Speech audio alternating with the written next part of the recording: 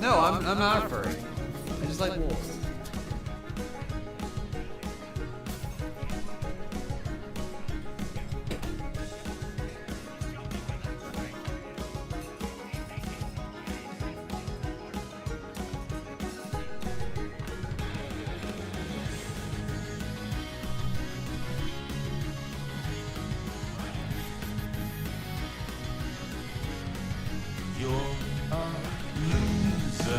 Baby, a loser, goddamn baby, you're a fucked up little whiny bitch.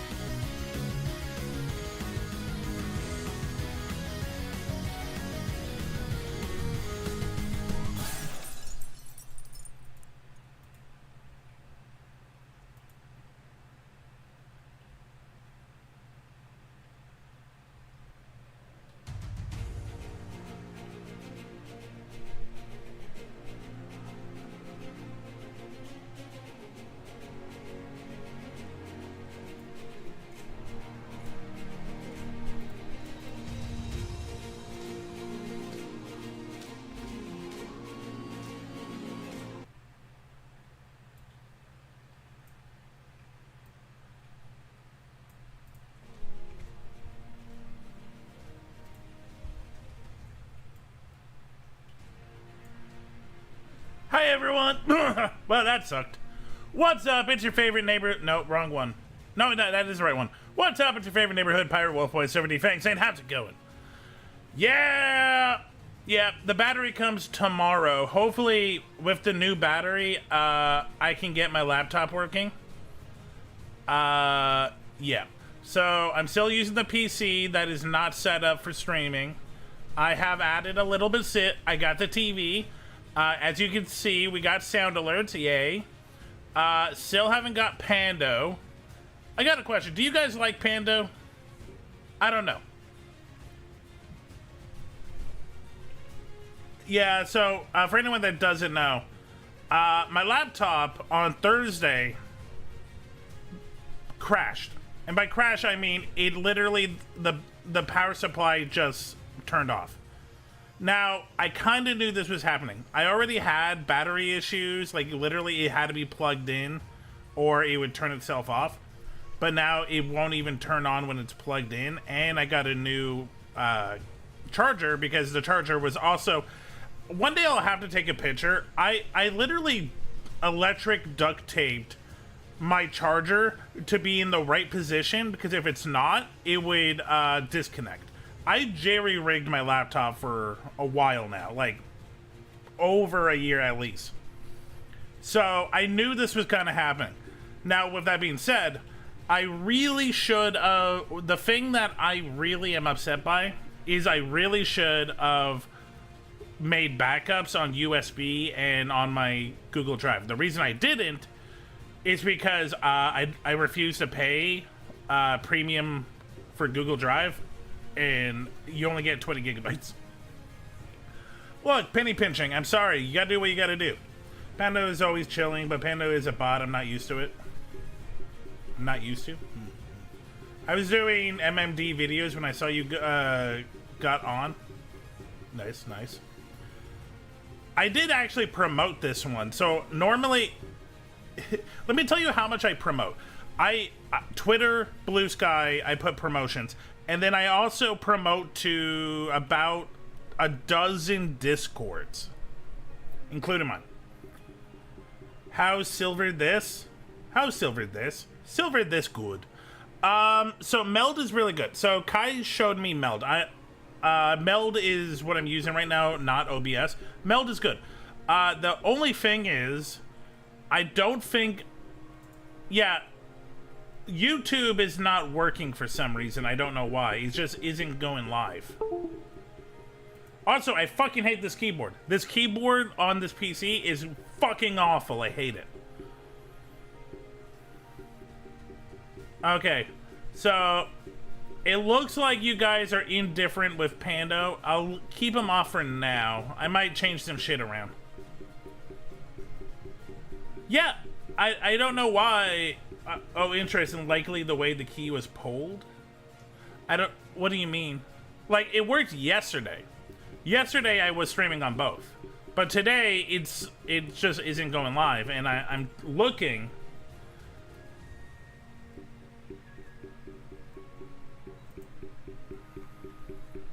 And yeah. I'm gonna make you guys smaller. I have the transparent so I can always see you guys. 1 second.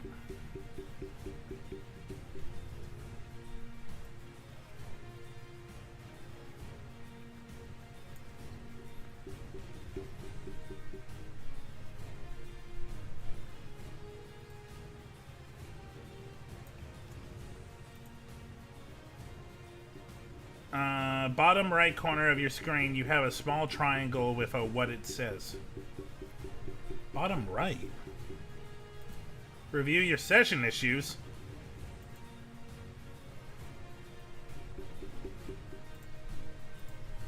Oh, yeah, no, that's because model. Yeah. No, that's fine.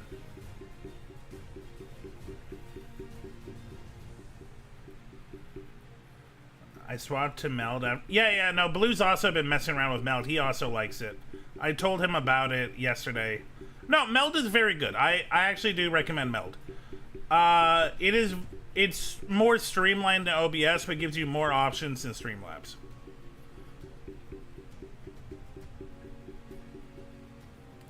My only issue is I'm having issues with dual streaming, but that's not new.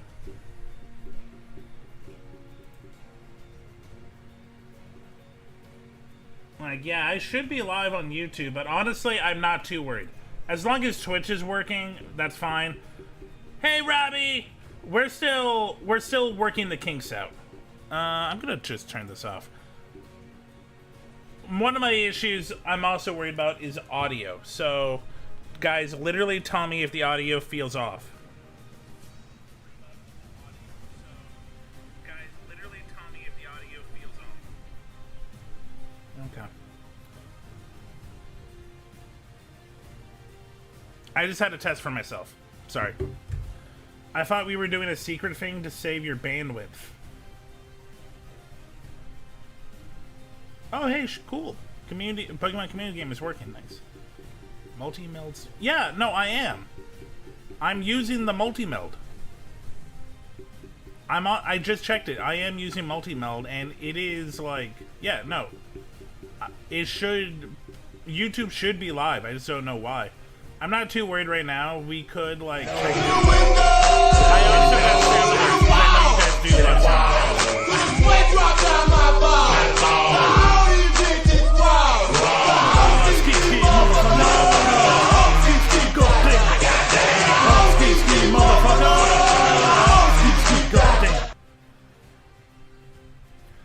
I feel like I don't use it, so I didn't really think about it, but maybe I should have looked at, like, the, there is a, like, thing that makes, PNGs more expressive. I should have looked at that. I need to yap at you. I'm gonna explain. You are live. YouTube, wait, but it does... Do I gotta refresh the fucking page? Connect here. It doesn't say I'm live. I'm looking at it. Oh, fuck. Okay, I really hate streaming on YouTube. There's so many weird buttons. Apparently I am live, but like, fuck. YouTube, why do you suck?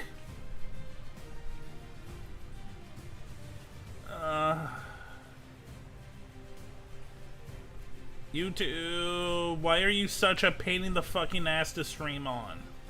You have way too many fucking options. There's way too much, like, shit going on, man. Ooh, Dancing Bunny.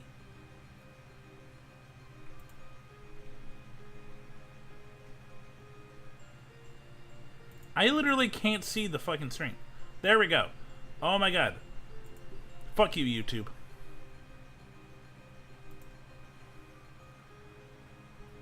Call me on disc. I got you. Thank you. Okay, so, yeah, literally today, I didn't have anything planned because I didn't even know if I was going to stream.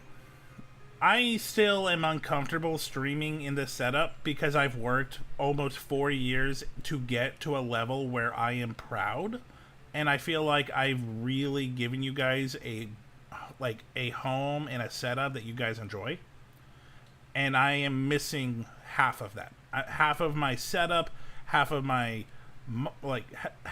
whole brand is missing, and it kind of upsets me. But on the other hand, I think you guys just like hanging out with me. So that's why I'm live. I'm live because you guys like me. So that's why I'm going live. It's not going to be as polished as I like it to be. So keep that in mind. Now, with that being said, we're probably going to watch videos. I've played a couple of games on this PC. My laptop the battery on my laptop is dead, so I can't access my laptop, and my laptop is how I stream. It happened on Thursday, a half an hour before I went live. It was horrible. If anyone who's ever streamed, that is like maybe a streamer's biggest fear, is a half an hour before stream, your whole computer just crashes. And on top of that, I was supposed to stream with 10 people, and I was the host. So I had to literally tell people, hey, I'm sorry, thank you for trying. Luckily, all 10 VTubers, sweetest fucking people. Rena was one of them. You have your Twitch and your YouTube linked in such a way that in engine it toggles them, except we set up a custom. You can skip direct dancing. You're accidentally sending to Twitch twice, and not that it cares. You're gonna have to go. You're gonna have to show me off stream what I did wrong. Also, hi Blobby. Oh, by the way, everyone, check out Rena. They're doing their Slimeversary. Every sub and their cool shit's gonna happen. Promote the slime. The slime has been a good friend, and I want them to do good things. Also, you know what? While we're here, September is. I'm glad this happened now, because September is going to be a busy month. For anyone that's been watching me long enough, there's 2 events in September that I like to go all out on. One of them is my birthday. My birthday is September 3rd. I'm not going to be streaming on my birthday because that's for me. But that weekend, I have something special. For anyone who's been watching me, I like podcasts. And I've tried 3 podcasts. I have tried to make 3 podcasts. And 2 of them fell because my co-host was not committed. One of them fell because my co-host was insane. This is not going to be like, hey, we're doing a full-on podcast. This is going to be a pilot episode. On the first week of September, like, I believe we have it set up for the 5th. It might be the 4th or the 5th. I'm going to be doing a pilot podcast with Kai, maybe Sunny, maybe another host. And the podcast is going to be, as you know, me and Kai are nerds.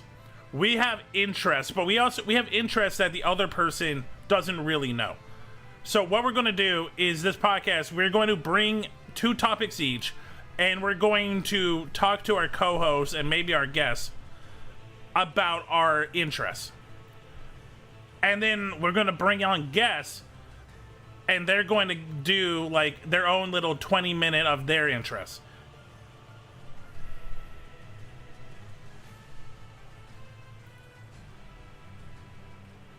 Failure state, the range of reasons is amusing.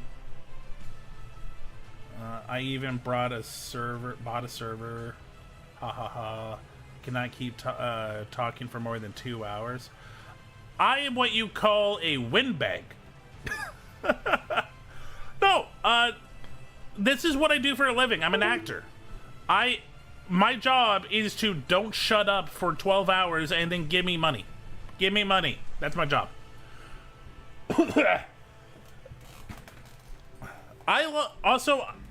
I'm a nerd. This is why I've been leaning into the reaction content, because I am a opinionated MFer. I can opinionated on mostly anything. Comedy is hard. It's hard to judge comedy. Except I would like to present you an additional podcast idea. As Wellovan said, Humble Pie, first Friday of a month, we yap about the Humble Choice games and review.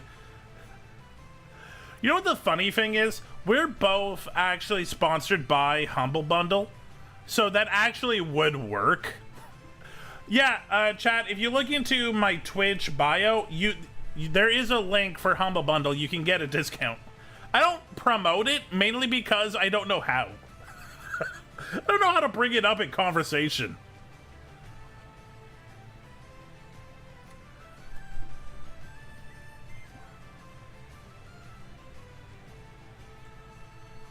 Oh no, you're right.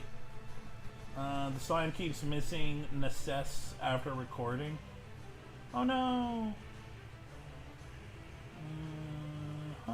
Okay, I'm just seeing if I catch them. Comedy is interesting, especially when you need to decide. Yeah. So, the submissions, the videos I review, I have a submission in Discord. And a lot of the submissions I get are comedy based, and that's cool. But the problem is they're thinking of it like telling a friend, it's like, this shit's funny. Trying to critique it, which is what I'm doing when I react, is hard. Because there's only so many times you can say, that's funny. Also, for the hyperfixation, are you wanting us to do a visual, or is... I mean, I like slideshows, so I will probably do slideshows, but I don't think it needs... You don't need to, but I will have slideshows. The idea of the podcast is it's like... I mean, it's going to be a visual podcast, but, like, we also have to have a product that is good for just audio only. So, like, even if we do have slideshows, we have to make sure that it's stuff that we can articulate to a audio-only audience. I mean, I just like making slideshows. This is how I know I'm autistic. This is my spectrum of autism. I love making lists, top 10 lists, rankings, charts, and slideshows. This is my happy place. Right now, for fun, on my phone, I have, in my notes app, I have 4 lists going on. I have the top 50 tag teams of wrestling I'm doing. I got the top 100 anime. I got my top 100 video games. I got my top 100 TV shows. And I do this for fun. You guys will never probably see this. This is just for me and my weird brain. That's what I do for fun on my walk. I'll also just be in my notes app being like, oh, I think this guy's cooler. Oh, it's like, oh, that anime touched me more. Just talk good. My extroverted friend's advice. So, with this is where my improv training comes into. Don't just talk. It's not just about talking good. It's about what is the situation. If you are like talking to an audience, you need to have the focus on you, and you need to make sure that you pronounce yourself as someone that should be focused on. If it's a one-on-one conversation, you need to listen as much as you're talking. If it's a group situation, you need to triple and double and quadruple that. It depends on the situation. I'm still learning to do that in bigger groups. Sometimes you'll see me definitely like stepping on the toes of other streamers, and I hate that because I want to get to a spot where I can just master when to jump in. I'm not there yet. Mel just dropped there too. Kai, I would not be surprised if you're getting like... Are you paid by Meld? I will say, Meld is great. I am enjoying Meld. But Kai sells it like he's getting like a 5%... what's it?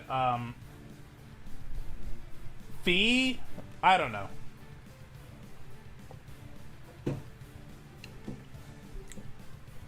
We wish... What are you, Legion now? We are Kai. We are Kai.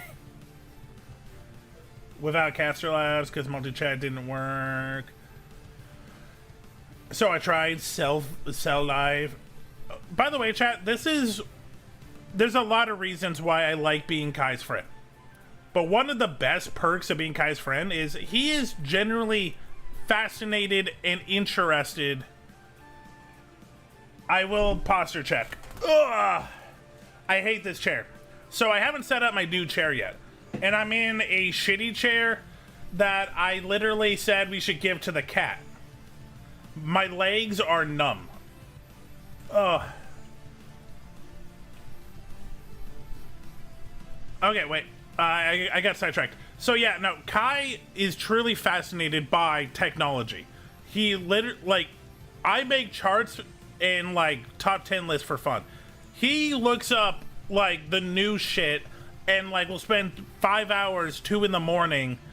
And I know this because I've been there in chat with him while he's testing new software. And I love it because then I get to redeem the rewards of him literally just having fun. It's not like, oh, he's forcing himself. No, this is his happy place. His happy place is just dealing with new technology and testing it out. Oh no, Silver? Oh no, why oh no, Silver? Oh no, me! Not me, oh no! Oh, my poor leggies. Yeah. So for anyone who's ever like sat in a chair for a long time, it's the L shape. The thing is just I guess the padding or the positioning of this chair is at a position where literally my thighs I can feel are getting cut off a little. So when I stand up, they feel a little numb. You know, if you've ever sat on a toilet for too long in that L position and you can feel your legs going numb, maybe this is because I'm fat. It could be I'm fat.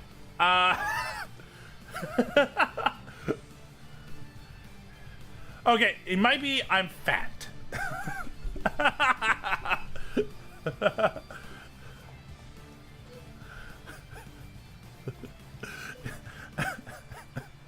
I wish I was kidding, but literally I cannot sit on the toilet for longer than 20 minutes or my leg will start to go numb. That is a true fact. That happened earlier this week. Are you going to use the YouTube chat whenever you do stream on YouTube?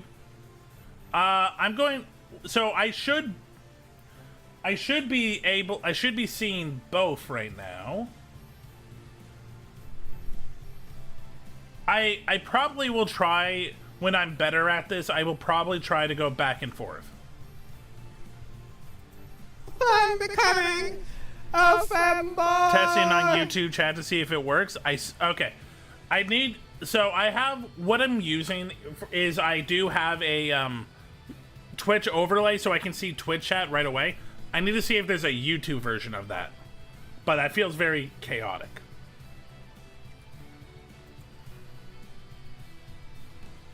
But on Meld, I should be seeing both. I should be seeing both. Okay. Yeah, selfie multi-chat shows both, which is convenient. Okay. I have a multi-chat once set up if you want to poke me about it. Yes, I want to poke you. Selvi has all easy go live on TikTok. Somehow they bypass TikTok where nonsense overlay and multi-chat overlay lol. I would love an overlay that works on both. That would be great. Right now I just have one for Twitch.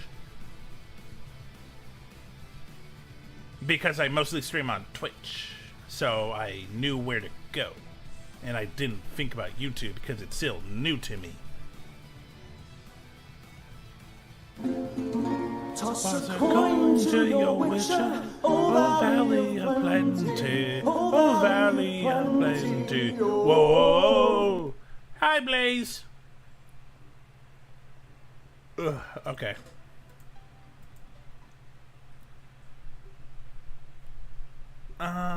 You know what? I haven't really had time to chat with you guys. I'm gonna put it on Electro Swing. So, okay. So yeah, I'm hoping Monday I can fix my laptop. I am probably going to slowly go to this PC, but here's the issue. This PC is a little slow, and also I can't play Marvel Rivals on it. I tried yesterday. It's a no-go. I have the space, but I think the GPU is not strong enough for Marvel Rivals. I also tried it on Pal World. Kind of. Like, some games work because I've been playing Risk. But, yeah. Why am I different? Blaze, you were here yesterday. Did you not hear? My laptop with all my assets had crashed. I have a new battery coming tomorrow, and I'm hoping I can access my laptop. Right now, I'm using a jerry-rigged PC.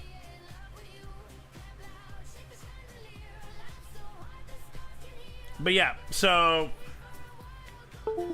I don't know what kind of games I can actually play right now on this PC because I don't think it has the graphic card to keep up.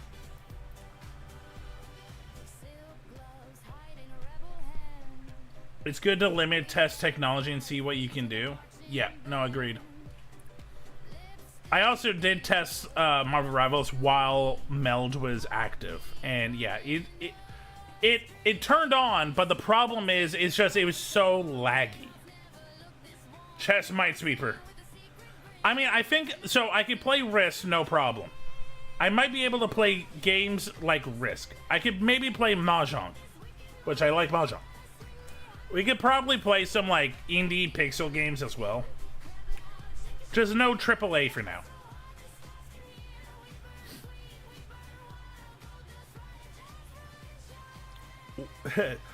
War Thunder is, I believe, even though War Thunder, I'll be honest, looks like shit to me, I do think it is technically a heavy game. Didn't like, wait. I didn't like the assets to the stream avatar thing. I don't know what that means.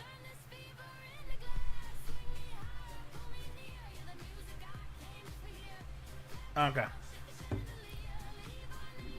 So yeah. I'm hoping next week. So I have Fight Night scheduled. Movie night is going to be interesting if I can, because how I have it set up.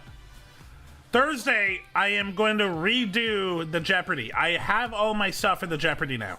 So even if it shits the bed, we can do Jeopardy on Thursday. Tuesday is a problem because Tuesday, Guilty Gear and Marvel Rivals are heavy games that I don't know if this PC can do. That's the problem. Friday we're doing D&D. Saturday I'm taking it off because I'm going to an anime festival. Sunday it's just me and you guys, and we're just gonna hang out and do whatever we feel like. Stream avatar is the thing that has little dudes on the bottom of the screen, I'm assuming. Oh, I actually did. I do have stream avatars. Yeah. I got rid of stream avatars because I just felt that it was too heavy and it wasn't worth it. That's why I swapped to Pando. Pando was the middle ground. I also have that fishing game. Well, not right now, but I can put it back on.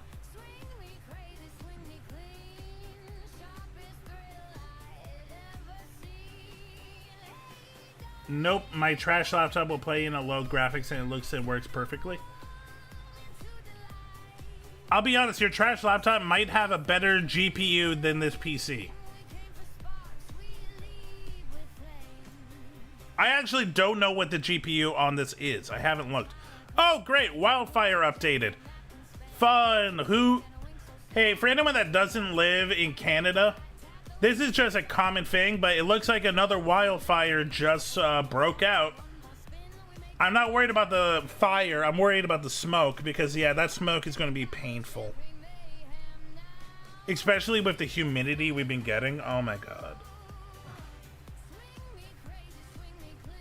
New wildfire. Check it out. Fast-moving wildfire in Nevada. Okay, as long as the wind goes down and not up, I'm okay.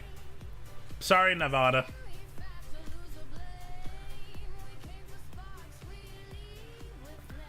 I mean, it's like anyone in hurricane season and anyone that's in, like, Tornado Alley. You get used to natural disasters. As long as it doesn't hit you, it's whatever.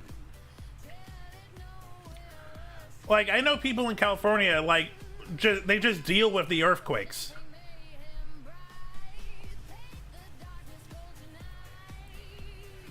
The Lorax? I mean, the Lorax was about trees. Let it grow, let it die, let it die, let it die. Okay. I feel like in a talking mood. Let's watch some shit, man.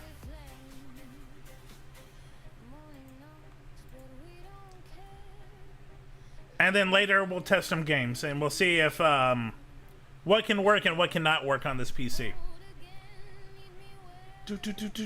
Submissions. Okay.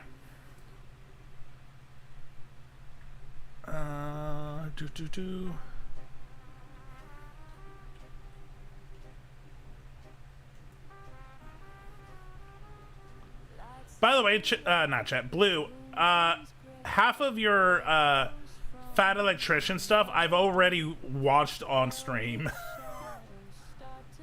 Sorry, bud.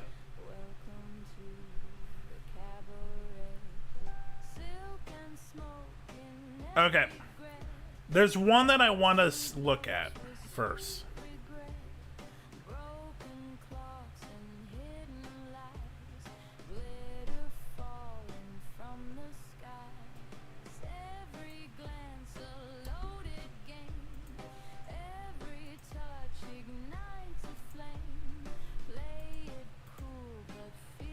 Okay, let me move me.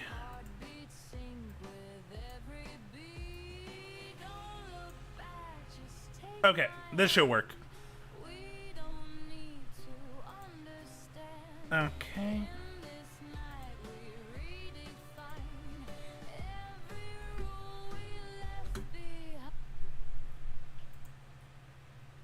One second. No, go away, go away. Stop that. Okay, before that.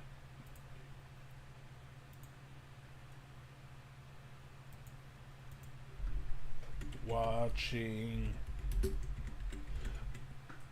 videos.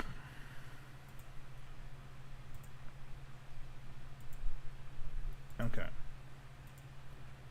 Okay, this is LS Mark. He does a lot of animation stuff. We've watched a couple of his videos. We watched him talk about I don't even remember.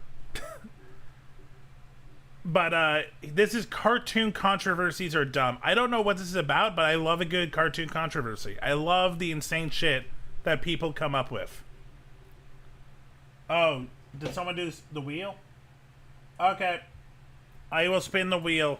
Here, you guys can actually see the wheel this time because I have to, chances are I have to do it fresh. Yep. Okay, what was it? It was 10 push-ups. You guys can give me suggestions, by the way. 10 sit-ups.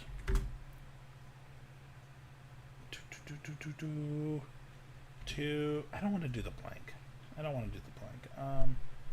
10 burpees. I still need to buy the shock collar. That's the thing. I still need to buy it.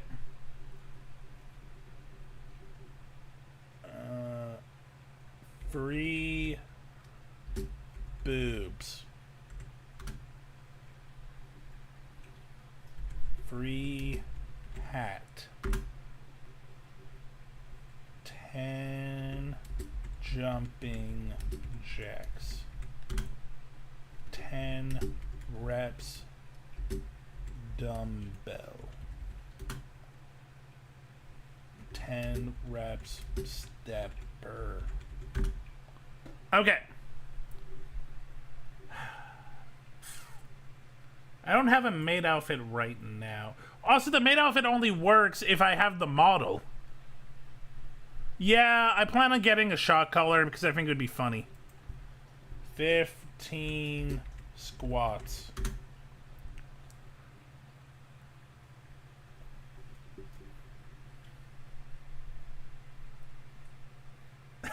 I don't have a maid outfit. Yeah. Right there. Okay, let's spin the wheel.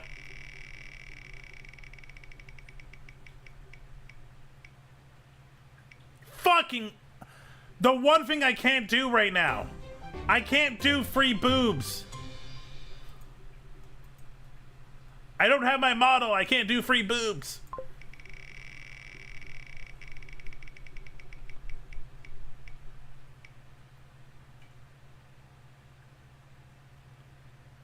Okay, now it's just trolling me.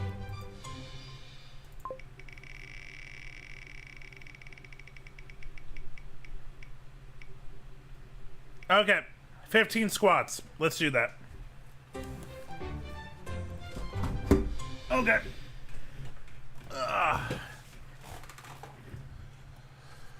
Whew. Okay. 1, 2, 3, 4,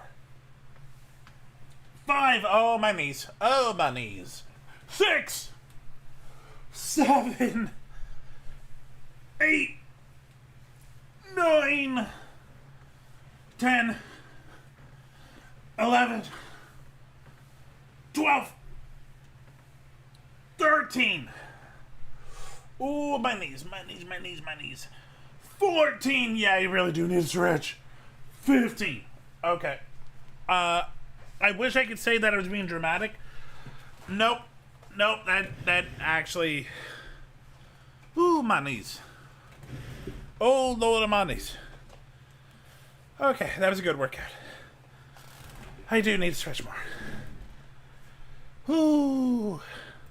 Okay, thank you for the wheel. Still have to take the pain of the next episode. Nah, we'll do it together. Everyone join in. Okay, now for the YouTube video. Next up, we got Cartoon Controversies Are Done by LS Mark. LS Mark is cool. We've done a couple of videos. I don't always agree with him, which I think is good, but I like his style. I'm becoming a fanboy. Cartoon Controversies are... I love a good cartoon controversy, but I'm curious what he's talking about. And if you're wondering why I'm winded, I just did 15 squats. And Butthead are no laughing matter to many people in this. Every time that you see Mewtwo, he's in this pose. 3 fingers. It means hail Satan. They sparked fears of terrorism. The marketing executives promoting Aqua Teen Hunger Force on Cartoon Network. I'm sorry, did they just say when Mewtwo only has 3 fingers? Are they just saying Mewtwo is just hailing Satan every time he shows up? First of all, he's a science expert. I think Mewtwo is agnostic. I don't think he believes in God or the devil. Usted va a ver Hi, Candy Sick. muñequito que parece un bebé, pero en realidad habla como homosexual. Wait.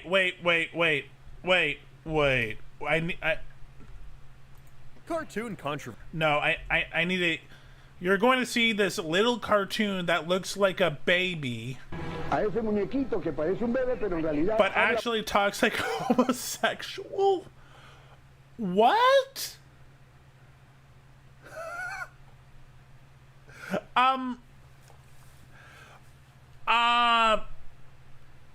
What do you say to that? It's like, oh, you think you're going to get a baby sponge, but he's gay. I'll do the wheel. I'll do the wheel Cartoon after. controversies. You never know what you're gonna get. Sometimes you'll start with an argument as reasonable as Pokemon's advertising in the 90s was very deliberately designed to get kids as enthused as possible at the idea True. of buying everything they can get their grubby little It was hands on. everywhere. And some nutcase finds out about it and starts rambling about how it's actually promoting witchcraft. Okay, that's dumb. Designed by the devil himself to turn your kids into murderers.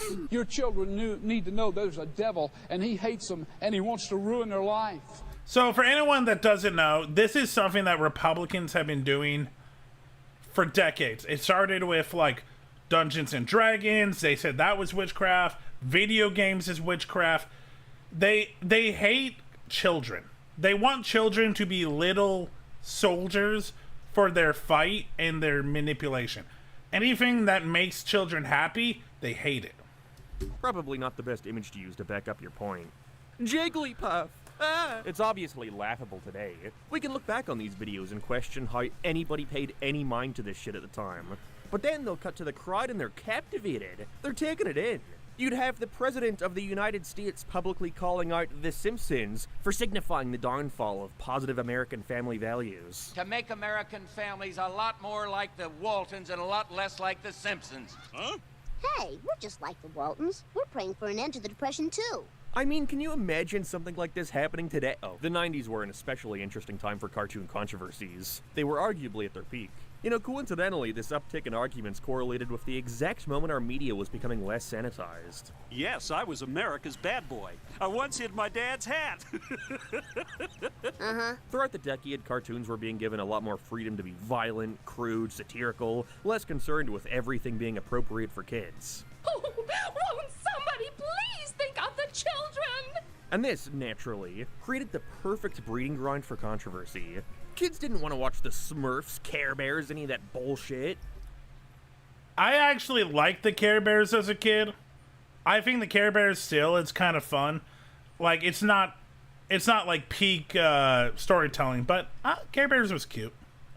They embraced the mainstream edginess with open arms. which left parents, religious groups, politicians, basically everyone this type of media was directly I'm just standing up curious, how against, many of you to guys were scramble not together, allowed to figuring out watch where the South line Park? was now supposed to be. I was one of those kids. I could watch The Simpsons, but was never able to watch South Park. Then it was met with newspaper columns, TV reports, the studios would need to comment, and it would go on and on until another controversy came along. I'm good with Tom and Jerry and Looney Tunes. Yeah, like they still the fate hold of up. Western civilization depended on whether or not Bart Simpson promoted doing your homework and brushing your teeth twice a day.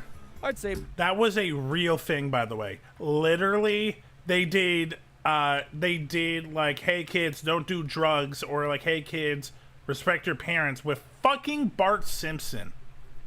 By the time the 2000s rolled around, we didn't see these controversies popping up quite as much. At least they weren't as weird. Typically, from that point on, the uproar would be sparked by a single episode or a moment from a show. I mean, to be fair, the controversy now with cartoons is, hey, did the creator of that cartoon abuse his power in a way that's very disgusting? Way too many. One of them literally made this show. Butch something. Yeah, no, apparently, like, he's just a complete raging asshole. Rather than the concept of the program itself. But that means when there was something worth talking about, hey, another controversial and so join me as I take a look through a creator, variety of cartoon the creator of Rick and Morty. 40 years, from the big to the small to the stupid. But first, okay, look, I gotta say something controversial, and it's that dealing with the healthcare system sucks. True. I definitely haven't gone to the doctor as much as I should have in the past couple years. Who knows what I might have? It can be a nightmare trying to navigate getting primary care, getting your prescriptions available again. It's a headache.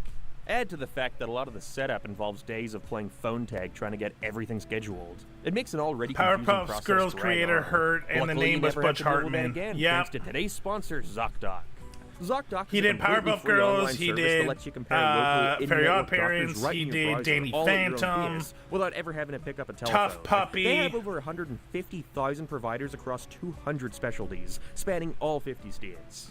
ZocDoc's website is packed with reviews from real patients and detailed profiles on every doctor they feature to make sure the doctor you choose is exactly what you're looking for. Once you find a provider, you can check their current openings right on the website in real time and schedule an appointment immediately. Oh, I'll so your roll visit it is just locked in after before you the leave video. page. In between And those videos. appointments are fast, usually within I'll 24 even, to 72 hours. I don't have a pen. Sometimes you can see your new doctor the same day you find him. As someone who often chooses to straight up not see a doctor frequently due to the agonizing process of getting seen, ZocDoc has been a real lifesaver. Who knows, maybe literally. Better yet, it's entirely free. No hidden fees, no hassle, no more guesswork. Just you and your new doctor in a handful of clicks. No matter what you're into or what you want to do, Bush didn't do none of it is Powerpuff Girls. possible if Well, you he don't have worked your on it, help. didn't he? It's He the did bedrock of create it. everything. It's That simple, was but another clicking the person, link but and the checking out reboot ZocDoc creator is the was first step fucked up. towards prioritizing your health. Yeah, the Because reboot guy you was also deserve it, bad. viewer. The So Rick click and my Morty link guy in the is description bad. box down below and head on over to ZocDoc.com. There's one other to big get ass started one. on booking an online appointment today. And thanks so much to ZocDoc for sponsoring this video. I've been playing a lot of Simpsons clips so far, and it's for good reason. Just barely premiering in 1989, The Simpsons, Bart in particular, became the poster child for this oncoming 90s counterculture mentality. It really does go to show how different our mainstream culture was back then, that this I'm Bart Simpson. Who the hell are you? was something worth getting so up in arms about. I don't think it's a stretch to say that many of us weren't around for Simpsons mania. I was. God knows I wasn't. I so was. It's crazy I'm to old. look back and discover just I how love much the the idea of an anime. I still love The Simpsons. I don't believe in the perfect season of Simpsons. I think every season has good stuff. Even the new stuff has some really top tier episodes. Sitcom being this openly dysfunctional terrified parents. A majority of the cartoons airing at the time existed in this very specific bubble, where everything was required to be sunshine and rainbows. If a character did some... So it's funny that he brought up the Flintstones, because the Flintstones, fun fact, was actually primetime TV and was actually promoted to adults. So no, the Flintstones was, yes, sanitized to our level, but no, it was treated as any other live action sitcom. Something harmful or got into trouble, there had to be a very clear distinction between nice behavior and bad behavior.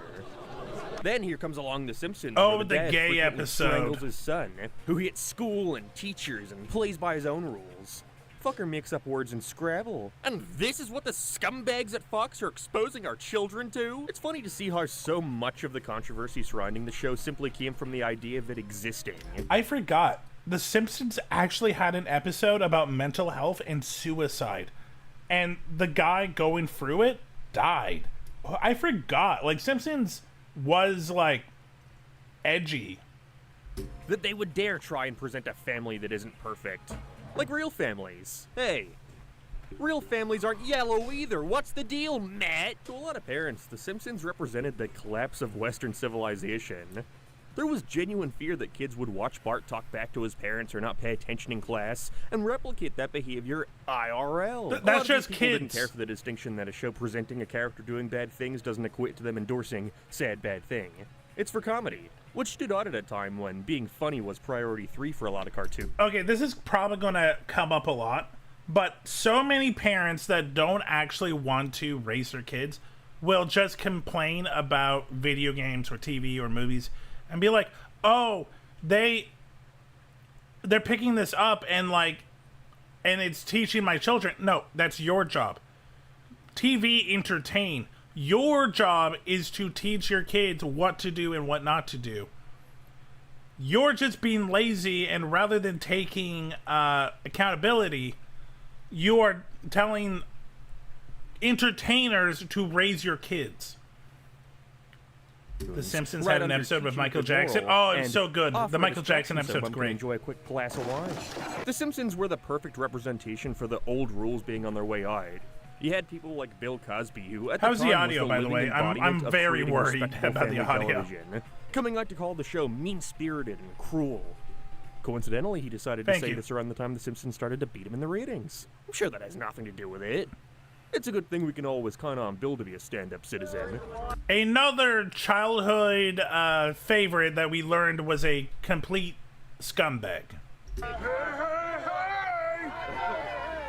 There were some parents and school officials from the time who did decide to take a more nuanced approach to the whole thing, pointing out how the whole appeal of the show is that these aren't perfect characters. That it's more relatable for a kid to see a dysfunctional family, much like their... Yes, the Michael Jackson episode was about mental health because the character was voiced by Michael Jackson, but the idea was that he was in an insane asylum and he thought he was Michael Jackson.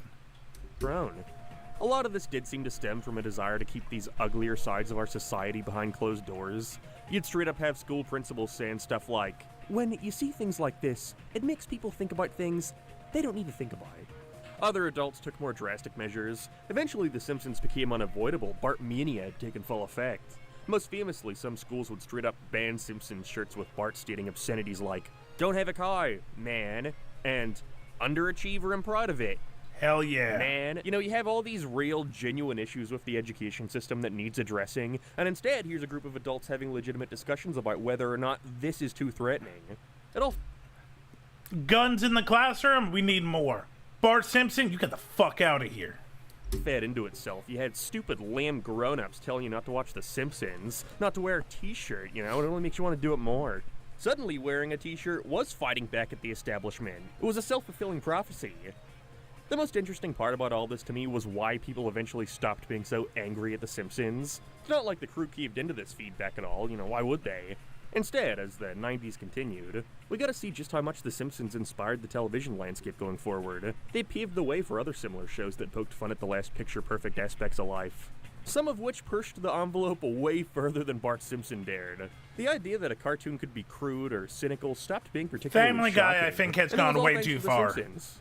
Simpsons hits the relatively short periods of time. hits that What line was once the perfectly. pinnacle Family of Guy, I edge think, has soon gone too became far one of the many, tamer many options out times. there.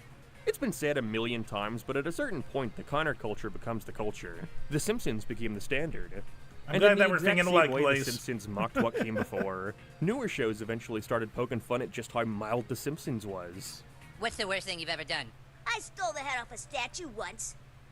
Wow, that's pretty hardcore.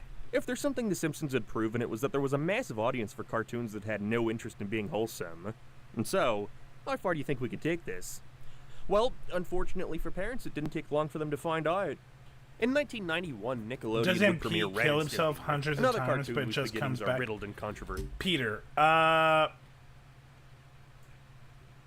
Yeah. See, and endings. Pretty much all of it, you know. All of it was controversial. The Simpsons had it easy. They were airing on Fox. They could theoretically put whatever the fuck they wanted on TV, and if someone's mom didn't like it, well, that's kind of their problem. And you know, if their stupid kid saw something inappropriate, then boo-hoo, don't let them watch Fox, you dingus. Maybe you shouldn't be letting your kids watch certain shows in the first place if you have such a big problem with them, instead of blaming the shows themselves. Agreed. Comparatively, Ren and Stimpy had to pull this off on Nickelodeon, you know, a kids network. They had this shit airing next to Doug. You're ready to throw the funny fireball. This pitch is a secret weapon that's been in the family for generations, son. Hey, what's happening to me? Do you guys ever watch? You know, you can't say they weren't offering variety. Did you guys ever watch Ren and Stimpy? I like watched a couple of episodes. It was not for me. It was too grotesque. It really tried to make body horror into children's comedy, and it just wasn't for me. The only show out of these three that I actually grew up like loving was the Rugrats. The Rugrats was my Klasky and Klasky Csupo, which is the studio that made Rugrats, As Told by Ginger, The Wild Thornberrys, stuff like that. That was my shit. I love all their stuff. All Real Monsters. Watched it with another show called Monsters. All Real Monsters. Nickelodeon premiered their first three Nicktoons, Doug, Rugrats, and Ren and Stimpy on the exact same day in 1991. They were trying to establish their own animation lineup after relying mainly on licensing out other cartoons. It became clear pretty quickly that Ren and Stimpy was the odd man out, being so much weirder than any other program for kids at the time. I mean, just think back to The Simpsons being the apex of edge. This was considered going too far. Eat my shorts. The horror. Not consider, not even 2 years later, we were getting stuff like this on a network with a much younger demographic in mind. Hey, fellas! Oh my god. The characters were endearingly disgusting, screaming in anguish as they'd be beaten, bruised, their nerve endings individually pulled from their rotting gums. I remember that. Oh my god. This is what I mean. It's body horror, but they're setting it up as a comedy, and it's too much. It was gross, it was stupid, but it was genius. It was groundbreaking, so unlike anything on TV at the time, never mind kids' TV. But it's because of that I also completely understand why a parent might walk into the room and go, "Why is my kid watching this?" I don't think that was an unreasonable reaction. The show was filled with dirty jokes, grotesque imagery, so much violence. I mean, it was by design. The crew weren't making the show parents wanted their kids to see, they were making the show the kids actually wanted to watch. And that show involved... Yeah, no, I've heard, like, South Park was the big one, but I have heard that a lot of parents also did not let their kids watch The Simpsons. But to be honest, The Simpsons, it could just be me, but I feel like it was not only tamed, but also it teached a lot of important lessons that went over kids' heads, but as an adult, I really appreciate it. A lot of this.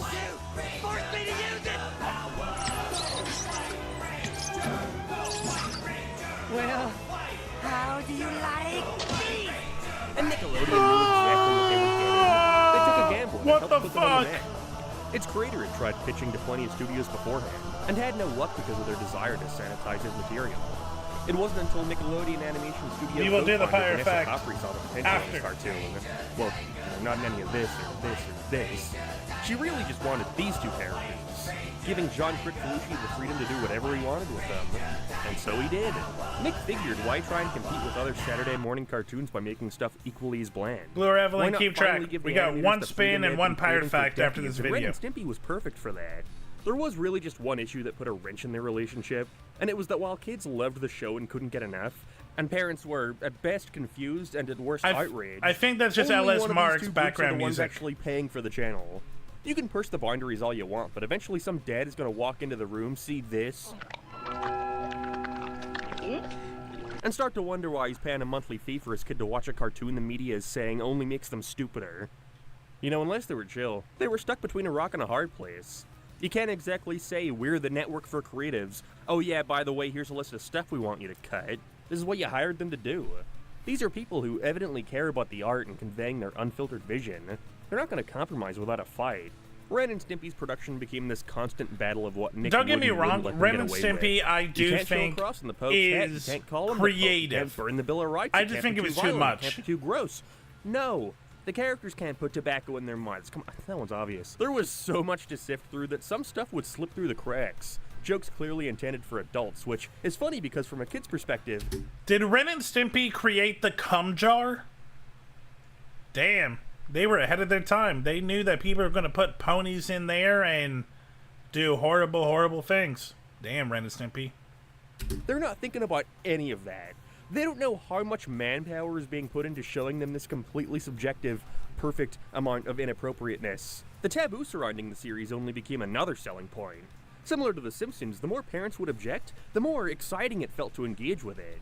Nickelodeon was balancing on a tightrope they had voluntarily stepped on. They wanted parents to trust them, but they also wanted kids to feel seen, like their tastes were being directly catered to. And for a while, it worked. By a while, I mean a year. I do believe, though, that besides watching a couple of episodes with the kids, observe how your child acts after watching said shows to see if they're mimicking the behavior. 100%. But again, parents like it when TV teaches their... Not teaches, but like parents their kids for them so they can go and do whatever they want. Good parents aren't complaining. It's the bad parents that literally want the TV to raise their child. Eventually, it all started catching up with them as production became a nightmare. Put a sock John over was the jar notorious opening for works taking forever better. to finish Ew. episodes, a process only made more exhausting as Nick had to manually review and provide feedback on I had all the old school material. mher and very Then nerd came father. Man's Best Friend, an Yeah. episode that perfectly encapsulated everything Nickelodeon didn't want the show to be. I had a single parent who also was raising 2 kids and couldn't watch both of us at the same time. At least not this overtly. It's an episode featuring George Liquor, a character from one of John's previous pitches he had managed to sneak into the show. Vanessa hated these characters, calling him a bully, abusive, and sin, and so naturally John fucking loved them. In this episode, which was supposed to come out in the show's second season, he subjects the characters to his bizarre discipline tactics, which ends with Ren beating the shit out of him. It didn't even make it to air despite being fully completed, and John was fired shortly afterwards. They let him keep George. They blamed his failure to meet deadlines, while he claimed the network's interference made it increasingly hard to meet said deadlines. It was fucked. Ren and Stimpy continued without him, and while there were still great episodes, it's hard to deny something was missing. I think the controversy played a big part in what made those original 2 seasons so huge. This show where you never really know where the line is. Then John was fired and everyone knew, okay, this is the line. It's not like the show wasn't still weird, but it lost its boldness, eventually fizzling out by 1995. And it makes sense. Don't worry. Spike TV, a decade later, will try to make it bold again, in air quotes. And by that, I mean way more disgusting and way more perverted. No one likes Ren and Stimpy Adult Hour. It is one of the worst cartoons put on TV. Rocky relationship between executive and artist resulted in a show that wasn't built to last. But what it inspired in the process completely changed what kids' TV was allowed to look like. And I think that'll always be worth praise. And none of that is to even mention John K's other controversies. Is that a good idea? Roosters aren't like Choo-Choo Nesmies. They haven't the heart for such endeavors. Oh? Are those good moral values? I don't know what the hell they're talking about. My Pokemon was a completely different beast. Instead of groups responding in outrage to anything actually in the series, their issues came from what they believed these creatures could represent. Racism. The devil. And yeah, I'm cutting Pokemon as a cartoon. I know. Actually, it's anime. Fuck off. Alright, anime. Yeah. Congratulations. Whatever you want to call it, Pokemon was fucking everywhere. Still is.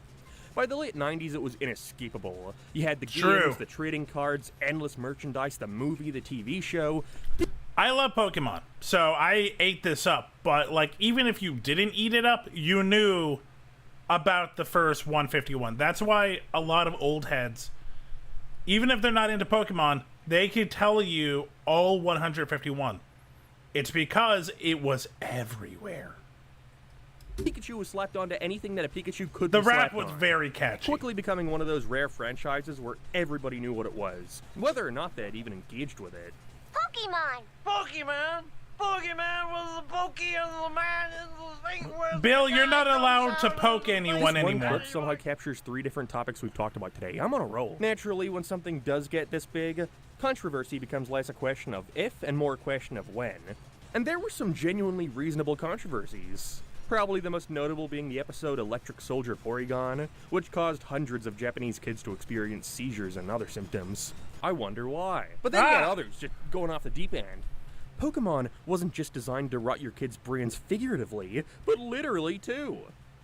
By the devil. But how? Because these guys became the next target for the religious panic that had already spent years going after whatever current piece of media a kid preferred over eating their vegetables.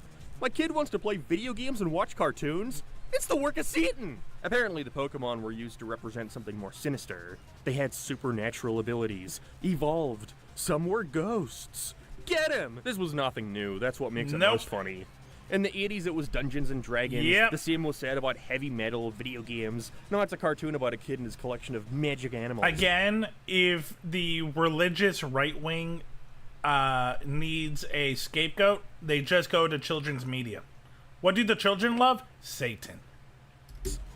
What are we gonna do? Granted, the I swear parents to God, called the devil Pokemon has the got to name be the most overlooked Pokemon guy in the because they entertainment didn't industry. understand it. Bro had the True. time to personally design all the Pokemon, create D&D, make some rockin' music.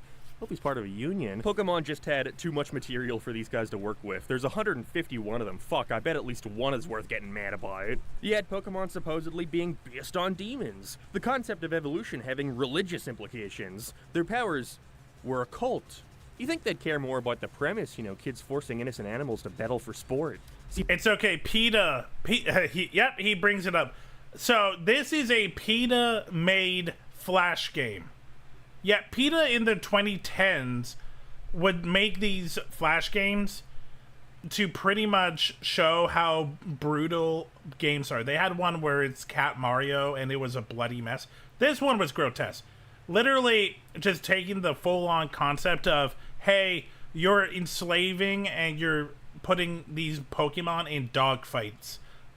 They are imaginary creatures. Do not bring in your, right activist shit to things that aren't real. It was grotesque. I played it. It was horrible. PETA had the right idea. Like most moral panics, the whole thing eventually started losing steam. Nothing really changed about the material itself. They were bad, Kai. You could Google them, and they're probably still online, but, terrorism. They're horrifying. The Simpsons had proven there was already a huge audience for animated shows that had no interest in being wholesome. And only 3 years later, Beavis and Butthead came out pushing that to its limit. Beavis and Butthead was also not my thing. These two idiots who just sat around watching music not videos a fan of the where they give their commentary and talk not shit. a fan of the comedy. Hey, buddy. I just had this really cool dream where, there was this chick. Shut up and watch TV, dumbass. It was huge. These two characters quickly becoming another set of icons for the decade. And so it was a no-brainer for MTV to give them their own show. Unlike The Simpsons, which still retained the structure of your typical family sitcom, the whole appeal of Beavis and Butthead was that they were just fucking stupid, perfectly catering to the slacker mentality of the era. Despite its crudeness, The Simpsons would still try to present the viewer with a moral. Flawed people making... I hate that stuck. I am Cornholio. If for anyone that doesn't know, it's the stupidest thing. It's just one of the two putting their shirt over them and just saying, I am Cornholio. It is still a meme to this fucking day. It's not funny. Bad choices and having to correct them. Whereas here, we have two of the worst Ironically, types of I people do like making Daria, real which is a constant spin-off bad of Beavis and decisions, Butthead. while being too ignorant to even be aware of the harm they're doing to themselves as well as the world around them. And it was awesome. That was the appeal. They weren't trying to teach you anything. They were barely capable of using a TV. It's a show that just allowed itself to be funny and irreverent and nothing more.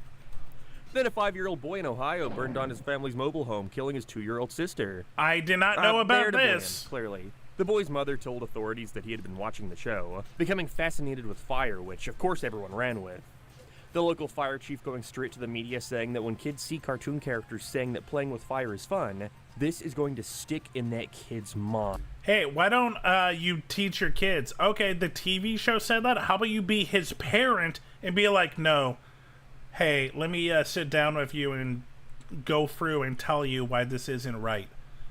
No, those parents are like, no, don't do that. Why? Because I said so.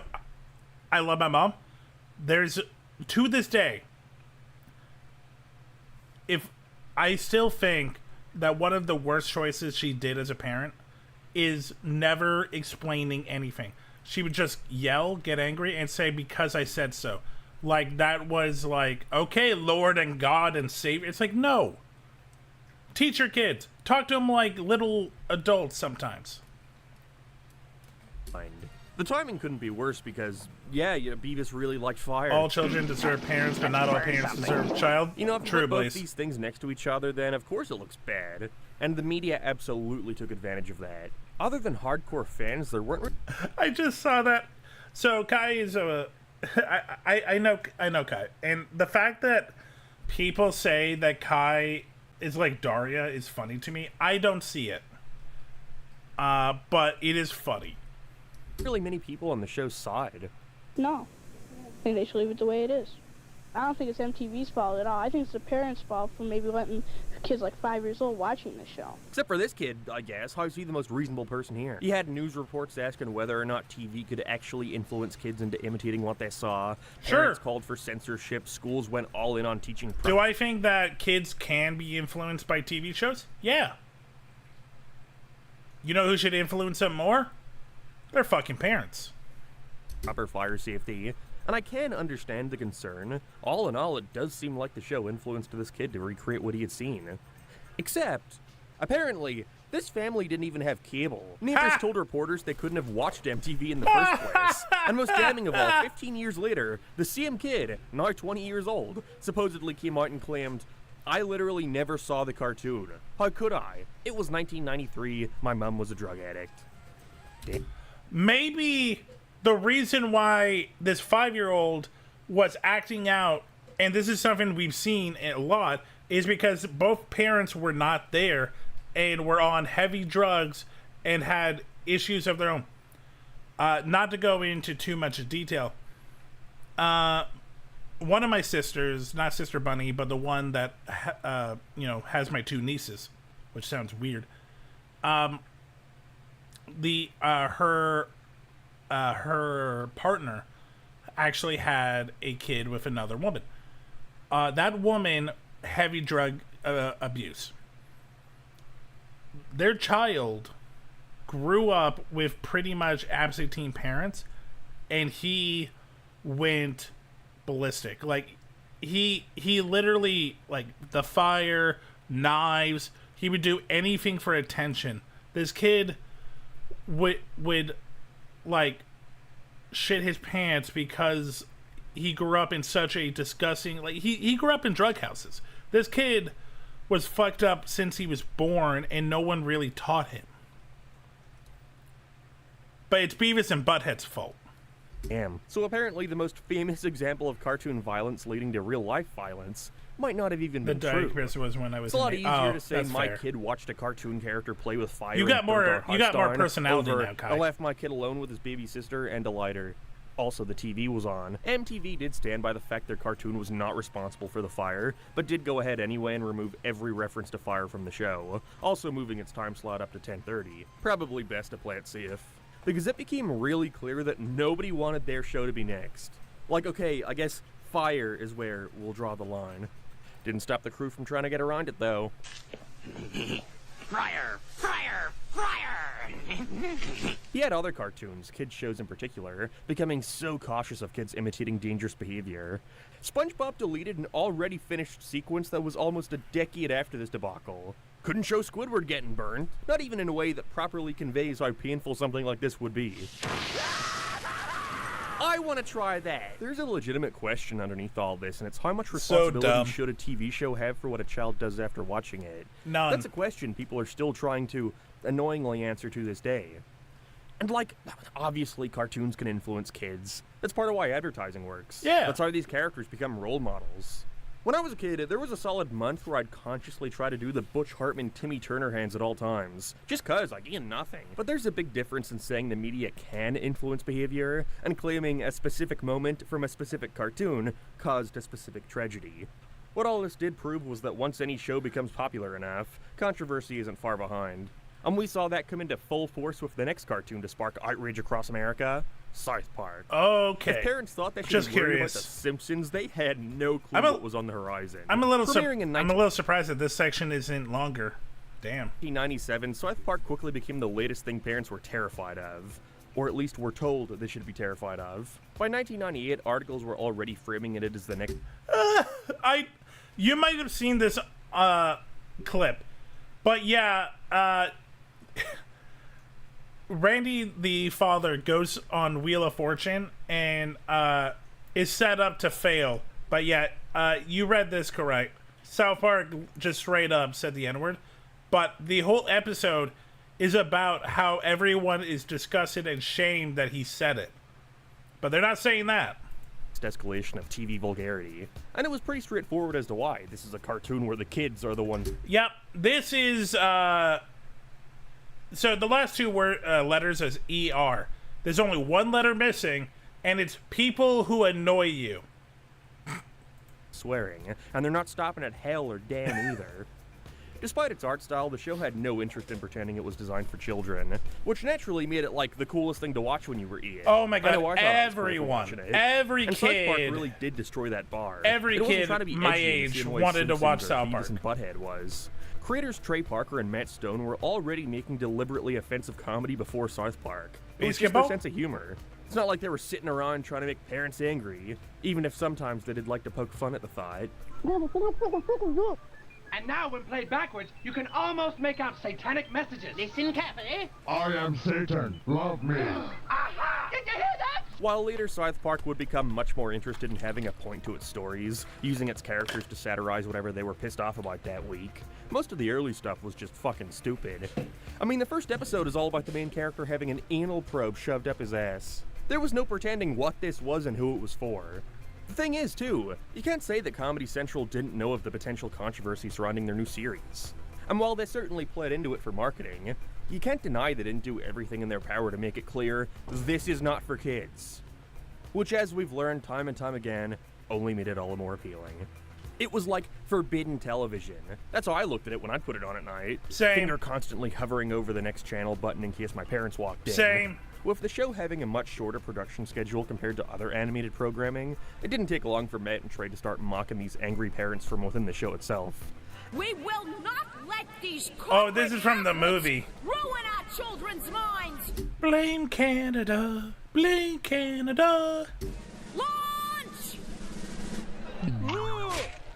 And it wasn't even some, yeah, rally around us, the underdogs. Just look at our massive fan base. Because they would just as equally do shit to deliberately piss off their most diehard fans as well. Now, finally, the shocking truth about Cartman's lineage will not be seen tonight, so that we can bring you the following special presentation. People have been waiting 4 weeks to see who the Cartman's father is, and all you guys can show is Terrence and Philip. The show wasn't made for anyone but themselves on a network that desperately tried to stand out and make a name for itself. It's gotta be hard to shut that down by complaining enough. Even though Matt and Trey would eventually become critical of early South Park, namely the entirety of those first 3 seasons, I think its overwhelming stupidity is a massive part of... No creative likes their early work because they always, and this is me too, want to be better. Doesn't mean that you can't enjoy it. It's just a creative mind. Why it worked. They were allowed to make whatever they wanted, and the audience wanted to see that unfiltered vision, crudeness and all. Well, it seems like the only way we can put a stop to this is to blame a tragedy on it. Worked out so well last time. And so in 1998, a 12-year-old boy decided to take his own life, with South Park getting dragged into the story after reports claimed he left a note mentioning Kenny, the character whose whole gimmick was, dying every week. This was a pretty disgusting tactic on the media's part, with the boy's mother having to come out and reject this nonsense. That South Park had absolutely nothing to do with his death, and that the boy's note never even made this claim. Just another example of the media trying to fit their own narrative with complete disregard to the actual people affected. After that, they couldn't continue True. pretending the story had any truth to it, and South Park continues to air to this day, never getting in another controversy again.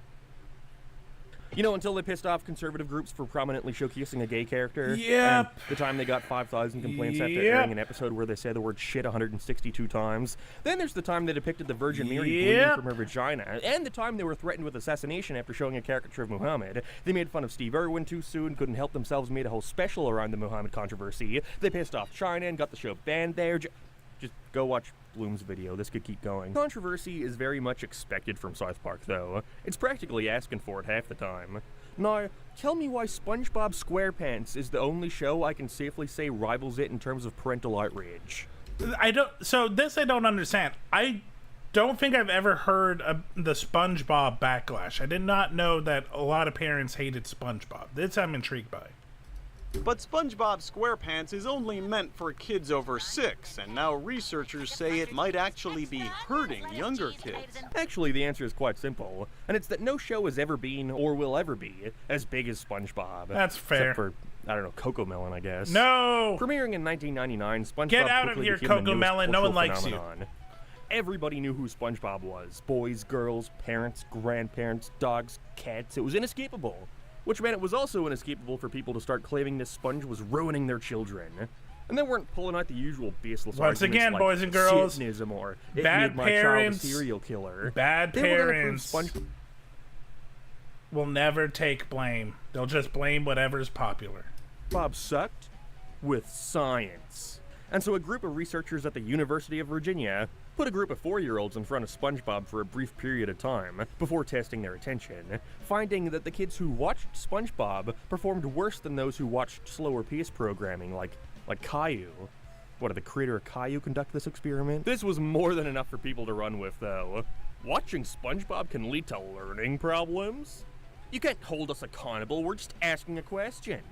Let's forget the fact that these same kids weren't examined. Blaze, you might not be helping the cause of watching SpongeBob. It doesn't make you dumb. I'm kidding. And before taking the exam, maybe the SpongeBob side just had an especially stupid bunch. No, this study was more so focused on analyzing the effects of watching a fast-paced cartoon on 4-year-olds. Yeah, no, Ellis Mark is right. Did they have a control group? Like, did they have these kids like do the test before all, you know, under the same value and then do the separate? They probably didn't. Year-olds, a demographic the show isn't even aimed towards, that being 6-year-olds. So it's not like the University of Virginia had some vendetta against SpongeBob, but that didn't stop everyone else from running with it. They're running around doing a bunch of crazy stuff. I mean, that makes kids want to get up and run around and do crazy stuff. Yeah, kids historically never ran around before the concept was introduced to them by SpongeBob. You bet your ass this lady never ran around as a kid because this guy didn't tell her to. Kids are too spun up to focus well after watching. Take a look compared to another show in the study, Caillou. What the fuck was all with Caillou? The show has found itself in a plethora of different controversies over the years. If you grew up on Caillou, you're an asshole. That's what I think. And you'd be surprised at how much some of them grasp at straws. Years later, they aired the special SpongeBob You're Fired, which was bad. But in it, SpongeBob loses his job at the Krusty Krab and Patrick tries to convince him of the benefits to an unemployed lifestyle. Okay, so here's the story. The harsh economic climate has hit the underwater community. After 14 years of flipping Krabby Patties, SpongeBob is fired from his job. Mr. Krabs gives him the pink slip so he can save a nickel. But his lazy co-worker, Squidward... SpongeBob's firing sparks Squidward. Question? I was almost half... Damn you, Squidward. Damn, I'm a butthead then. I liked a lot of those shows. No, just Caillou in particular. Caillou, the reason I say if you watch Caillou, like, as like a lot of it, because I've seen a couple episodes too, but if you watch Caillou religiously, you're probably an asshole, because Caillou is an asshole. That kid was just a prick. Convinced this was a marketing stunt by Nickelodeon to drum up interest in the show, but no, people seriously used this to discuss welfare and food stamps and whether or not the show is promoting a liberal or conservative mindset. I don't think it had any interest in either. The right-wingers find a new hero in their war against the poor. SpongeBob SquarePants is a sentence that should never need to be uttered. So it kind of mirrors real life, right? In a lot of ways. Not really, it's a sponge. Come on. All right. That one didn't work. Show about the ocean. Show about the ocean. Climate change. SpongeBob promotes the idea of global warming. Which is real. Nickelodeon is pushing a global warming agenda. It's just real, dude. I still can't believe to this day that Fox News is still trying to, like, global warming. Like, oh my fucking God. And while there is no disputing the fact that the Earth is getting a little warmer, the big question is it man-made? He just keeps rambling. I gotta cut it off. So back in 2011, Fox argued that SpongeBob was presenting global warming being man-made, without presenting the other side of the argument. I almost laid down the outside stairs with stream moment. Don't hurt yourself, Evelyn. I need you. Agenda and pushing it onto children. Why is SpongeBob a part of this debate? See, this is where Blue only pays attention Fox half the News, time. SpongeBob, and have fun going down that rabbit hole. Or at least Because you tell none me of when this you compared to leave. the SpongeBob I never know when controversy Blue that leaves or... absolutely Oh, that's not plagued true. He's gotten conversation better. throughout the 2000s. See, after witnessing SpongeBob and his antics for long enough, a lot of people had one question on their mind. Is SpongeBob gay? This has been, for some reason, on folks' mind for a long time. Most notably, in 2005, SpongeBob appeared in this music video where a bunch of popular kids characters from the time would sing along to the song We Are Family. All innocent enough, except for one James Dobson who claimed this video wasn't just promoting diversity, but homosexuality. Cool. Onto children! He later came out and said he never claimed SpongeBob himself was gay, but SpongeBob was taking part in advocating homosexuality. Steven Hillenburg himself had to respond to the accusation, simply stating that SpongeBob was asexual and that there are more important issues to worry about. Yep. I don't know, this seems pretty important. But this wasn't... One second, I need to read this. More important... The Hollywood-based Hillenburg, a marine science teacher turned animator who is married with a 6-year-old son, says, there are more important issues to worry about. I really don't pay much attention to this. Yeah, I thought there would be more to it. Issues to worry about. I don't know, this seems pretty important. But this wasn't the first or last instance of this being brought up. In fact, SpongeBob's sexuality has been put into question for years. Why does it for some fucking reason. matter? Folks started asking questions. Why does SpongeBob act so flamboyant? Why does he not Okay, now we're not getting into is he gay. Now we're just... Here's the real toxicity. People thinking that if you're flamboyant or if you're not the most macho man, you must be gay. This is just showing that these people need SpongeBob in their life, because literally they think anything that isn't the most manly man is gay. Tell Tage I said hi.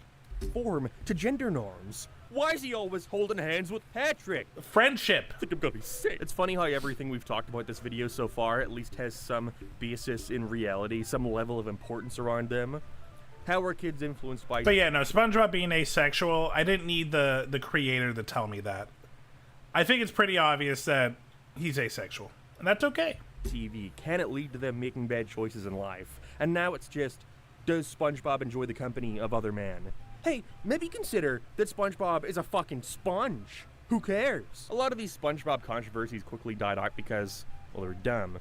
None of this stopped Nick from pumping out more SpongeBob, didn't stop the show from presenting him this way. If anything, they've leaned into his flamboyance more. With a cartoon this big, it's no shock there were people looking for something worth getting mad about. And thankfully, most of the time, nobody cared. I mean, we all know he's dating Sandy. Again, SpongeBob makes sense. Why anyone would give enough of a shit to complain about cotton chicken? Okay. I know what he's going to talk about. So Cow and Chicken was one... I believe is the first fully animated cartoon show that Cartoon Network made in-house. There's a couple of controversies, but I think there's one in particular that I hope he talks about because it is funny as fuck. I have no clue. Okay, I have one clue. When this show was airing on Cartoon Network, this character, Red Guy, had a different name. Take a guess what that was. Devil. Hello! It's me, the devil. I stand for all that is bad. Also, I'm naked. This isn't even some lame cartoon theory. That was the plan. Yep. The creator of Cow and Chicken actually came up with this character in a dream.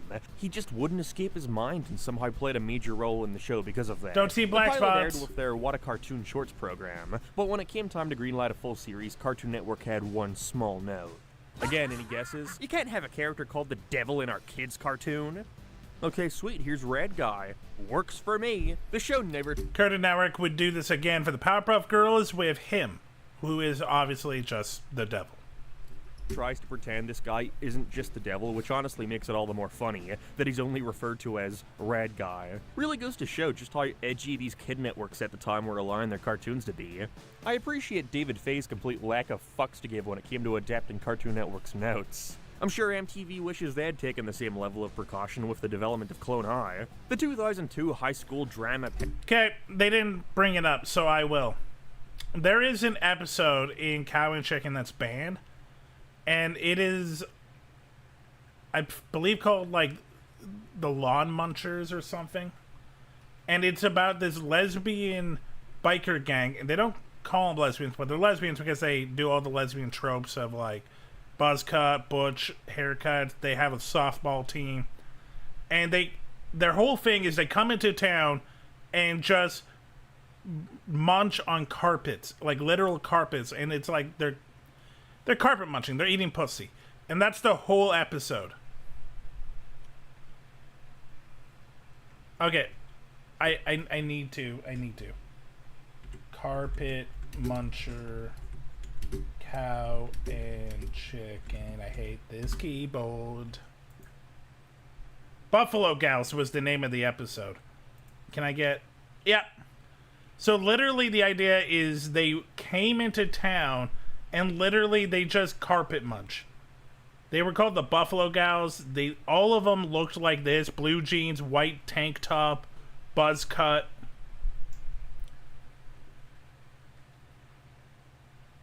Yeah, it was just one giant lesbian joke. And it got banned.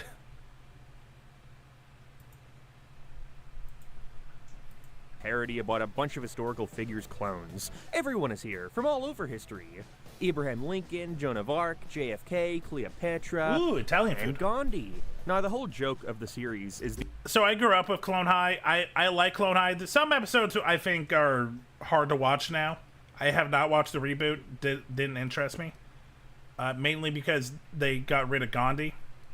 And Gandhi was one of the best parts. These prestigious historical figures you know acting like dysfunctional teenagers.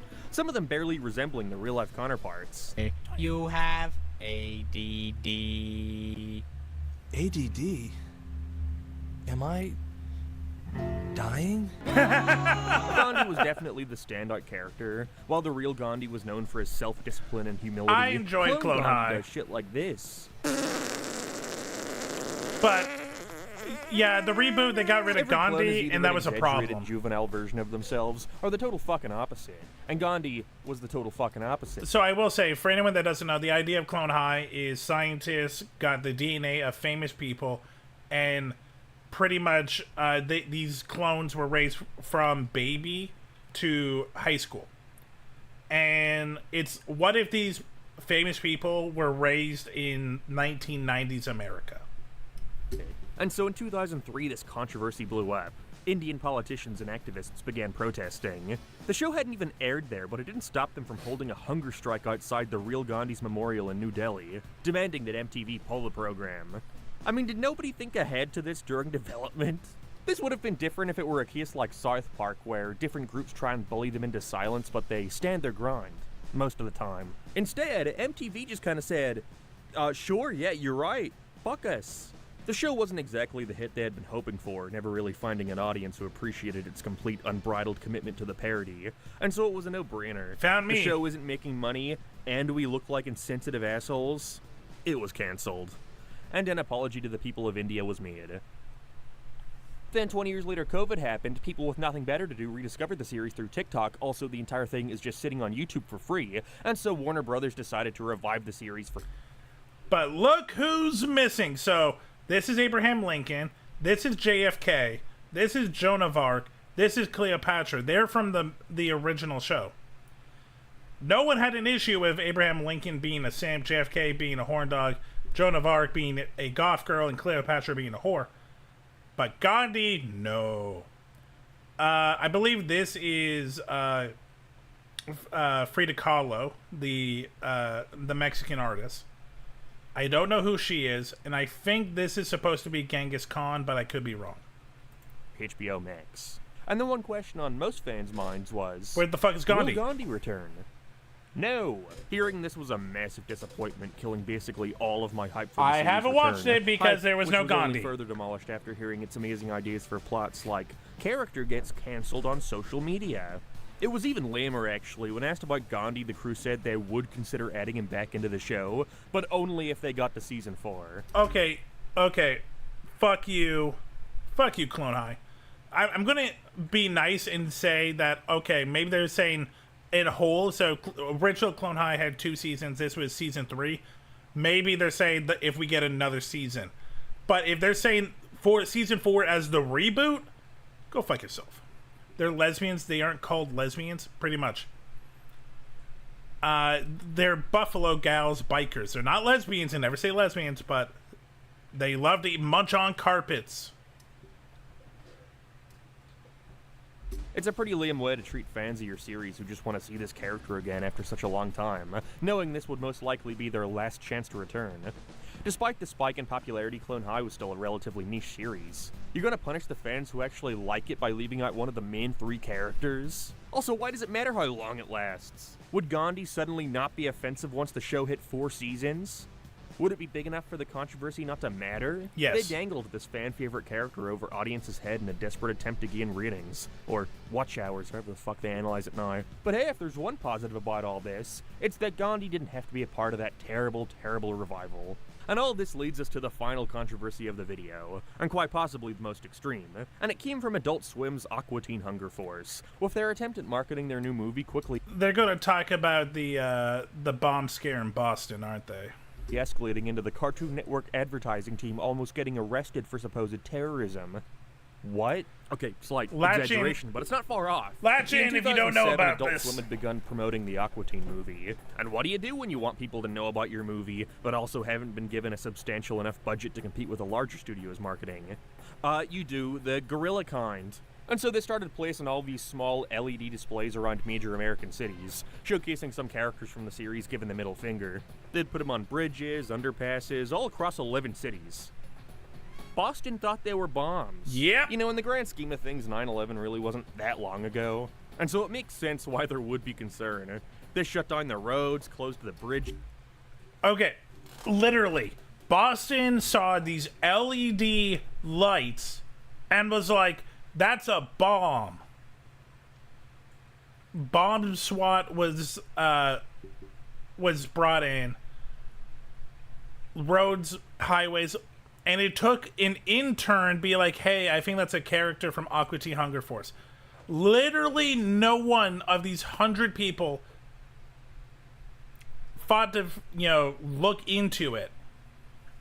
The bomb squad had to be called in to investigate for this, the movie. It didn't take long for them to realize this was nothing more than an ad. And they didn't think it was all too funny, to put it lightly.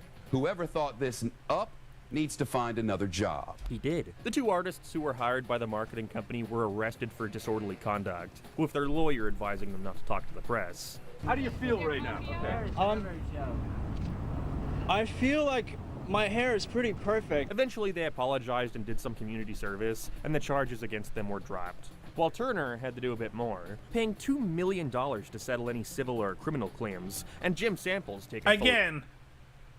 Only Boston. Multiple cities understood what this was. Boston freaked the fuck out. They didn't actually put any thought into what this could be. They just went straight to bomb threats, and Turner had to pay because Boston is filled with fucking idiots. Responsibility for the stunt resigned. Despite all this, I think any movie would kill for this kind of widespread marketing. They didn't research. They just straight up went bomb. The crew would try and make an episode because they saw these events, LED but Adult Swim lights. had a smarter idea. Let's not. Honestly, this entire video has brought me to one conclusion, and it's holy shit. We sure do spend a lot of our time worrying about issues that don't yet exist, desperate to find some ulterior motive in our entertainment. Is Bart Simpson a threat to kids' safety? Can a cartoon lead to someone committing a crime? Is SpongeBob subliminally teaching kids to be gay? Then on the other side of the coin, you got the complete lack of foresight towards problems that could have been totally anticipated. You want to put Gandhi in your cartoon? Sure, I can't see anyone having a problem with that. Put your light bright next to the bridge, they'll probably get the reference. But that's what makes all this so entertaining to look back on. Every generation having their own cartoon that signified the downfall of society. Yep. But somehow, we keep making it out alive. And so, I wonder what'll be next. I feel like there has to be a new... Oh, it's Has-Been Hotel and it's, The Amazing Digital Circus. Yeah, no, that's the latest controversy cartoon. No, this was great. Thank you, LS Mark. That was a lot of fun. Okay. Pirate Fact and a wheel, I believe. Okay, let's spin the wheel.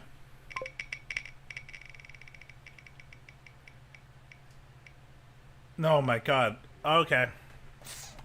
We're doing another 15 squats! Okay.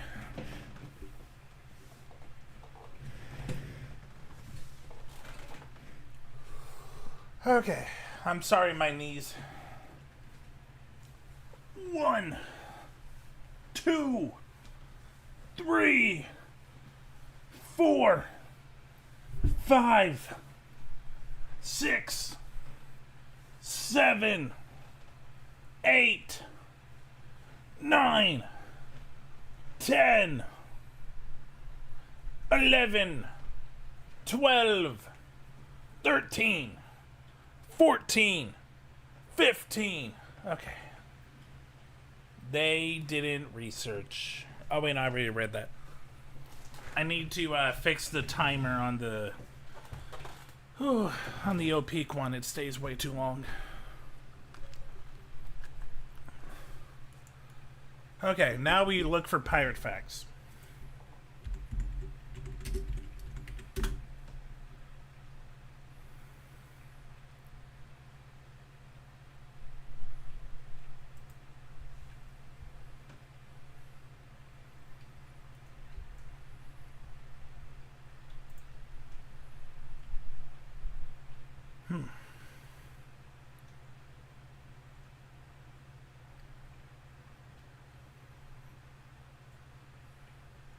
Yeah, we haven't talked about this one.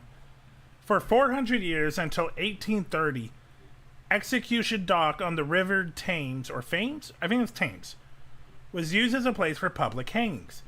The site was chosen near the low tide mark, which represented the limit of the Admiralty Authority. The Court of Admiralty was responsible for the trial and execution of pirates. Hanging was a grisly affair during the golden age of piracy. Unlike in the 19th century, when the drop was calculated to break the neck, leading to near instant death, a short rope was used which left the condemned to strangle slowly to death, which could take up to 45 minutes.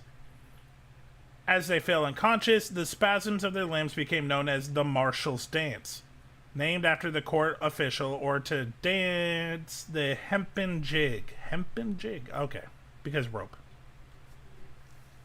Referencing the rope, the dead body was left hanging in the noose until at least 3 tides had submerged it. God damn, that's something you don't see in Pirates of the Caribbean. You don't see the tide just dangling a dead corpse. Wait. Okay, 3 more pirate facts? Okay. And I have to speak super Canadian. Got it. Let me put the timer on.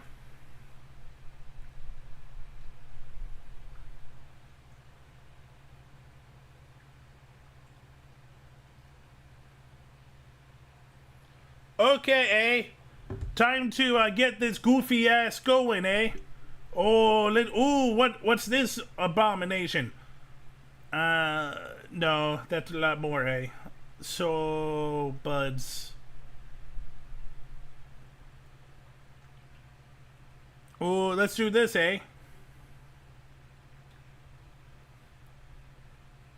Bonnie and Reed, have often been paired together. I want to give these two people... Nope. No, this is about the artwork. That was some stupid, goofy-ass shit, Those guys need to go for a ripper. Get a little less wordy and smoke the ganj. I don't think that's Canadian,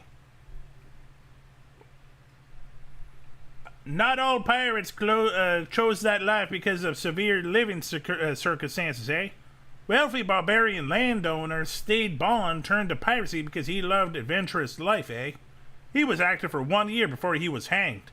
Oh, that gooner got what he was... he got a knuckle duster sandwich, Africa's most famous pirate nations were Barbary corsairs for ports in Algiers, Tunis, Tripoli, and Morocco, They harassed Europe so much that they enslaved over 1 million Europeans. Holy... I guess the Europeans didn't like it when it was the Africans enslaving them. Maybe they should have stopped. They did not, Yo, Wolfie, what you doing? I've been watching some videos, but right now, if you use your points and make me speak super Canadian for 5 minutes, that's why I have this weird voice going on, And the other thing is you can pay for pirate facts. Someone paid for 4. I'm at 2 more pirate facts, and then we're going to watch more videos, How are you, Insana? How's your day going, bud, Oh, did you, maybe drinking some Coors Light? Maybe get some tidbits and a Timmy's in you, Boston pizza? The joke is, even though I'm Canadian, I really don't speak Canadian, so this is hard for me, And it's really making my brain go messy oopy loop. Sorry, Doing good, bud. Just got a free time from editing. I don't think editing is Canadian. I think I'm just an idiot. Editing, 2 more, Long John Silver, Blackbeard, Captain Hook, and Jack Sparrow are the most popular fictional pirates, That's stupid. I'm not counting that. Let's do Anne Bonny. I like Anne Bonny, In October 1720, Captain Barnett, ex-pirate now, commander of British Navy, attacked Reckham's anchored ship Revenge, Almost the entire Wreckham crew was drunk. They were celebrating all night because they managed to capture a Spanish commercial ship, The fight was short because only Mary and Anne resisted. However, in the end, they were also overpowered, The crew of Revenge was taken to Port Royal to stand trial, The trial was a big sensation because the background of the female prisoners was reviled. Anne and Mary were women who escaped from traditional restrictions in their way, Fought for equality between men and women. The world was shocked when real identities of Anne Bonny and Mary Read were revealed. Everybody was found guilty for the crime of piracy, The sentence was death by hanging. However, Anne and Mary were spared because they claimed to be pregnant. Mary died in a Jamaican prison from fever, but the fate of Anne Bonny is unknown. Yeah, no, literally. They got... Well, one of them got out of prison. Mary didn't work, but Anne got out of prison by saying she was pregnant. You sound like a typical texting guy. I don't know how I feel about that, That's concerning, bud. Okay, we need one more. One more funny fact, Anne Bonny was Irish. Cool.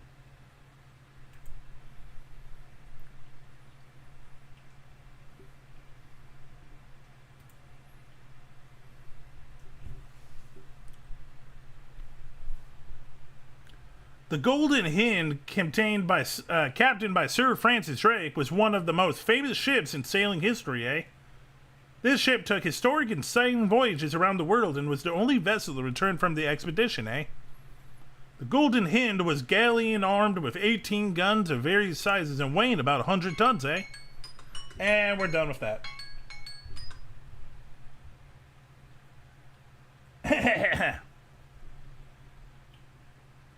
This flagship was originally known as the Pelican, but Drake renamed her to the Golden Hind. During voyage in 1577, after Drake already lost 2 ships, the length of the Golden Hind voyage was 2 years, 10 months and 18 days. Many ships in popular culture have named and associations of the Golden Hind. Okay, there you go. Those are facts. Facts aren't me. Me are facts. By the way, did you play Assassin's Creed Black Flag? No, I didn't. It looks like the only good Assassin's Creed game, but I was not an Assassin's Creed fan, so I kind of avoided it. Okay, I need water after that.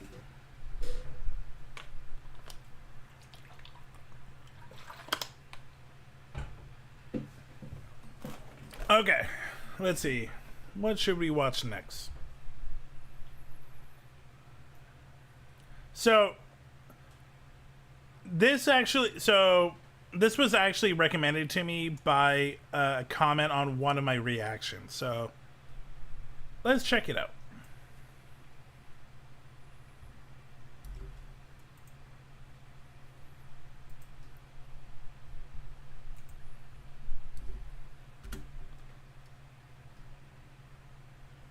We just ordered pizza, and now we're gonna see if the pizza. Okay, this is Bunch of Friends.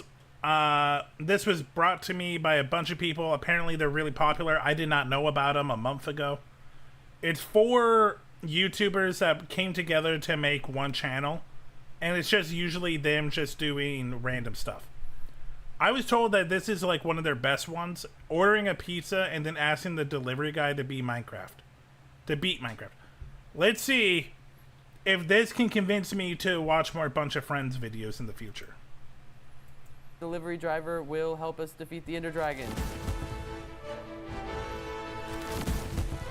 I do like the idea of just getting a random pizza delivery driver to play Minecraft, but also, did you pay him?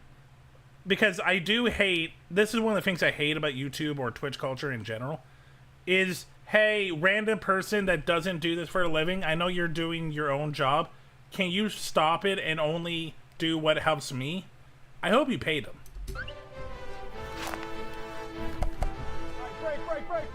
Okay, break, as in trees. What's our strategy? Okay, well, as the guy with the crafting table shirt, I'm gonna say that the first thing we're gonna want to do is... Wait, you're wearing a crafting table shirt? Oh, you are. The guy with the crafting table, I'm putting it right here. Where? Nice. I'm gonna make a bed. I'm gonna get us some cobblestone. I'm gonna make everyone cobblestone tools. Stick. I love the setup. It just looks like a sweaty esports team. Everyone gets in one someone's stick, okay? basement. Can I have a stick? We have multiple issues here if you were on YouTube. We have to actually get to the end so the pizza delivery driver can help us beat the Ender Dragon, and also we have to convince... Kill the Ender Dragon. We also have to kill the Ender Dragon.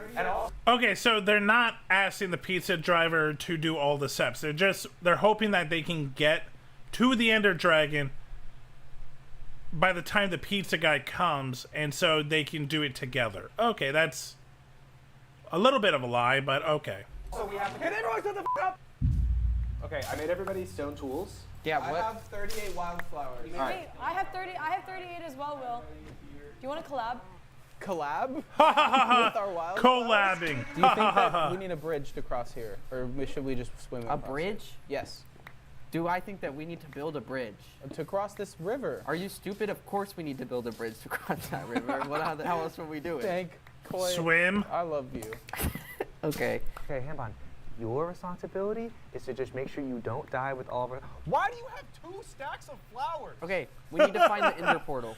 Okay, genius. Everybody take a sword. That is a lot of flowers. Do you have any stone for me to give me too? What do you need it for? To make an axe. Sword. Yo, why? I don't have a lot of experience in Minecraft, I built that. and the fact that some of this I'm even laughing is kind of sad. Oh, Bond, you're not useless. You're our favorite person to look towards when we need to feel better about ourselves. Okay, yay! Everyone do your best zombie. Yay, everyone needs that friend that makes the other friends look better. Brain. I'm usually that friend. Sad. Then why is there a hole in the middle of our house? Can I have some fucking stone? Why are you guys hogging stone? Give me, oh my god, this shit is literally gonna I take hate you forever. guys! Where did that come from? Set own game mode to creative mode.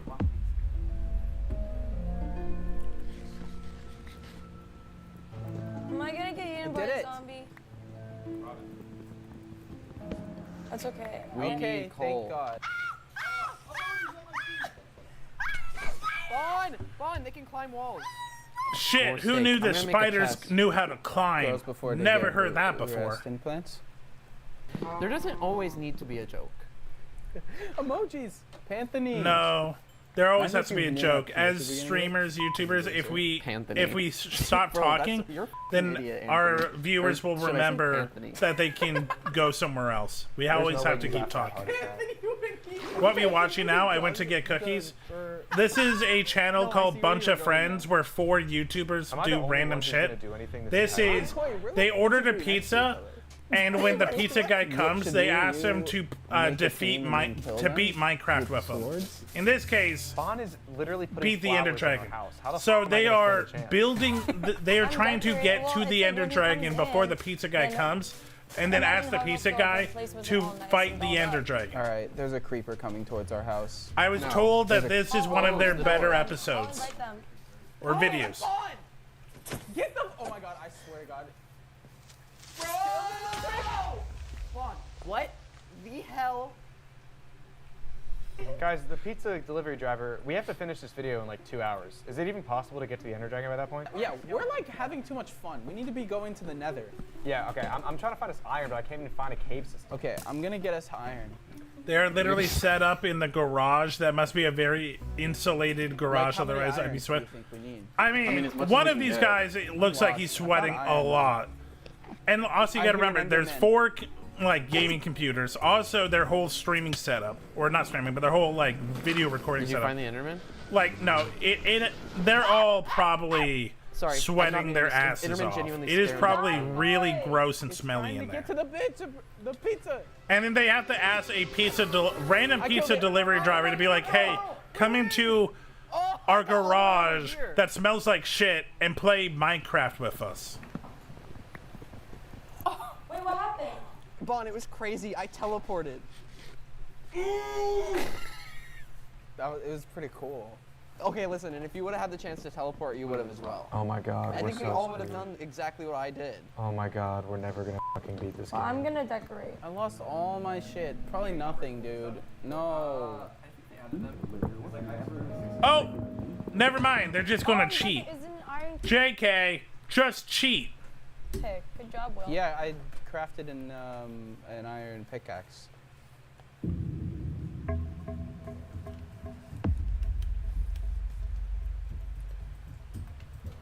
I saw.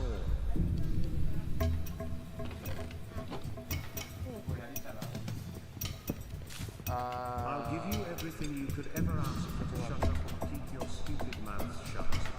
12 real life dollars right now. Okay. I was getting a little annoyed that pretty much their whole concept of building it, like trying to beat it from the beginning to the Ender Dragon, is kind of lame that they're, doing creative mode. This makes it up. Can we go find a village? I'm down. I feel like maybe we should get everyone armor first. Here, I'll go on an exploration. Wait, I want to go too. Don't leave me. Oh, now he's just blatantly blatantly just cheating. Please don't let Anthony find out, he will be so mad. Guys, we're not gonna be able to. I won't, don't worry. Yes, we are. Anthony, what should I do now?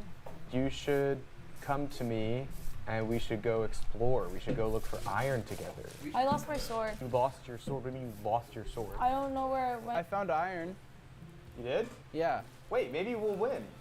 Really? No. Anthony, where did you... Behind you. Oh. Okay. Hi. Hi. Hey. Okay, wait, let's guess who the pizza delivery Every Minecraft friend ever. What up? Stab. Gonna be. I think they're gonna be a woman. Hell no! When has a pizza delivery driver ever been a woman? One in 100. They don't dominate that. Male dominated. How many? I think I might had like one pizza delivery woman in my life. Now, if we're just talking like Skip or Just Eats, there's a little bit more, but it's usually men. Field. We need more female Domino employees. Why did you just say Mr. Beast? We should get jobs. Like Steve did. Steve Jobs. Okay, it's getting nighttime. Do you have a sword? That was lame. No. Nope, you don't. Cool, that's great. You're, Hamon, I like you. I have a heart full of gold, Baked though. potato. Do you need help? Ow, stop. Sorry. Freak out. So we need Endermen to kill Endermen to get Ender pearls, right? Yes. There's an Enderman in the house. Yo, kill it. Look at him. Oh my god. To be fair though, this was definitely like, hey, we should do this, and 4 hours later they set this up. They did not have any idea how bad this was going to be. And I think one of them, I don't know their names, one of them definitely was like, okay, we need something before the pizza guy comes, and so let me just cheat.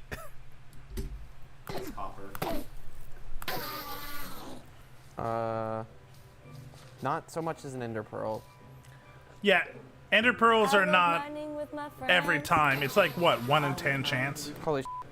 Did you get one? Yes, I got an ender pearl. I swear to God. I'm not gonna throw it. I'm not gonna throw it. Wait, Will, let's look for more endermen and lead them back to the house. Okay. Oh, I found a cave. Did you actually? Yes, wait, just don't. Wait, where are you? That was a genuine scream, and I feel it.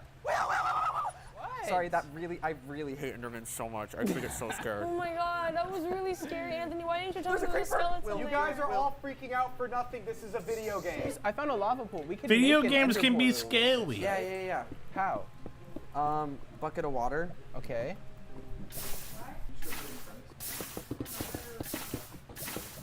And I'm making an ender portal with this lava pool that I found. Anthony, take these sticks. Guys, I have 3 ender pearls. You need to eat food. You have food? Guys, I have 3 ender pearls. React. Here, I just gave you That looks like a terrible spot for a portal. Oh. Why are you making one on the floor? I thought you could. You No, could. you cannot. You could, but it would be useless. Oh! You have an arrow in you. Let me get it out. Let me get it out. Stop! Dude, great mining trip. I know, bro. we're doing a great job. I can't even lie. And we have another portal now. Do we actually have another portal? I made it with the lava pool. Actually? Yes. Wait, where are you guys? Can you guys come back? I Nah, miss you. we're Anthony are on an important mission right now. I bet I'm on a more important one. Yeah? Okay, let's see it. You Let me literally switch to your built- screen I right literally now. have an ender portal. Oh, iron! Yeah, get that iron, and then we low-key should probably... Always respect the man that is. Yeah, that man's not cheating. Go back. Because they need Rip, us, food right? will arrive at 9 p.m. So starving. Oh, poor Blue. Okay, that's goofy, but I'll be honest. The f are they doing? Who doesn't want to have a cool friend handshake with your friends, man? Will got iron. I found hella iron in a cave mine. Oh, I was gonna get flint. Oh, I have some. How do you have flint? From mining the gravel when I was mining the iron. What the hell? Bro was like, how is Will doing anything? I just can't believe Will's actually good at this game. You guys like to think of me as some incapable louse or something. Oh, he just said louse. That was good, Will. Yep. And All right, and then we've lost it. Okay, I'm doing something really important right now, so can everyone just shut the f up? What the fuck?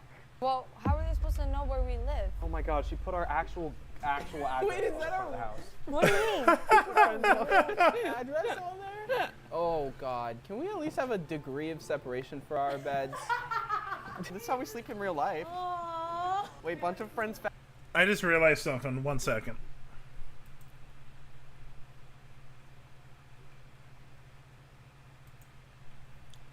I just realized that you guys haven't really been able to see these guys in the corner.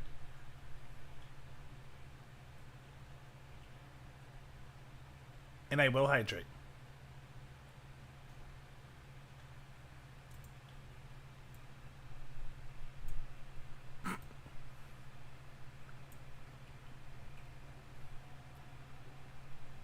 Okay, now you can look at these beautiful, beautiful people.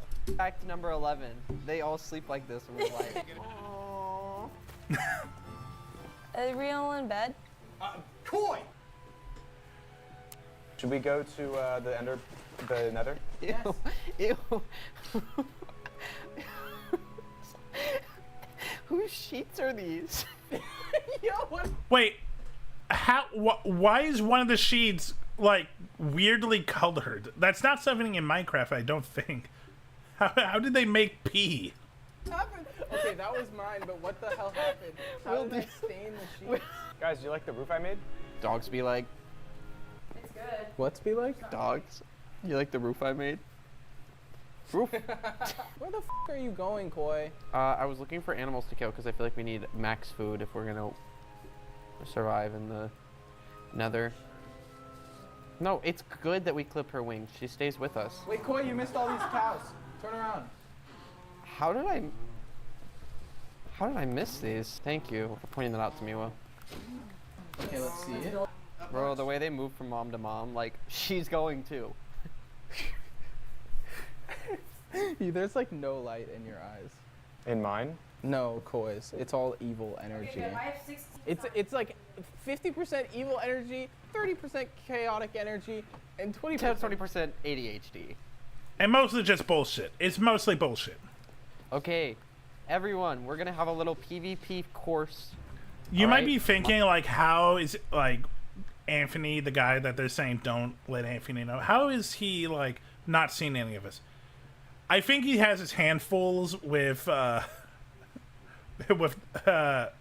I think her name is.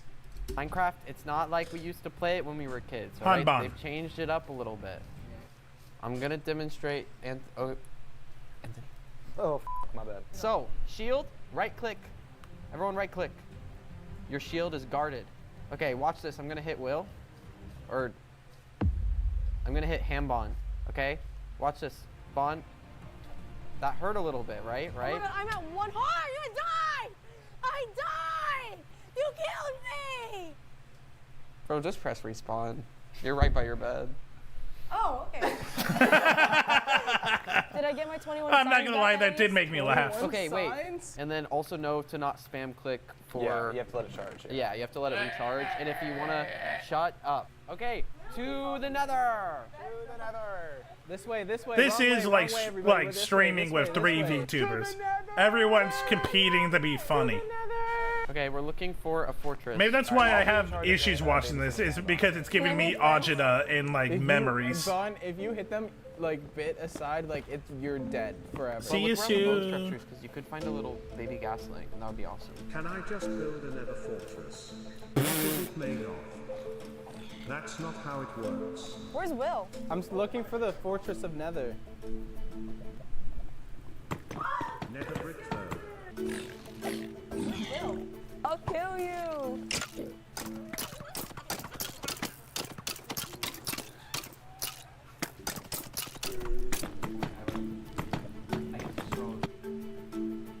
Yes? Yes! What? Vaughn, why were you fighting a piglin? Oh my gosh, the pizza delivery driver's here. Okay. Hey, wait. We're so early. Oh my God. Okay. 1 sec. Hey, for Anthony? This poor man. Anthony Hotel. That's me. Okay, perfect. So, nice to meet you. You're in the right Oh, place. this poor man. This man literally, like, probably came to the country like 2 years ago and is just trying to make a living. And it's like, hey, I've been here my whole life and I was lucky enough to make a living on YouTube and really haven't had a real job. Can you stop doing whatever you're doing, maybe get fired for my video content? Thanks, man. You ever played Minecraft before? Huh? You ever played Minecraft? Oh, no. You never played Minecraft? No, never. Do you want to look? We're playing Minecraft right now. Oh, actually, I'm sorry. Would you just come take a peek? You want to? This is creepy as fuck. This man is right. It's like, what the fuck am I getting into? This isn't normal. Okay, don't worry. Okay. Take it easy, bro. Okay. Hey, how are you? Look. Let me see. Yeah, good. We're playing Minecraft. Oh. Put the pizza there? Oh yeah, wait. Do you want to put the pizza right there? That's where the pizza goes. Okay. Thank you. This man is just wants to do his job. These 4 20-somethings are really just making this man uncomfortable. I really hope he got paid. Yeah, you okay, everybody? Yeah, we're making a video. Yes. Yeah! You don't want to play Minecraft? Oh, okay. No worries. No worries. Yeah, he's working. Hey guys, fun fact. Domino's and major pizza companies watch the drivers and like make sure that like they are like on a time schedule. It's hell. We'll check it out. Thank you so much. Thank you. Have a good one. He said he's working like what, a job or? I know he's trying to be funny, but God, I hate these people. Wait, he was really nice though. Dang it, back to. I need so much help right now. I just died again. I have no weapon. Do you think this is believable? Okay. That's fine. Get rid of all it. Oh, I got a music disc. Oh my god. Wait, we have to get some diamonds. Okay, should Vaughn and I head back to the overworld and get us some diamonds? Yeah, me and Coyle find the Nether Fortress. Vaughn, you wanna go mining? Mm-hmm.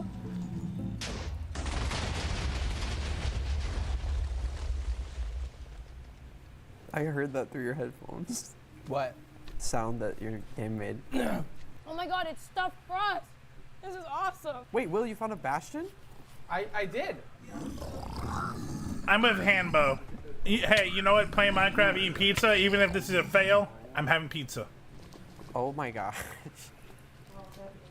That's actually really bad. Did Will die? Oh.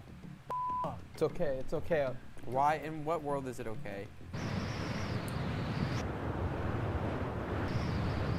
Guys, this house is really coming together. Yeah, look outside. You could try going outside yet? Have you guys found diamonds, or you wasting your time? Oh! Okay, yeah, let's go find diamonds. Okay. Wait, I have no tools. Yeah. Oh, thank God I saw my 15 signs. Oh my god.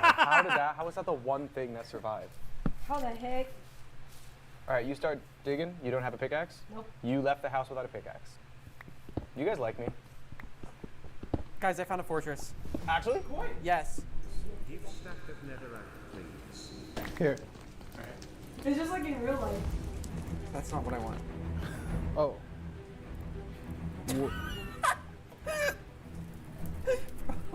What's going on over there? Throwing that over the edge. Wait, what happens when you kill sea turtle? No! We have to save them! Anthony! Anthony, stop! What happens when I kill these coral? Stop! The economy of turtles. I'll kill you! Stop, okay. Okay, you can murder the turtles. Just please don't punch me. Every PETA employee ever. Zero fucking pressure folded.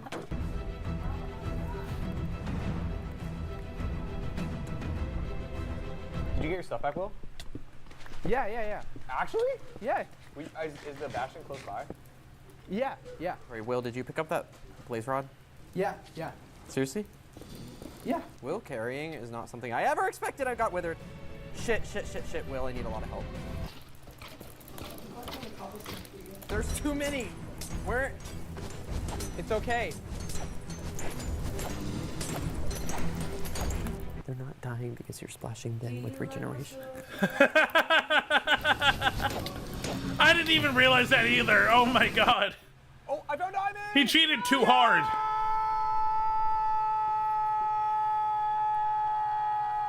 Skip.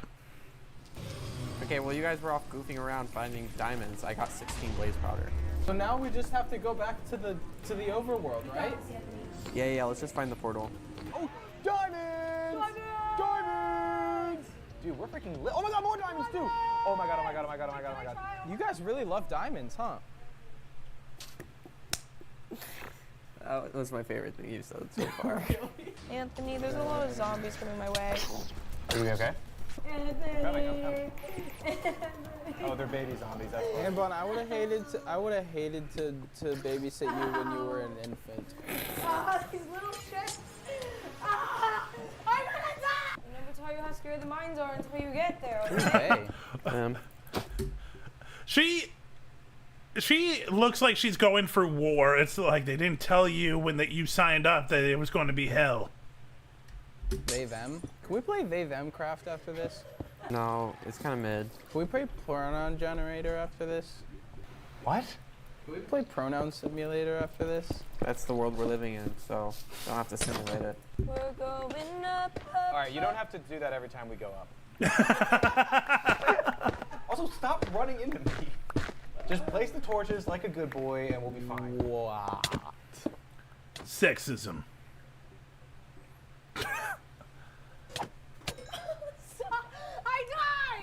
I died because of you. Why did you do that? Save my son. I'm not getting. I love it. You might be strong in Minecraft, but in life I will beat your ass. Save my son. You killed me. Save my son. Boy, I like your shirt. Thank you. First of all, I look good in this shirt. Second of all, I look good in this shirt. Third of all, I look good in this shirt. Don't tell me I don't look good in this shirt. I always look good in this shirt, and I'm hey, you guys want the rest, okay? You get me pizza?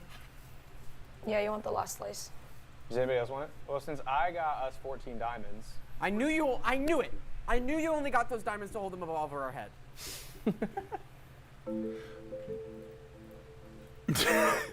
Dude's not even trying anymore. He's not even trying to hide it.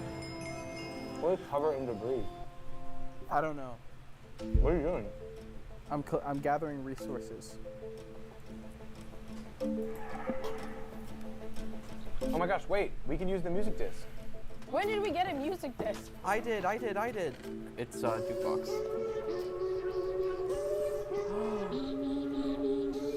Wait. It's a gas solo. Wait, look this way. And now let's start dancing. God. I mean, this is sticky keys. honestly that was kind of that was a nice EDM drop, man. I was busy. What were you doing? Nothing. Oh, Hambon picked up the leather. Give me that shit. Ow! I'm killing you right now again. Stop it! No, not until you give me some sun. No! It's on this way. Emily! Stop! There's gotta be one in every video. One of these is what I'm referring to. I'm just worried about the laptop. So like guys, so like go be assholes somewhere else. Don't break the laptops. I was just thinking that. Okay, guys, this is it. What else do we need to do? Find the ender portal. Oh yeah, wait. Oh wait. Okay, let's do that now. We should start. Guys, we can't go yet. Why? I can't say. What do you mean you can't say? I was working on a surprise for the group, and it wasn't necessarily done in time, and it's feeling out of my hands at this point. What do you mean it's feeling out of your hands? Like it is. Like it's a matter of time before something happens. What are you talking about? I have a life-changing surprise for all of us, and it will really help us get to the end portal, and I've been working really hard on it. I mean, yeah, but...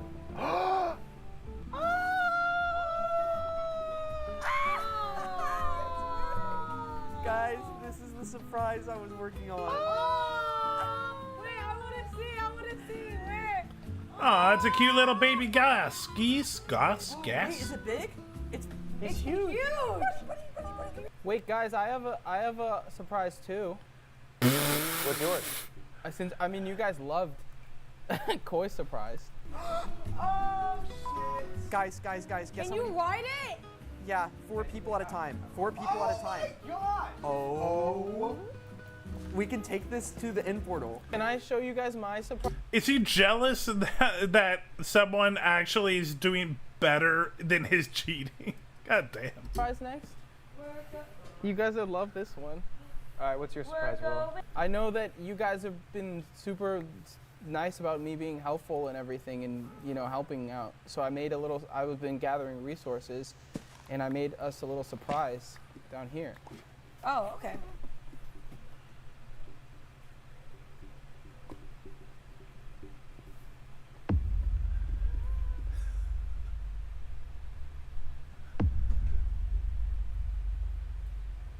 It's everything we could ever ask for. Look, there's a chest for each of you. Whoa.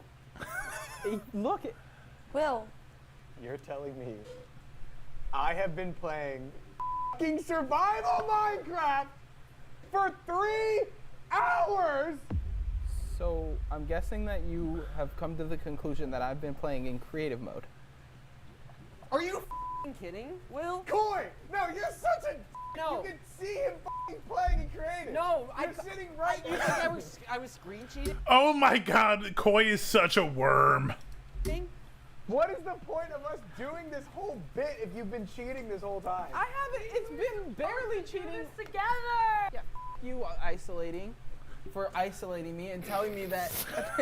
And you were asking me for snowballs so you can get your little surprise too. So you're not innocent, are you? Asking me for a surprise. How the fuck? We wouldn't be beating the fucking Ender Dragon if it weren't for me. I'm telling you that right now. Easily. I got no, everything absolutely in my not. inventory was completely by And guess me. what? And guess what? How are you gonna find the End Turtle? How are you gonna get there and fucking die immediately because you don't have jack iron and what? And a fully enchanted bow with a bunch of arrows that I got. Enchanted with what? What's the enchantment on it? Power 2. Will, you put in arrows of regeneration. They're gonna regenerate the health of the dragon as we shoot it. That's actually crazy that you've been cheating this whole time. I labeled our chests. I'm sorry, it's not cheating. It's helping out. Nobody got anything from these chests. Will, kill yourself, and the rest of us will just go. You can't die when you're in creative. Anthony, you just told me to kill myself. Yeah, I did. Here, I'll help you. There it All right, goes. let's go. I had like 4 stacks of diamonds. We have to get to the Ender Dragon. All right, you know what, Bond? We'll go because we're the two that didn't cheat. I didn't cheat. Yes, you did. You knew he was You're cheating. an accomplice. Technically, by proxy, maybe I cheated and asked for cheats to be done for me, but no. You were asking him for help? He was privately messaging me. You were privately messaging him? Well, we did all the hard work. Anthony had to. You didn't do anything! I helped. Hey, at least she did nothing without cheating. Signs everywhere. I'm going to beat the Ender Dragon alone. Get back in bed. Get back in bed. Get back in bed right now. Come back Anthony, to bed. come back to bed. Guys, I don't have anything without my creative mode. Yeah, well, I could have made you anything this whole time. I could have literally Can you make me my netherite sword again? No, you're not getting netherite. Come here. I'm giving you actual that I made in this game for real. Wait, Will. I need snowballs. Or. No, you're not getting from me. Wait, Coy, but by my the gas way. is gonna fly away. Yeah. No, we're not cheating anymore. If you let him go by accident, he's gone. Let's get Will some actual gear that's not cheated in, and let's go fight this Ender Dragon. All right, are we ready to go? Guys, here we freaking go. Okay, I'm gonna throw the first eye of Ender. Yeah. Ready? No. Right go. This way. Let's go! Here we freaking go! Oh, fuck. Oh, fuck. Oh, fuck. I'm so nervous! It's becoming morning. Wait, this is beautiful. This is the morning of our reckoning. Wow. Really? Guys, it's the first day of the rest of our lives. We are a bunch of friends. Okay, that actually, I'm not gonna lie, that was so realistic. I thought that was my door. Computer, lights off. Ready? Okay, it's. Oh, this is terrifying as fuck for a pizza delivery driver just doing their job. God, dude, guys, come on. It's now or never. It's now or freaking never, guys. They better say yes. Hello. Oh, it's a woman. 1759. Okay. Property of Gino's Pizzeria. I really hope they don't have to wear that. That sounds gross. Crazy question. Would you want to come and beat the Ender Dragon with us? I mean, I guess so. My boss might get mad, but We'll tip well. And if you get fired, we'll hire you. okay. I mean, that, you know what? Hey, if they're to their word, that is better. Yeah. Really? Yeah, I love Minecraft. Come on in. Yeah!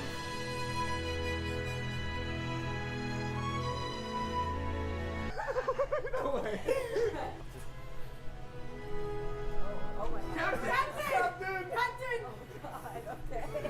Assume position. They got lucky with a 20-something. By the way. Nice to meet you. Oh, I'm Matthew. Nice to You're meet you. filming? Yeah. Oh, never mind. It's not a woman. It's a trans man. Spin that wheel! Oh my Every god. week we spin this wheel to see who's going to be editing the video that you're watching now. You I don't up care. to the End Dragon, and then invite a pizza delivery driver and see. I don't care. I don't care. Right. All right, boss. Do you need a refresher on any like controls? Yeah, is it, do you have it as like? It's WASD. Okay. Have you ever had a happy gas before? I haven't played since like the new update, so no. But now we're doing this all together. We're in it together. We're in it as a team. Yes, Captain. We got this. Yes, Captain. Everybody, we need to attack. Yes, Captain. You guys only gave me 8 steak and a copper sword. Yeah, sorry. I was kind of. Wait, okay, I was working alone. I was working alone. I was with you the whole time. No, you weren't. You were with me physically, but not everything else. Are we on it? Physically, you were there. Mentally, I was alone. I think we're above it. Wait. Come toward my name tag, you guys. I found it. Found it? Yes. Yes, let's go. Yay! I'm coming. No more. I'm playing. I'm placing No, cobbled. Just stop while you're ahead. I was never ahead. Yes, Captain. Yes, Captain. Continue writing, Captain. Oh, I found a chest. I mean, no, I didn't. No. 2 freaking diamonds. So. I found it. Wait! You found it. But there's silver or silverfish. What is your issue? I don't know. I didn't. Look, sometimes you just got cum on the mind. You know, cummy gummies, lummy tummy, cummy. Not me to do that. Stop. Oh my God, we're here. Wait. Before we go in, let's make sure we're all souped up. All right, Matthew, let me give you some stuff. What do you need? You need pants. Here, take some pants. Yes. Beautiful. Okay, everyone, organize your inventory. If you need, there are trash cans in the corners. Organize. What do I need? I need a sword and a bow and. Oh shit! I only have 7 arrows. I have 54. You do? Do you want half? How did you get them? I don't know. I probably spawned them in. Get rid of them. All of them? Yeah, get rid of them. Just throw them in the lava. Okay. We're gonna do this thing for real. Yeah. Yeah. Yeah. Is everyone good on food? I have 8. I have 8 pieces of steak. 8 pieces of steak. How much? You I have 8. You have 8. How much do you have? Of what? 20. Oh. That's just in case. No. Get rid of those. We're doing this for real. Get rid of those apples. All of them. All of them, boy. All of them. Not all of us are gonna make it, but that's fine. All right? We're gonna do this for Matthew. For me. For me. I am your captain. I am He your is. captain. He's a good sport. We He will is a do very this. good sport. We will defeat the Ender Dragon. Yeah! We're gathered here today to plan the end. We need to do this. Oh, Matthew's a good sport. I like Matthew. Believe in us. Do you believe in us? Yeah! I said I believe. I went the wrong way. Where was the wrong way? All right, Koi, I'll get the side furthest away from us. You guys distract the dragon. I don't know how to do that. Yeah, just don't die. Just keep eating food. Oh my God. Okay, wait. Nerves are the killer. You can't load on big. Okay, 1's down. 2 down. 3 down. I got one. You did? Yeah, I got one. Oh my God, Mahoney's cracked. Wait, where do I go? Just. Oh, Matthew got one. Let's go. Okay, I was just gonna put a sign. Yeah. You have any flowers? Got it. Nice. Is that all of them? Yeah, I think so. Wait, let me get a bed. Ow.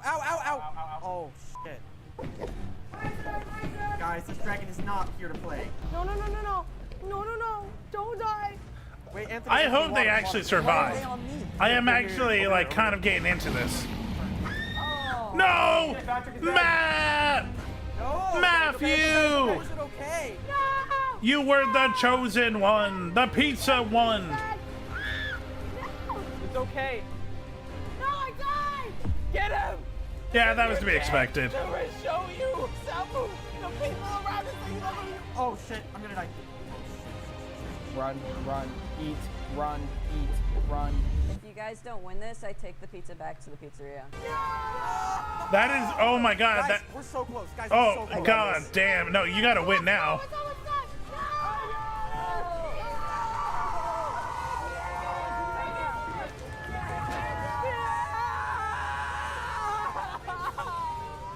Everyone get in the portal. Let's get the fuck out of here. Everyone get in the portal. Just leave this shit behind. Oh fuck! No!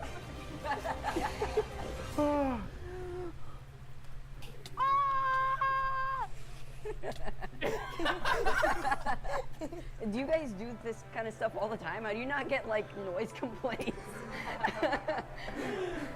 Yeah, we're in trouble. You guys, let's eat. And most importantly, Oh my god. Wait, seriously? Take it. Thank you so much. Okay, I'm glad that they paid them appropriately. Okay, honestly, that makes me feel a little bit nicer. Maybe we'll watch more Bunch of Friends. That was not bad. I actually enjoyed that. Okay, before we do anything, I need to go to the washroom. I'm gonna put music on, and I'll be right back. Chat, enjoy yourselves.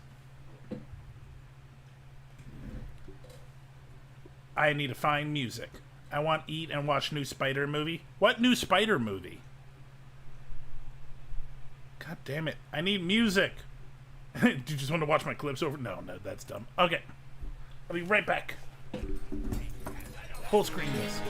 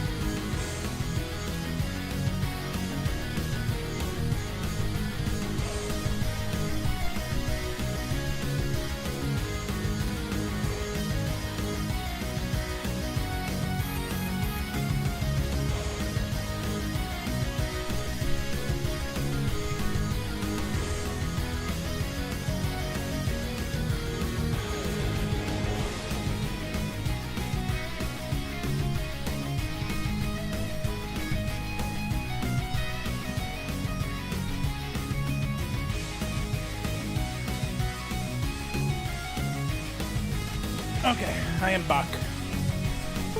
I am back. Okay. Oof. Damn you, indigestion. Damn you. Hey, I got messages on Discord. What's going on here? Dreamtale.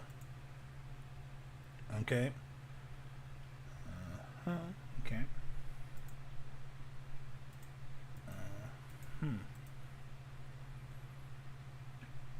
Nothing of importance here. Okay.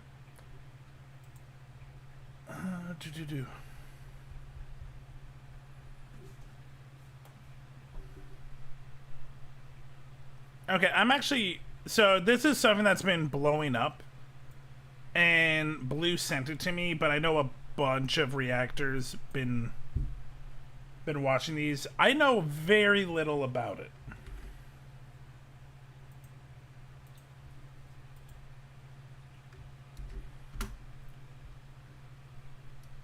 Okay. Met her on the way to Chicago. So these are these are like bird animations by Avocado Animations. I know nothing about Avocado Animations. I know nothing about these bird stuff. We're gonna watch part 1 and part 2. I love the birds. Okay, yeah, no, this has been really big. I know nothing about this. So I might be in for a treat. Where she was all alone, but so was I, so I asked her for a name. She smiled and looked at me. I was surprised to see that a woman like that was real into me. She said she didn't have no man. Oh my god. Well animated. I mean, that bird got riz, man. Like, do you want that shitty, like, twerking, or do you want a man that knows how to dance? Look at those hips, man. Never would have thought she was living like that. Her words seemed so sincere. Oh, you got. When I held her near, what's the word? You got cupped. You think your little arm swivels is enough for a woman like her? Nah, you gotta put your thrust, you gotta put your hips into it, baby. Real to me, this girl, she had to be an angel sent from heaven just for me. Oh shit! Oh, he ain't. Oh yeah, no, he ain't about you, girl. Nah. This man wants some little black bird in his life.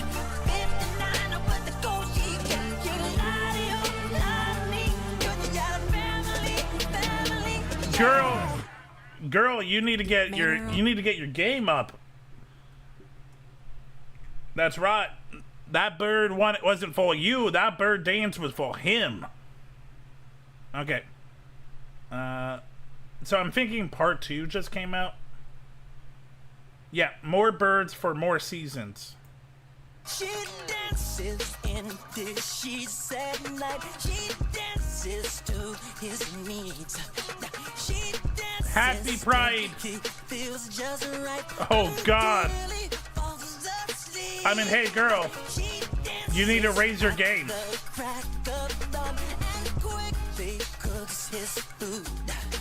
She can't be late, can't take too long. The kids must get to school. Oh God! She fighting for her mans. Boy, you think you can come in my territory? Nah, motherfucker. Let me show you what it means to fight with me. Dance off, baby.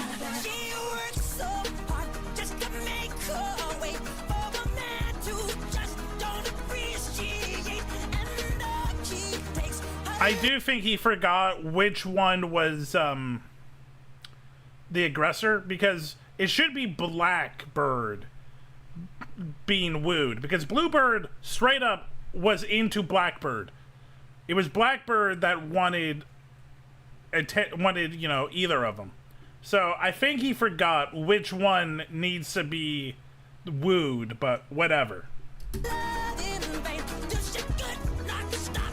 Oh shit!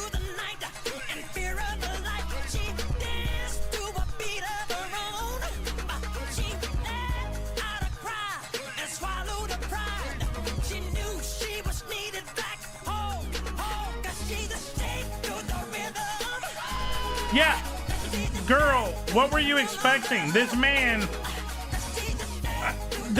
always wanted the Blackbird. Like, I want part 3 where the female bird goes to steal another fem bird from a male and starts this whole cycle over again. It's all about just gay birds. You know what? I'm down with it. Let the birds be gay. Yeah, I can understand why, I can understand why VTube reactors are really going wild for this. No, it was cute. It was well animated. That was very nice.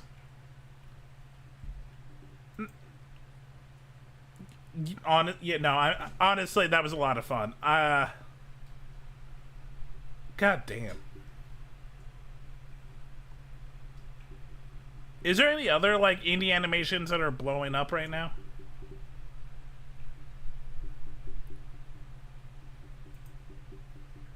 You know what? I'm curious.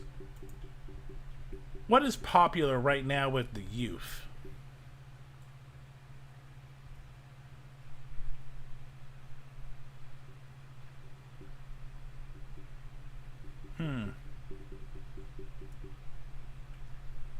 My YouTube is not great for the youth.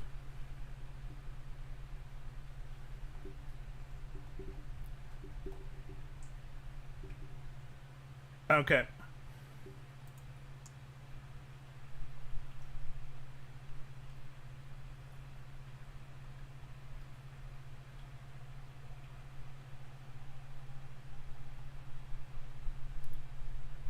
I'm curious about this because I never really thought about it.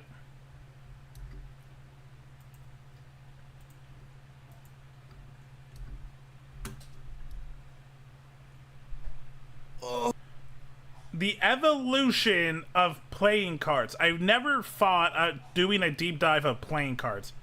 Extra History does do some great work, so I think this is going to be enjoyable.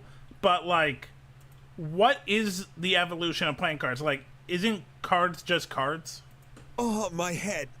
Where am I? Wait, where's my lectern? Good evening, Mr. Kroll. I'm pleased to see the serum has worn off. Now it's time for a little game. Boo, okay, AI! Look, if this is about Zoe's catnip business, I can explain with This has nothing to do with your cat, Mr. Kroll.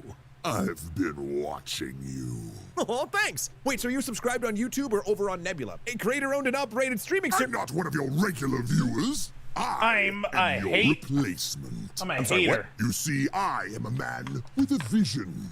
A vision and a near infinite budget of tokens for creating low-effort AI-generated history content. Monster! Oh, Monster! by cool villains. But to create my empire of slop, I must first deal with you.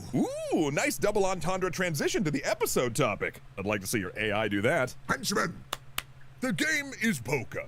5 cards, high stakes. The rules are simple. If I win, you shutter Extra History, making way for my data centers to drink Earth's water and... I hate that this is not far off. Like, remember when, like, cartoony villains were, like, cartoony? This is just real life. This is literally just real life villains. Converted into listicles scraped from your own scripts. Ooh, but what if I refuse to play and just turn this into an episode about the history of playing cards? Do not tempt me. Into having a good time? Great, let's go!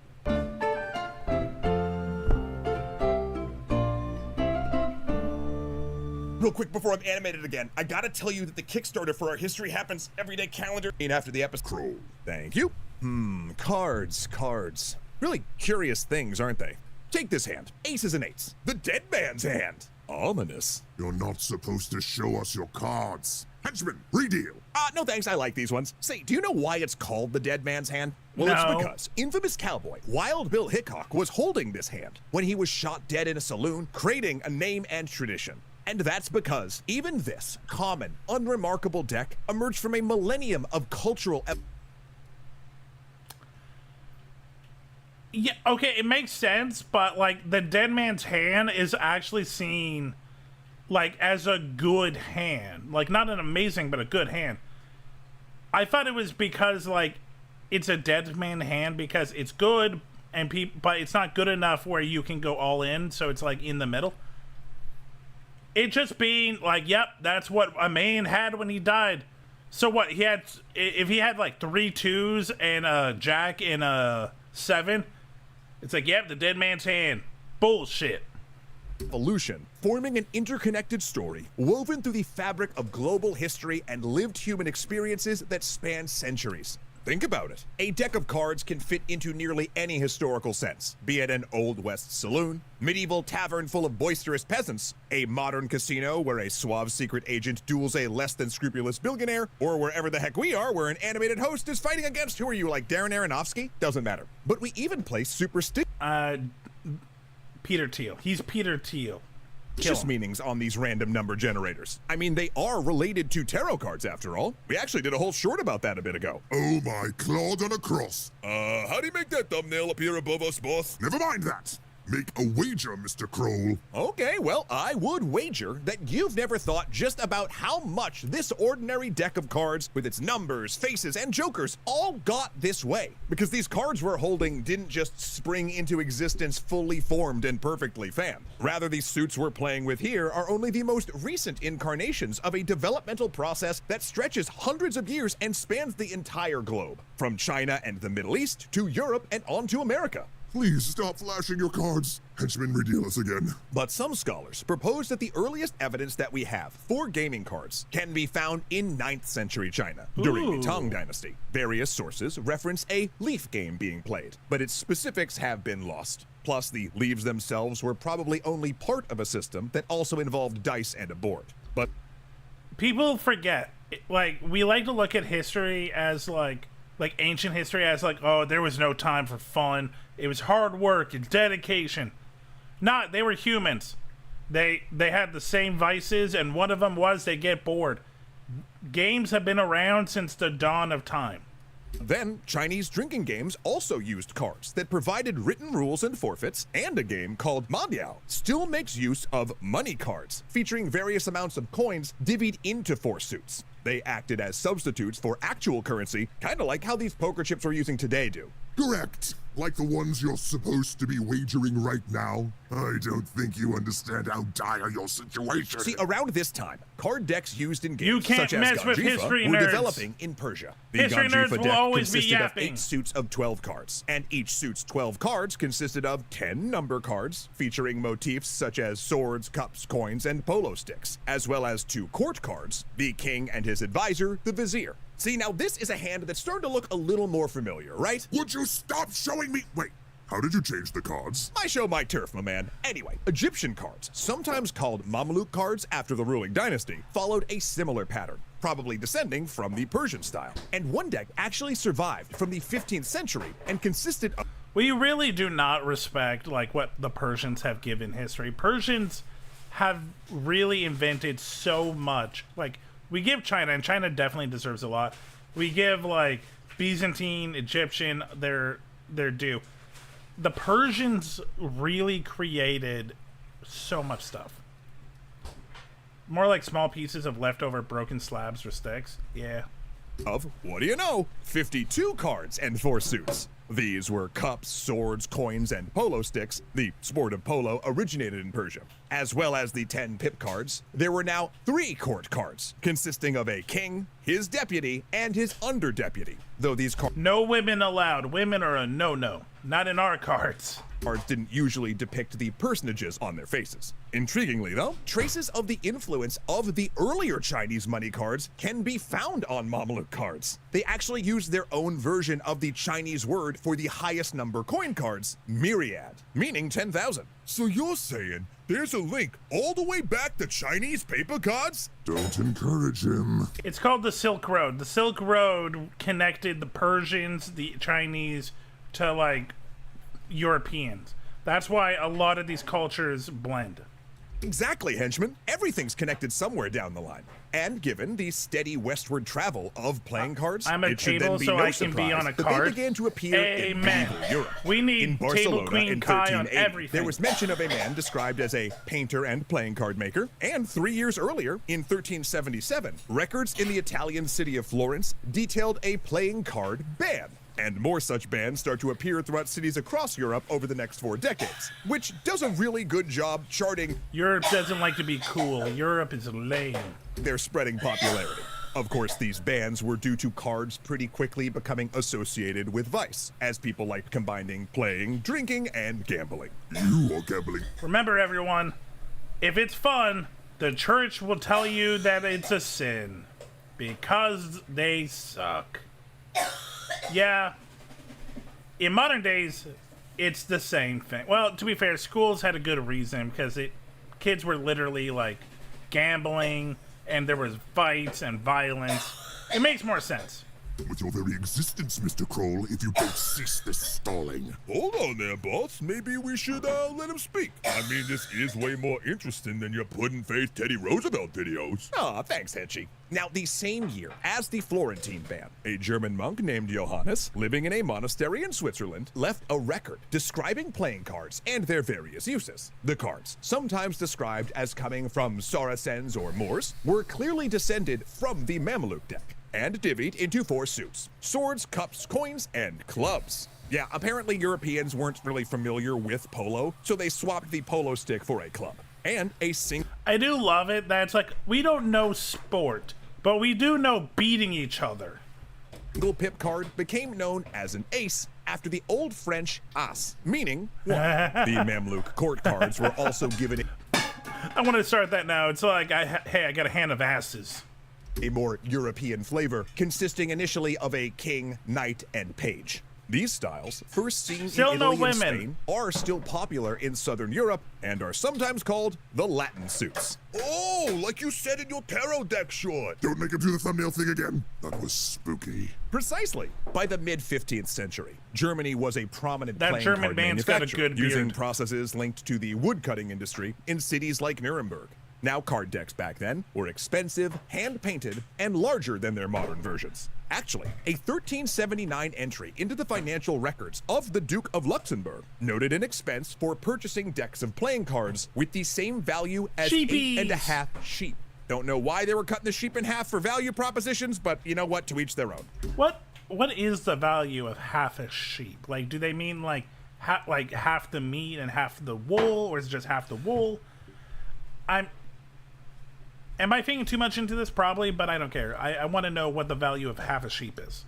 Plus, German manufacturers also began to stamp their own styles on the decks. Swords, cups, clubs, and coins were replaced with Germanic pastoral depictions, like leaves, hearts, falcon bells, and acorns. Though exact designs could vary, like in Switzerland. Shields sometimes replaced the heart, and roses the leaves. And the oldest surviving complete set of European playing cards, the Flemish hunting deck, created in the Netherlands in the 1470s, depicts hunting paraphernalia like dog collars and... I know this isn't a part of the history lesson, but God, I love these. Look at these little cute, like, sausage horses and these little sausage dogs. Very cute. Very cute. Horns. Hey, boss, you could get cards made with all your favorite stuff on them. Like Piranha Tanks, Crypto, Sam Altman, Dames Tied the Railroad Tracks. Now that's an exciting idea. Wait, no. Stop distracting me. I mean, what could be distracting about learning that court cards also varied in style? While the king remained, the knight was sometimes replaced by a queen, and the third card was sometimes a prince. The English word often used for the card, knave, originally meaning male child. Then in the 17th century game All Fours, a point was awarded for a winning trick that included the knave of trumps. This point was called a jack, which could also be a nickname for a common man. Later, it became awkward to have both the king and the knave start with K, so the name Jack replaced knave. Moving down the timeline, France was next to begin mass card manufacturing, synthesizing Latin and Germanic styles. The most common motifs there from the mid-15th century nice onward hat. were clovers, pikes, hearts, and tiles, while the king, queen, and still knave became standard court cards. Wait a minute. Pikes are like big spears. That's gonna be where the spade came from, right? Looks like a spearhead. Again, A+ henchman. You want a job after I escape here, you just hit me up. I did not know that. So, the reason we got spades was because of pikes. Interesting. And we got clubs because Europeans are cavemen. But let's not get ahead of ourselves. French card makers then simplified the designs of the pip symbols and halved the 4 suits between red and black. This made cards easier to stencil, allowing mass production on the new printing presses. And it's in this late medieval period that cards transitioned rapidly from luxury handcrafted item to a widely available gaming accessory. And even as design simplified, people did start giving court cards elaborate backstories. In the late 16th century, for example, people began associating historical and biblical figures with different suits. Like King David was the King of Spades, Alexander the Great the King of Clubs, Joan of Arc the Queen of Hearts, and Lancelot the Knave of Clubs. We would also be remiss if we didn't mention that colonialism also played it. Apparently the knave of clubs is the horny one that destroys Camelot. A role in the spreading of playing cards. Native Americans received Latin suits from the Spanish in the 16th century, and the Portuguese traded them to the Japanese, eventually leading to the founding of Nintendo as a Hanafuda card. We talked about this. We talked about this when we talked about the history of Nintendo. Yeah, Nintendo started as a playing card company. So, like, if it wasn't for playing cards, we wouldn't have Nintendo. Manufacturing company in 1889. No way! So you're telling me Queen Victoria could have been playing Nintendo? Yeah. Technically? Yes. Yep. And it was during this steady process of migration that... Granted, what we also learned is most of the playing cards Nintendo made were adult-themed because their biggest buyers was the Yakuza. So probably not, because it probably had a lot of drawings of nude women. Who knows? Maybe Queen Victoria was into that. Playing cards continued to evolve, and in the 16th century, they were thoroughly embedded into everyday European life. France then introduced a tax on the manufacture of playing cards, while in England, the French. An organization called the Mystery Makers of Playing Cards of the City of London received royal approval in 1628 with the objective of regulating playing card importation and manufacture. And that company? Yeah, that still exists today. Which is a prime example of how England had its own impact on the development of the modern deck. After France taxed card makers, some moved to neighboring Belgium, where they began selling across the channel. Belgium, man. Belgium is my homies. Meaning English cards followed the French model, but with innovations. Clubs, hearts, diamonds, and spades were popularized in England, with the latter two being transformed from the French tiles and pikes. If I were playing with this old deck, I could cheat with ease. Excellent point, Slopmonger. And actually a few modifications in the 19th century helped out with that, since players might recognize specific cards from a dog-eared corner or a mark on the back. Manufacturers increasingly used rounded corners and elaborate designs or lithographs on the backs of the cards themselves. Numbering the edges also enabled cards to be more easily held one-handed in a fan. Yeah, but like, what about this ace? It's all fancy. What? You're the dealer. Don't show him the deck. See, British law required that boxes of cards be stamped before leaving the factory to prove the tax had been paid, you know?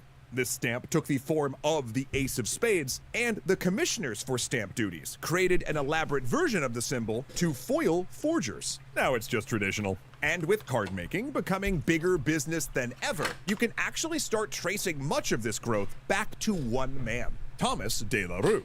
Born in Guernsey in 1793, de la Rue founded a printing company that, in 1831, was given the right to print playing cards. With the Industrial Revolution well underway, de la Rue produced cards like never before. He drove smaller rivals out of business with high production runs, reducing variety and leaving his card designs as the dominant ones. And by the 1860s, we were left with a deck of cards very similar to those that we still play with today. Oh, and De La Rue's company is actually also still around as the world's largest commercial paper maker. A huge corporation putting small artists out of business? Haha, now you're speaking my language. Ew. Though, on that note, the US actually did leave its own stamp on cards based off of English decks. It was an American, Lewis I. Cohen, who secured the patent for first introducing the corner indices that streamlined gaming. Plus, Americans also introduced the Joker. Shocking, I know. I am actually a little surprised because, like, I always thought the Joker was, like, a jester. I always thought that was very European. But, cool. See, in the 19th century, a card game called euchre became popular in the US, but it required an additional trump card that outranked the two jacks used as the highest and second highest trump. Thus, the Joker came into being, though we don't exactly know why it's called the Joker. Some claim it's a bastardization of the name of the game euchre, or the European game it may descend from, Jucker. Then this may in turn have its roots in the German word Junker, meaning young nobleman or squire, like the knave. It kind of all loops into itself. Oh, but you know, speaking of jokers, I think that sound I'm hearing means you two better duck and cover. My ride's here, chuckleheads. No! Enjoy playing 52 card pickup. My precious historically significant deck of common playing cards. Looks like you'll have to deal with that mess. Later, slot merchants. Punch it, Zoe. Curse you, Mr. Kroll, and your team of human creatives and animated cat that are hell-bent on crafting educational videos from your human mind. Well, extra historians, if there's one thing I'd like you to take away from my kidnapping today, it's this. AI slop sucks. But if there's two things, I think I just want us all to remember that a lot of what we think of as modern commodities have roots running deep into our shared past. And most everyday objects that we use are part of a long historical evolution. Humans are dumb. Most of our modern stuff took years, decades, centuries of inferior objects being evolved. And you know, since we're talking about cards evolving through history, why not some that have evolved into extra history? That's right, Okay. No, that was really good. Like, there was some shit I did not know about. I kind of could have figured that card games have been around for so long. Did not, and China being like one of the earliest is not surprising. China is usually the forefathers of a lot of inventions. Good to know that Persia had a hand in it and fuck the church.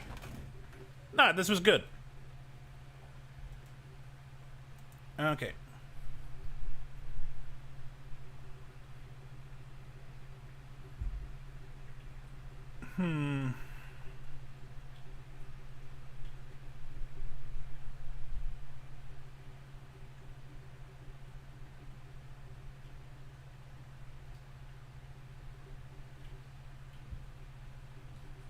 Let's see.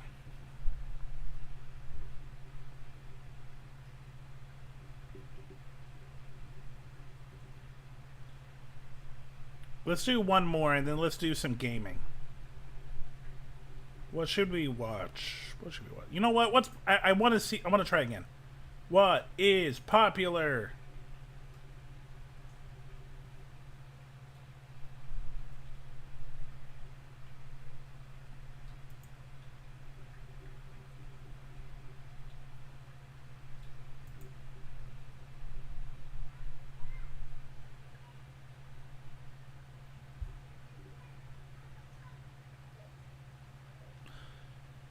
Okay, I'm curious about this. No, it's not popular enough. We need something popular.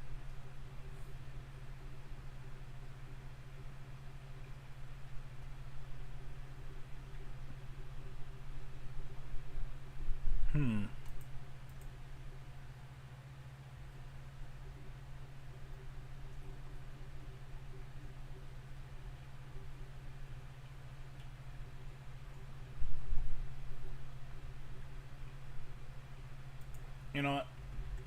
Wrestling.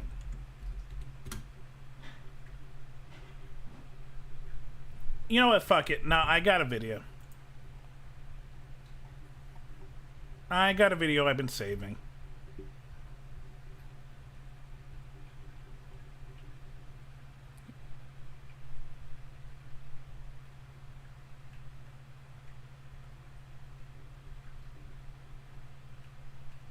I gotta scroll really far up. Like I said, I've been saving it for a while.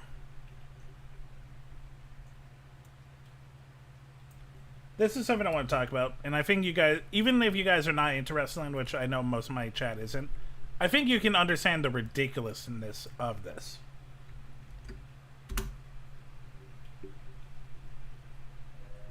Okay, so this is Wrestling with Regret. It's one of my favorite wrestling knowledge channels, and this is the biggest soap opera storylines in wrestling. Professional wrestling is one part athletics, one part live entertainment, and one part soap opera. It is literally soap operas for dudes. And if you know a good soap opera, you know that they can be ridiculous. Content, Macarena. Let's go. Let's get it. Dick Kick City. It gets And I'm gonna skip this. Fans and its biggest detractors. The comparison has stuck for decades, though, because quite frankly, You forgot, sir. My mama was a big wrestling fan. Kai, you got my back. the similarities are all too real. The classic battles between good and evil. Okay, so the reason I say I don't think a lot of my fans are into wrestling, I tried on my Discord watch a pay-per-view, and most of the people there were not interested, and some of them bitch complaints like wrestling is stupid. It's like, fuck off then. The wafer-thin acting, Hot. the low-hanging storyline fruit, the scandals, the mystery, the intrigue. Some of wrestling's most memorable storylines feel as though they are plucked from the scripts of your grandma's favorite stories. True. Week, Not even. That's not even a turn lie. off the vacuum and send the kids to play outside, because I'm going to give you my picks for the top 8 soap opera storylines in wrestling. Or am I? Ooh. Yes. Yes, I am. Number 8, I'm Your Poppy. As a collective... Oh my fucking god. To this day, this is one of my favorite wrestling storylines, and it has one of the best matches of all time. Third of the SmackDown 6, Eddie Guerrero and Rey Mysterio had crossed paths multiple times since coming to WWE, but fans who were clamoring for a one-on-one feud rivaling that... Rey's purple onesie. Oh god. If you know modern Rey and his like cool like look, yeah, no. In WCW in the 90s, they gave him this ugly purple onesie. Ugh. But 1997 wouldn't see it until 2005. First working as a tag team, the two beat the Bashams for the tag titles at No Way Out. But with no challengers lined up for WrestleMania, Eddie and Rey just wrestled each other instead. The match was fine, but everything is just fine when you compare it to their classic at Halloween Havoc. Maybe things could have been different if Rey didn't have to fix his mask every 10 seconds. Rey winning that match proved to be the crack in their foundation. Later that month, they lost the titles to a debuting Eminem, and Eddie turned on Rey soon after.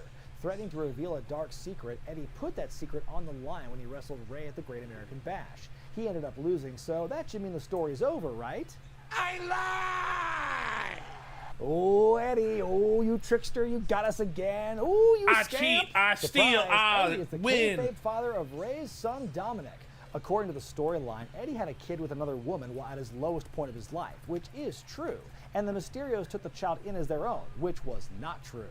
I mean, if you want an idea of just how illogical this whole... Again, Eddie had a real bastard child, but they used that in wrestling with his best friend in real life and his best friend's real son. Dominic Mysterio is a wrestler now, but he is legitimately Rey's son.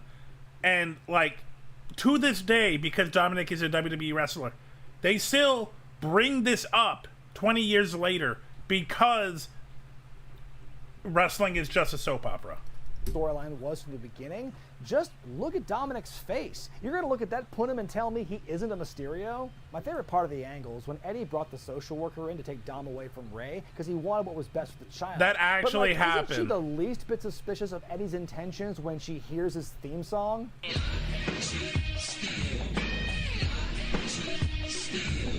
One thing leads to another, and now the custody battle will be determined, how else, in a ladder match at SummerSlam. If only all legal proceedings were this simple. The match was at once beautiful and frightening, awe-inspiring and hard to watch. When things looked good, they were great, but when things went wrong, God, no wonder Rey's had all those surgeries in his left knee.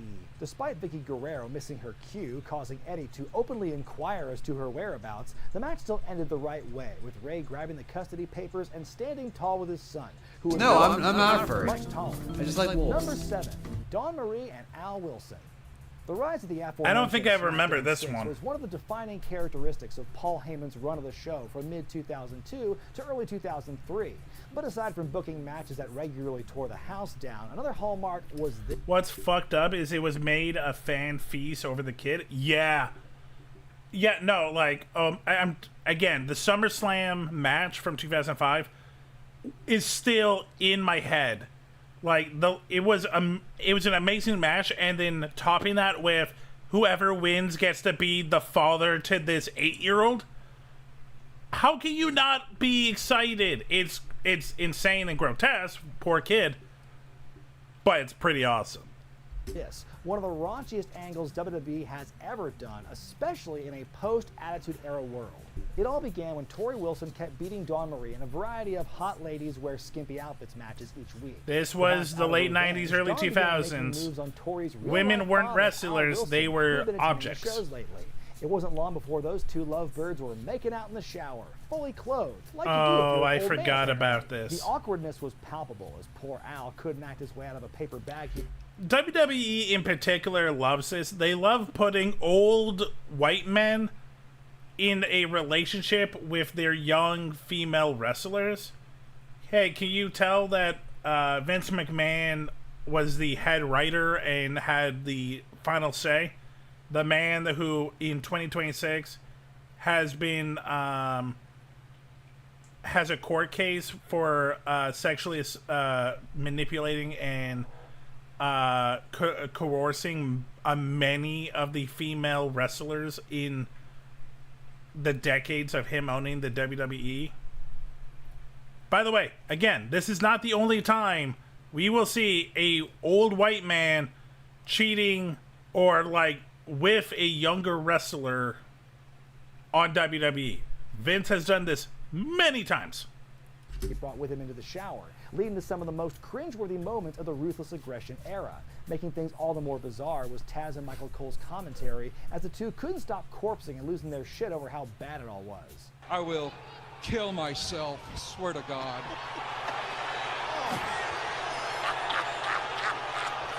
But the real twist came when Dawn admitted to Tori it was all an elaborate plan for her to sleep with Tori herself. Now, Dawn, if you really want to get to know her better, there are easier ways to go about it than ruining a perfectly good family dynamic. Perhaps chatting over coffee. Dawn I think both of them were not into it. Again, this was Vince's, like, this was definitely Vince's idea. Because, before and after, Vince was the old man, and this was a storyline. Also, fans, you're not enjoying, like, the old man and woman? How about the manipulative lesbian, which also WWE has done a lot. There's been a few times where they've done the crazy lesbian storyline. Promised to call the wedding off in exchange for a night of HLA, to which Tori reluctantly agreed. But then what did Dawn up and do? I lie! Oh, Dawn, you sure got us. Oh, you sneaky sneak. Dawn even promised to show a tape of the whole hotel room romp at the Armageddon pay-per-view, only for it to be stopped when old Al intervened, cementing him as SmackDown's biggest heel at the time. Then the wedding happened, and aside from Al getting stripped down to his underwear for some reason, the whole thing went off without a hitch. Pretty sure that wouldn't happen at a wrestling wedding again until just this year. Then Al Wilson got boinked to death during the honeymoon. Ratings gold. They killed off the old man by... He got fucked to death? Oh my god. I kind of want to watch this. I'm not going to lie. Not going to lie, I know more about the lesbian issues because my mom was mad at how it affected the matches. Female wrestling until like the 2010s was very subpar, sadly. The men's plots focused on the men. The women's plots also focused on the men. Until the 2010s, yeah. There is now a in WWE. Japan since the 90s has respected female wrestlers. Stardom is really good. But yeah, in the 2010s, the Diva Revolution really took place, and now the female wrestling matches are sometimes better than the men's, and they're given the respect. Though Al's funeral did not include necrophilia, we did see the casket get knocked over, so it's a different kind of classlessness. But even that's different than what former writer Dave Lagana had said was originally pitched, that Al would have just sat up from the casket to tell Tori she was a disappointment before leaving the funeral home and getting hit by a bus. Gotta admit, I think I would have appreciated that twist. The blow-off between the two ladies took place at the Royal Rumble in a match that went less than 4 minutes and had 0 stakes, not even who got to keep the estate. Then it was soon forgotten about. Shortly after the feud ended. Yeah, well, that's because, so Kai said, look, women's wrestling was subpar, but my mama liked that some of them actually tried to wrestle. Some of them actually trained. Lita actually trained in Mexico as a wrestler. Victoria was like a wrestler for decades. Same with, there's one other one of that time. China was a model. A lot of them were models. And Paul Heyman was removed as head writer of SmackDown, which means by that point, the blood must have rushed back to Vince's head. Number 6, Mickey loves Trish. Oh, speaking of crazy lesbian, we got the next story. As we can see in this countdown, WWE loves to go there every once in a while with girl-on-girl content. But no, dude, this is like a different kind of lesbian angle. This one's got depth to it. It started innocently enough when newcomer Mickie James debuted on an October 2005 episode of Raw as an enthusiastic Stratus fan. But over time, things went all single white female on the women's champion. From dressing up like her idol to unwanted kisses and desperate expressions of love, Mickie was showing a darker side of fandom, finally reaching a boiling point when she attacked Stratus on an episode of Saturday Night's Main Event. Things got intense as Mania season approached, with James kidnapping Ashley Massaro and even taking a page from DDP's book with some kind of shrine in honor of Trish. The two had a great match for the championship at WrestleMania 22. Crazy fan be crazy. Remember it for Mickie's impromptu finger-licking display. Okay. Yeah, so she got in trouble for doing this.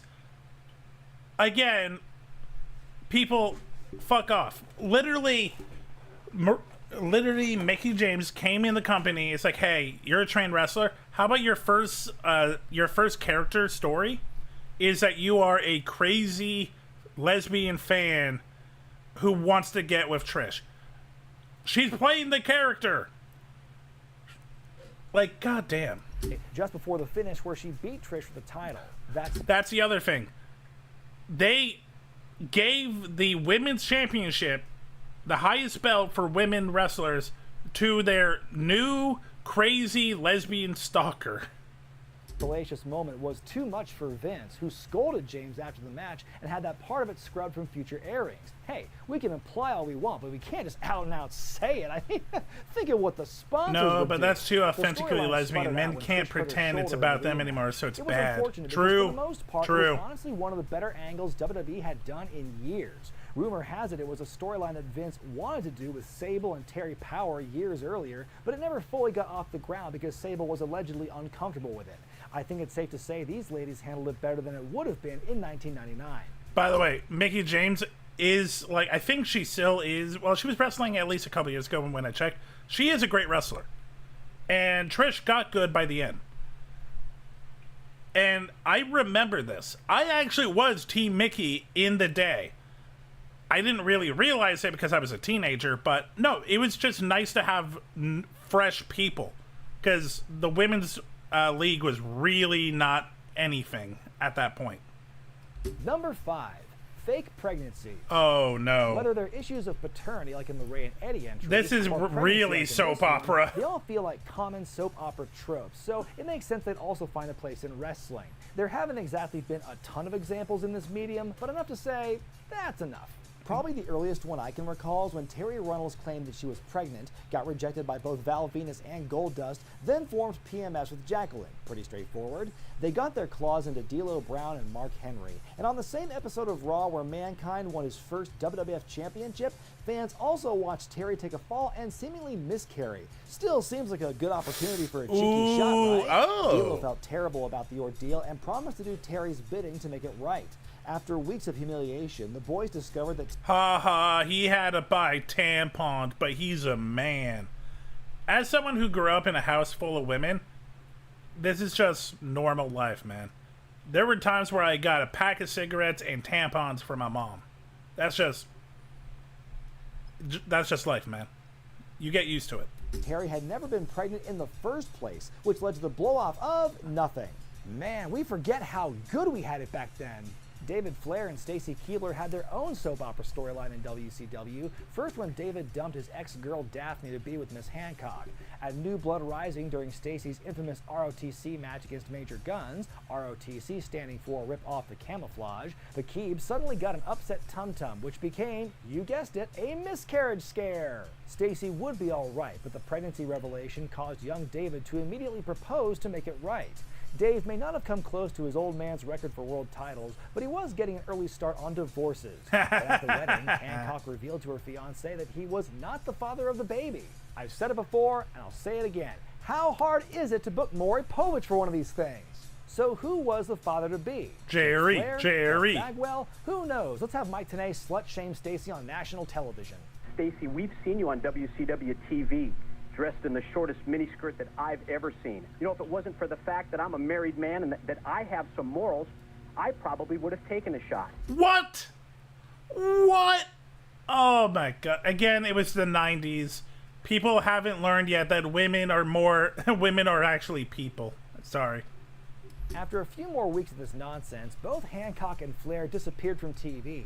Stacey came back to Nitro several months later pushing a giant pram, revealing it was all a ruse and that Sean Stasiak was her baby. Still a better outcome than the intended ultimate reveal of Vince Russo as the baby daddy. Vince Russo, by the way, was the head writer and booker.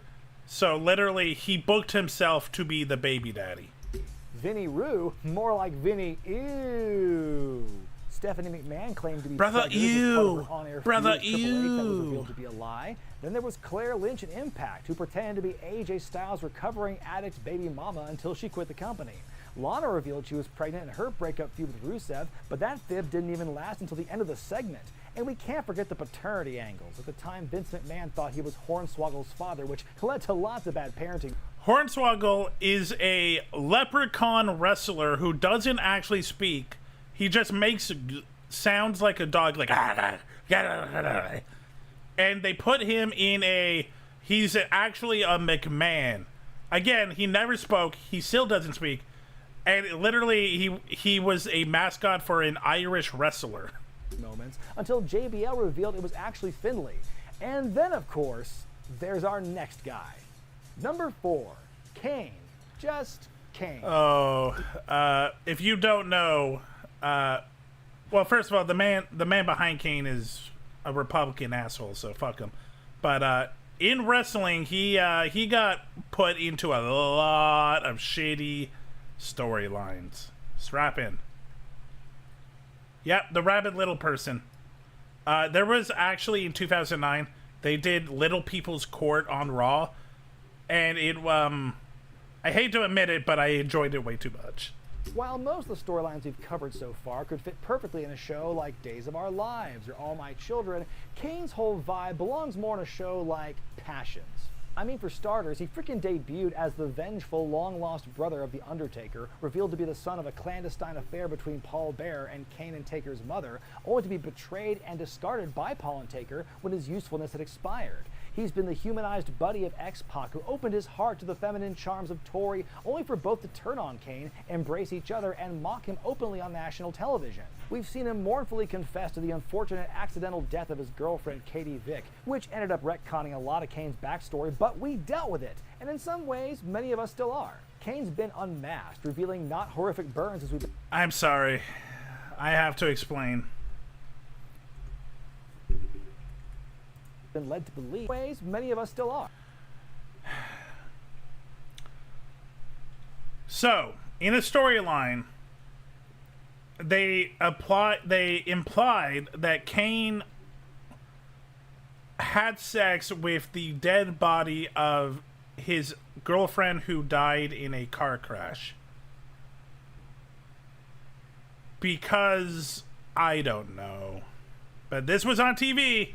Triple H in a Kane mask having sex with, well, not actually a dead body, but yeah. Kane's been unmasked, revealing not horrific burns as we've been led to believe, but the worst case of body dysmorphia since Michael Jackson, sending him on a path of destruction and testicular electrocution. And then there was the whole storyline with Lita and the unwanted baby. That sure was something. And we haven't even talked about the time he had an evil twin. Can't get much more soapy than that. For his time, Kane was a dream come true for WWE creators. Nah, I also got to bring this up. So this is literally WWE using real life drama for their own advantage. So Lita was actually dating Matt Hardy. Lita cheated on Edge in real life. So in storyline, they put Kane in to beat up Matt Hardy and to marry Lita, and they actually married. And also, apparently Lita was pregnant with Kane's baby.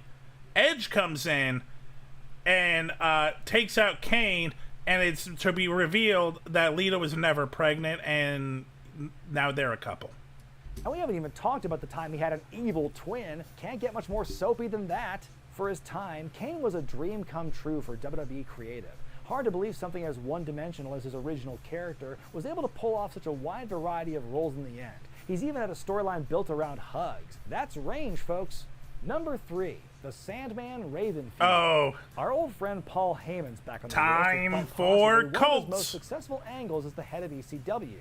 The highly charged rivalry started benignly enough, a long-running feud over the world title between Raven and the Sandman. Raven tried to make it personal by bringing Sandman's ex-wife Lori into the mix, which our hero couldn't have cared less about. But if Raven wants to get under the skin of the Sandman, he's gonna have to do a whole lot better than that. But then the man once known as Johnny Polo upped the ante when Tyler, Sandman's 7-year-old son, was caught under Raven's spell. Daddy, you're drunk. Help, I was Raven. The fight for little Ty-Ty's freedom was on. Sandman got a measure of revenge by regaining the title, albeit from Stevie Richards, who defended the belt in place of Raven. So where was our villain? Why, going on a European vacation with Lori, the rat bastard. As if the angle wasn't wild enough, this is the same feud that saw the infamous crucifixion of old Sandy, the same incident that Kurt Angle was there in person for and threatened to sue the company over if they used his image in any way. Yeah. So ECW was meant to be like the hardcore alternative in the 90s, and they succeeded. Yep, that is literally them lynching one of their main wrestlers like Jesus. And yep, literally the idea is Raven is a cult leader, and he brainwashes Sandman's ex and their son into the cult. A way to almost alter the course of wrestling Jesus history indeed, forever, Lucian. guys. As time went Also, on, hi, Lucian. Raven's rampant assholism and insistence on playing the same Pearl Jam record over and over caused his new family to splinter. First the BWO, and finally Lori and Tyler. At CyberSlam 97, Tyler finally broke free from Raven's brainwashing for an emotional reunion with his father.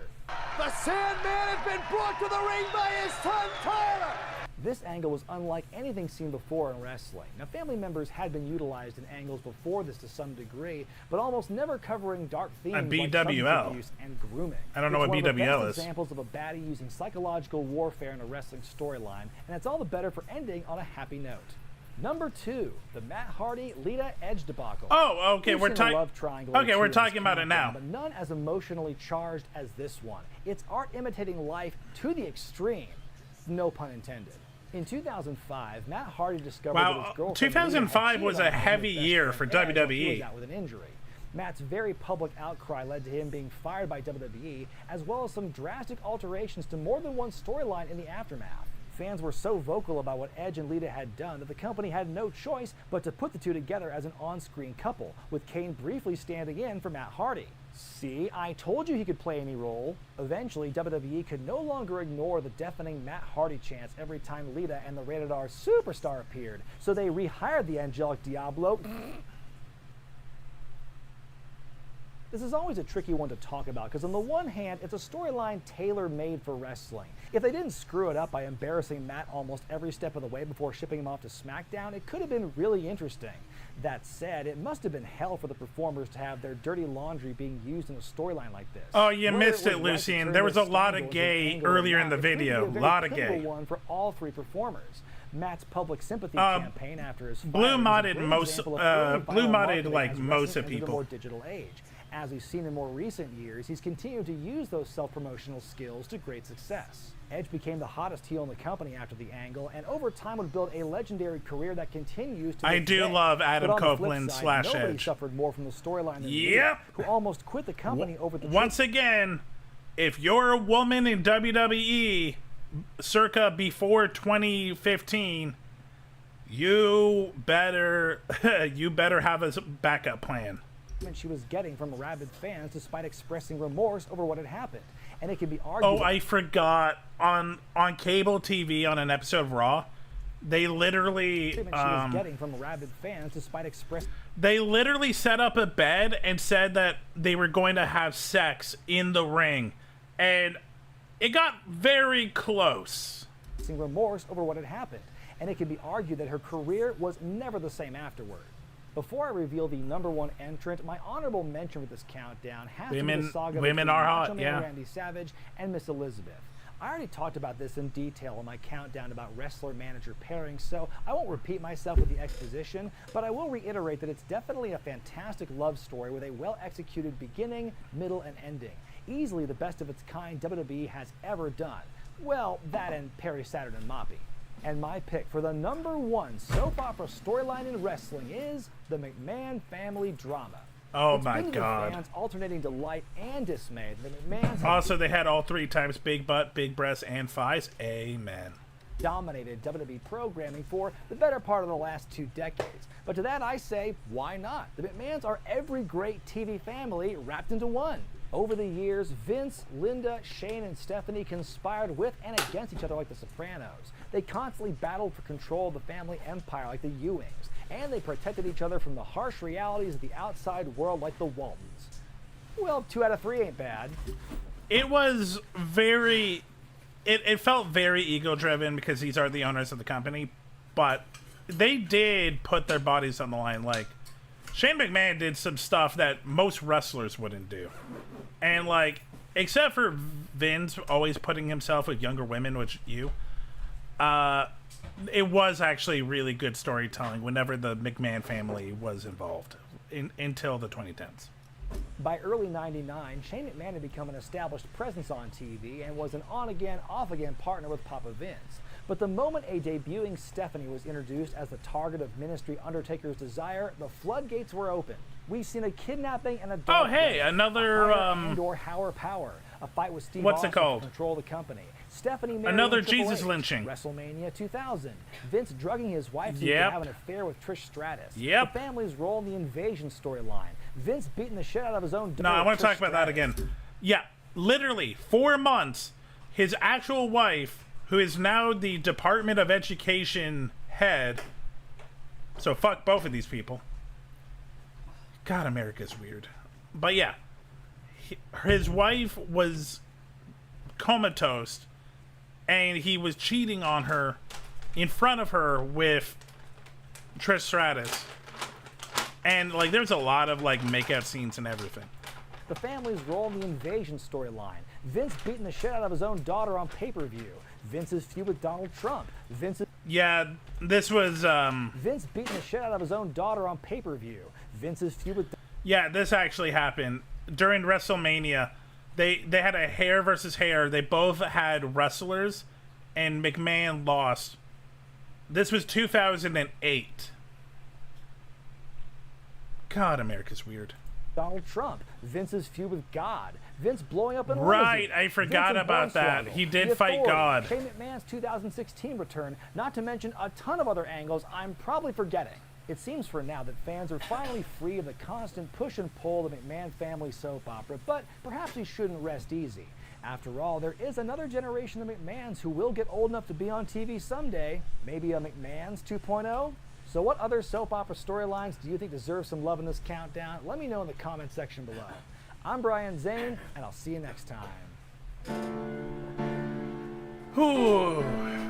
Forgot Donald Trump was just a businessman? Well, by 2008, he was already big on The Apprentice, so, like, businessman is saying a lot. Trump hasn't really been a businessman since the 80s. He's been more of a, like, a personality than anything. Which is why he became the U.S. president. Well, that and because Democrats are cowards and pieces of shit.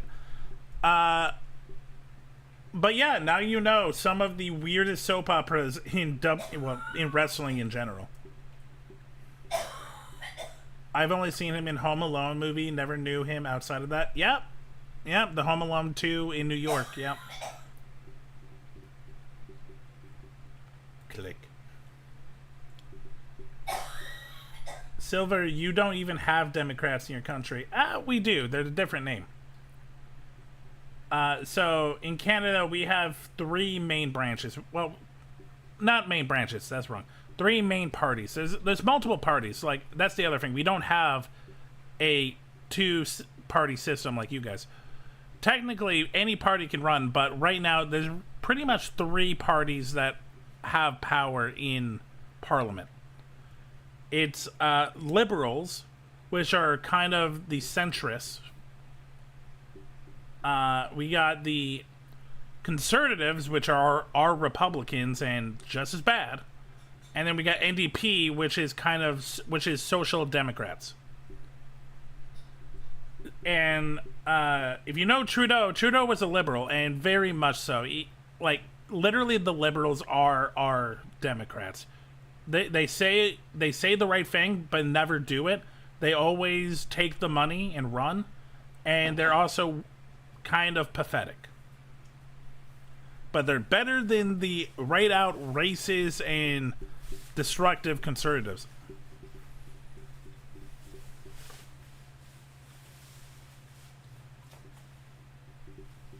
Yep. You know what? I'm curious. Explaining Canadian politics to Americans.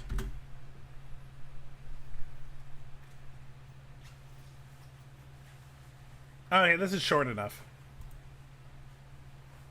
Canada has a virtual rainbow of political parties. Yep. Yes, these are all active and registered parties Correct. with Elections Canada. PPC is our MAGA, and it's as destructive as it sounds. If I were to talk about all of these, this video would be over an hour long, and Black Quebec is just Quebec wanting to be their own country. Nobody has time for that. We'll look at the parties that managed to win at least 1% in the last Canadian federal election according to the official results. Which leaves us with these. Sorry, Rhinoceros Party. As much as I would love to talk about your positions of bribing Weather Network hosts to forecast more sunshine on the weekends, annexing Massachusetts to have more championship sports teams, and replacing teachers with photos of famous scientists, you didn't make the cut. Let's get started with the two big ones. Only the Liberal Party and the Conservative Party and its previous iterations have ever actually formed government in Canada. Correct. With a small exception in 1917 during the First World War, when a unionist party made up of members of both the Liberals and Conservatives ran on a pro-conscription platform and ended up winning. But even then, it was still mostly a Conservative party. Correct. The most successful of the Canadian parties has been the Liberal Party. So let's start there. And as a result of this success, sometimes they've actually even been called Canada's natural governing party. The Liberal Party occupies the center-left of the political spectrum. Central And more than left. Depending on the vision set forward by the leader at any given time, they tend to move around anywhere in this zone. Yep. Pretty much, if it's something that they can get the most people to vote for them in power, they'll do it. Outside of voting time, they are pretty much just conservatives light, like Democrats. In recent years, the Liberal Party has drifted a little bit more to the left and championed issues like fighting climate change through a federal carbon tax, supporting families through the Canadian Child Care Benefit, and a generally open policy towards immigration and refugees. Yeah, the problem is we had a system of that, and Trudeau fucked it up, and now we are dealing with too many immigrants coming in and not enough housing. And the biggest, and with the environment thing they were talking about, our liberal prime minister right now, Carney, literally is making more data centers happen. So, But their more centrist side was still showing when, for example, in 2017, the Liberal Party bought the Kinder Morgan Trans Mountain Pipeline expansion project when it was in danger of not moving forward. Now, with once again a new leader, perhaps the Liberal Party might be shifting more towards the center, focusing more on fiscal responsibility, investment in public But all fun has to end eventually, even for a demonic flying goat with a 300-foot-long tongue. Welcome back, Evelyn. I'm teaching you guys Canadian politics. It's a short video. Don't run away. Environmental policies aimed at making Canada more sustainable, but with more industry-focused sustainability practices, and not so much making Canadians change their lifestyles in the name of environmentalism. The second... Just like Americans, you do not tell a Canadian that anything in their life is going to change. It scares them and they'll fight back. Major party in Canada is the Conservative Party. And the history of the current Conservative Party is a little windy.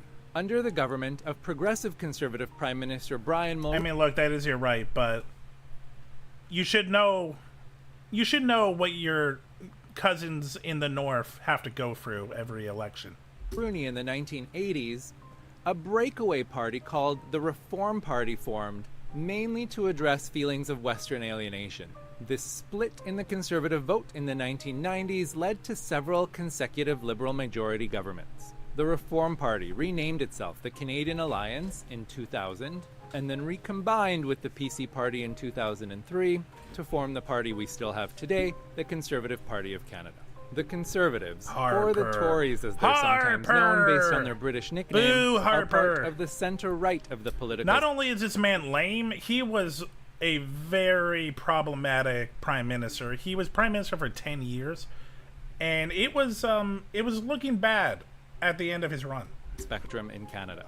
And these days are moving a little bit to the right of the former Progressive Conservative Party of Canada.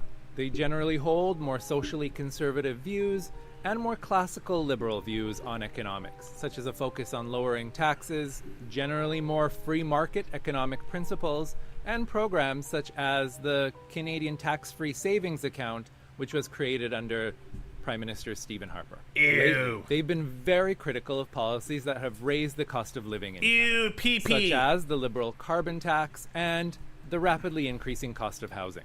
They have also been critical on social equity outcomes. Yeah, I think this tells you everything you need to know. Pierre Poilievre successfully weaponized the word woke. Yeah, literally, our conservatives are just a straight-up one-for-one Republicans. Instead focusing more on providing more equality of opportunity. They're also generally more supportive of Canada's oil and gas industry and have been in favor of building more pipelines. Nevertheless, they're the billionaire class. They are for the billionaire. Centrism does still continue to show with their continued support of things like Canada's universal health care, though they are open to exploring more private options within a public system, as well as an unwillingness to open debates on things like abortion rights. Harper at the end of his run was thinking of like banning gay marriage and was trying to fight back the weed industry. Conservatives really suck. On the left wing of the spectrum, NDP! We have Canada's New Democratic Party. This is what I have voted for as long as I've been voting. We have never won. Or NDP, as they're more commonly called. Even though the NDP have never actually formed government in Canada, their consistent support has given them considerable power in various governments, especially in minority government situations, where their votes have been important in supporting the government in power.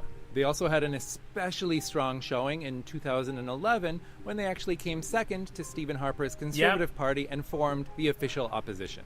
The NDP have had some significant contributions to Canada since they were founded in 1961 as a successor to the Cooperative Commonwealth Federation, or CCF, a major democratic socialist and labor rights party. It was the CCF in Saskatchewan under Premier Tommy Douglas that implemented Canada's first universal healthcare system.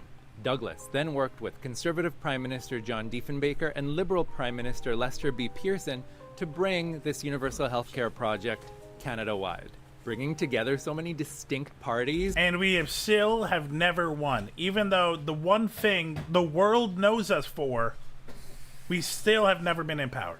God fucking hell. On one issue, that was quite a feat.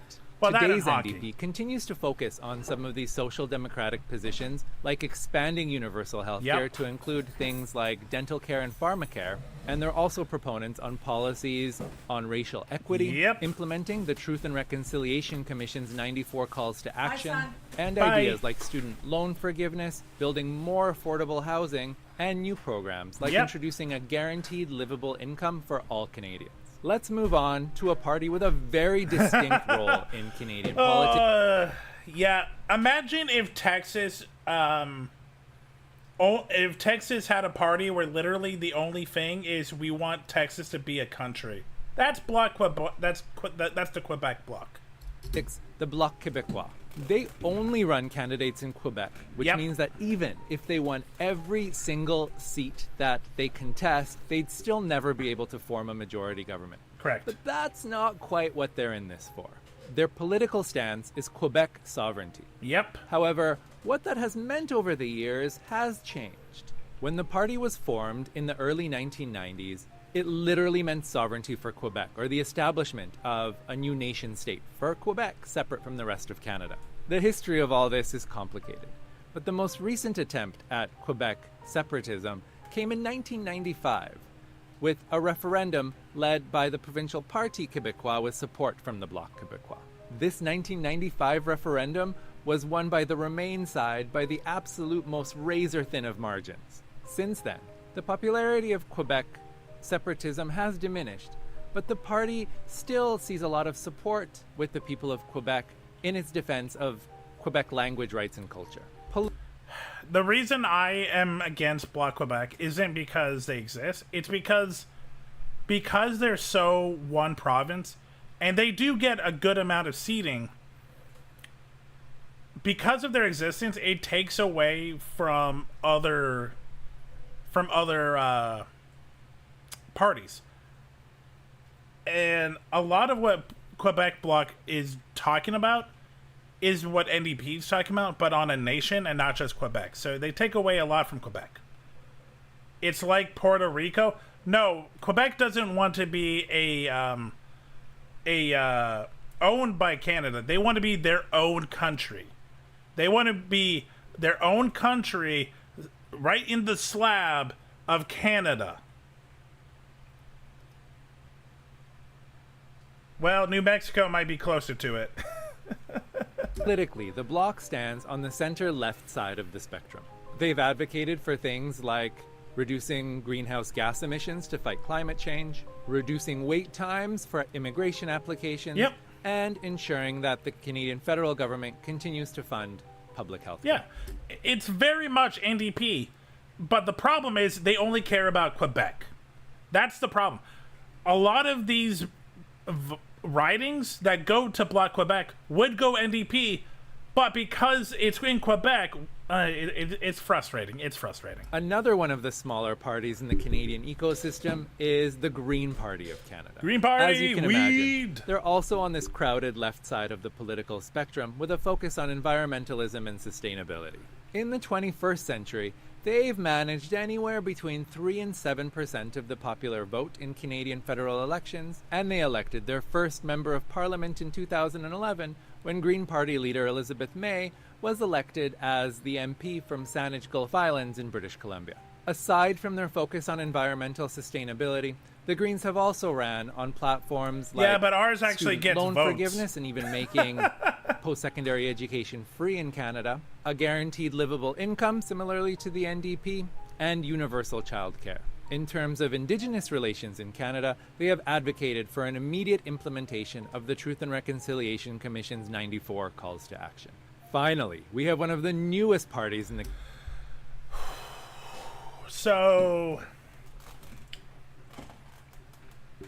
get ready for this one.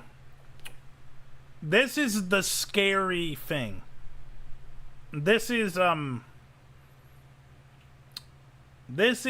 our MAGA, and I wish I was being funny. Canadian political landscape, the People's Party of Canada. Oh no! Not your phone. They were formed by former Conservative Party member Maxime Bernier, who basically believed that the Conservative Party just wasn't right-wing enough. Sounds familiar? So that puts them all the way here on the political spectrum. Some of the People's Party's core beliefs are a general skepticism about climate change. Sounds meaning familiar? They advocate for the withdrawal from several sustainability programs and initiatives. They also promote the deregulation of industry. Sounds familiar? Limiting immigration. And less of a focus on Canada's official multiculturalism Sounds policy. familiar? And instead, promoting the cultural integration of newcomers. There we have it. Lots of voices in the Canadian political system. Literally, and here's the scary part. They're growing. There is actually a growth, and this is scary because we see this happening in the U.S., and so many of our inbred, like, me first people are, like, latching on to this PPC, and it's scary. Because we know what happens. We see you guys. It's scary. Fucking PPC.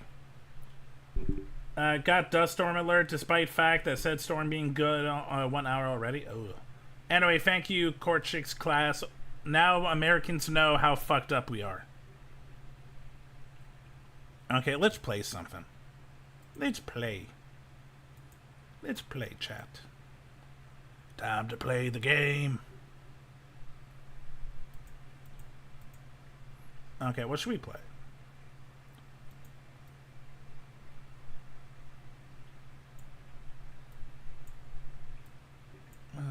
What do I have? Let's see.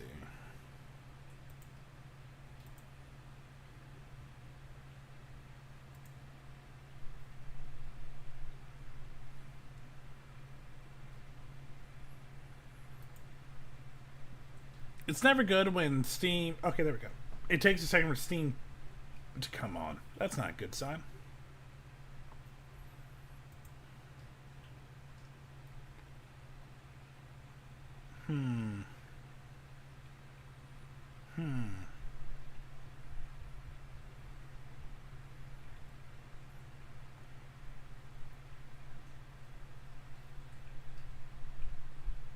I kind of want to play a roguelite. You know what? I'm going to take the advice of... I'm going to take the advice of the expert that I talked. He said one of the things he talked about was literally go on Steam, look at some free games, and just try them out. It's like, okay, let's look at that.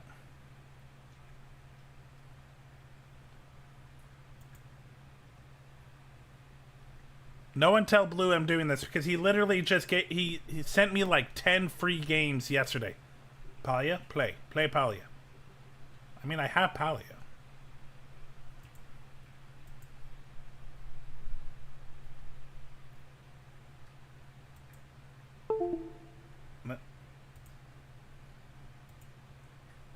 Okay, while I look for a free game, Palia is installing. Because I'm easily convinced.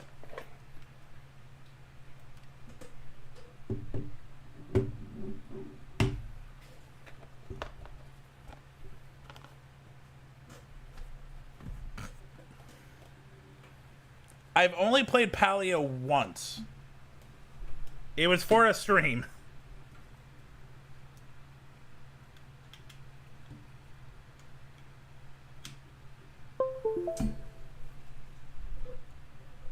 Okay, while that's going on. Blue. Let me see. Blue. Yeah, literally yesterday, Blue just sent me like 10 games for free. That are free on Steam, I mean.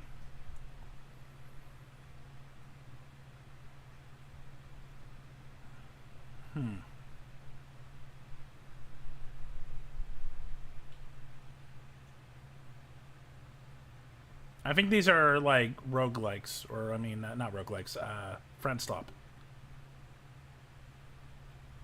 He's trying. I appreciate it. But yeah, a lot of these look like friend stop, except for Olympus Company, but I don't want to play Olympus Company. Okay. Pally is downloading. You know what? Here, let me...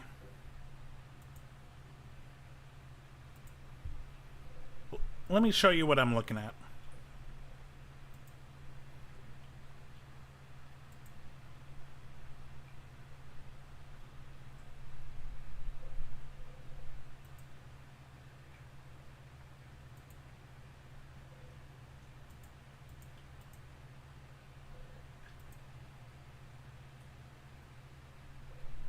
Is it showing? It is showing. Okay. Let's see. Categories. Free to play. I know there's a free option. Here it is. Okay, let's see what's on free and see if any of these look interesting. Someone told me about Big Walk, but I'm too much of a solo player for that. I've watched Big Walk play. It's not for me. It's not my vibe. Okay. I see Withering Waves. I go away. Okay, let's see what's new. I know there's like a new option, right?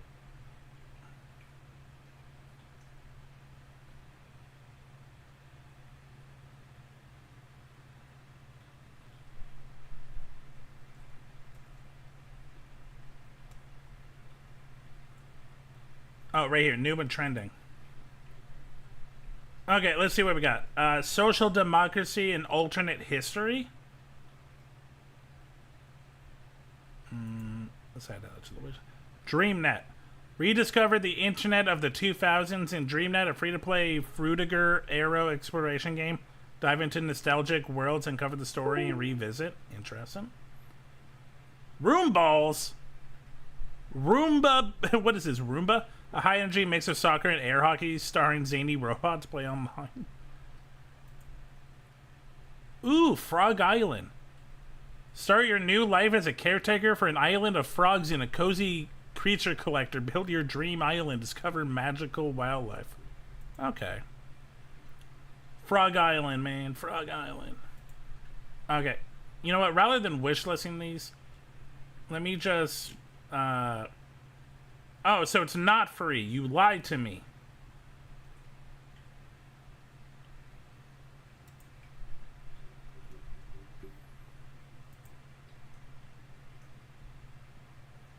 Okay, this one's free.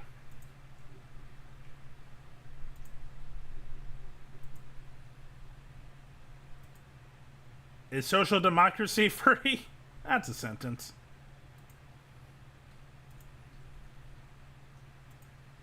Okay, let's see. Singing Monster Karaoke. Choose your favorite monster and hop on the karaoke stage for the performance of a lifetime. Hit the notes, conduct the chaos, and watch your favorite... Meh. Incident Archives. A short 20-minute experience inspired by true events. A first officer on a night flight is paired with a new captain for the journey. What begins a normal flight. Battle Ranker. Fantasy sci-fi AFK RPG with boss battles and deep storyline. Nudge! Nudge is a cozy organization sim about finding space. You know what? Yeah. Nudge.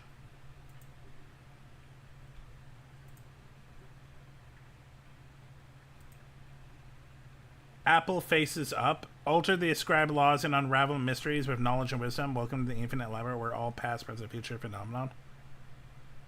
I mean, that could be cool. Sands of Skull Creek. Shoot it out against crazed bandits in order to save this old western town from destruction in a single setting retro style first player shooter.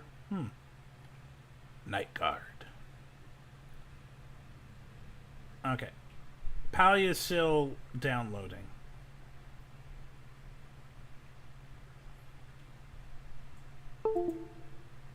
I thought Singing Monsters died. I never even heard of it. I didn't even know that was a thing, but apparently it's trending. Let me see. I'm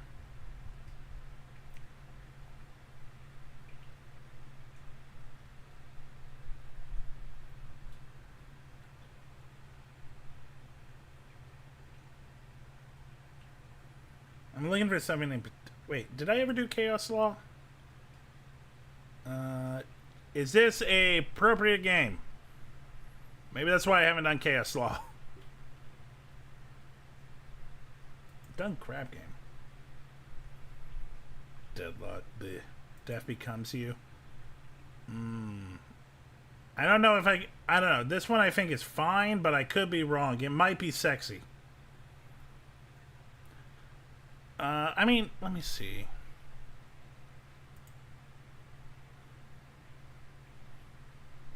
No, it looks safe. It looks safe. It looks just like it just looks like a nice Yuri dating sim. Dig World was fun, man. I enjoyed Dig World.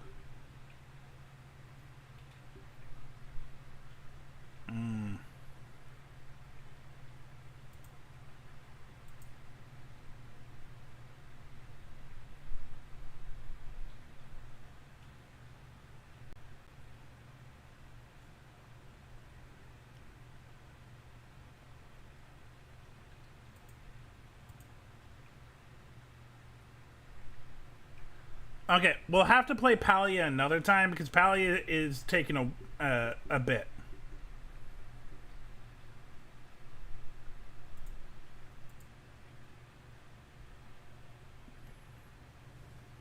This just makes me want to play on non-existent laptop. Hell yeah. Okay. We'll play some Dig World because I like Dig World and I like to promote them.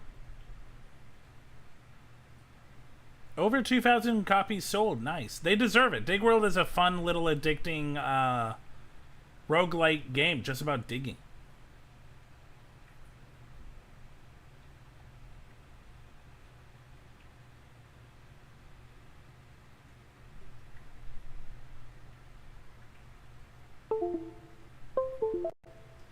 There's like actually, well, this is loading. There is a game I do want to put on the list.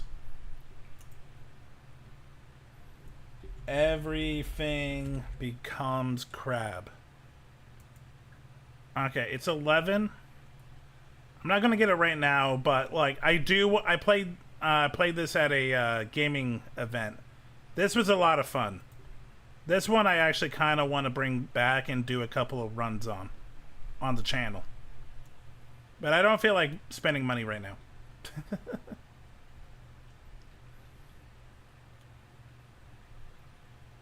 But very cute game. This was very addicting.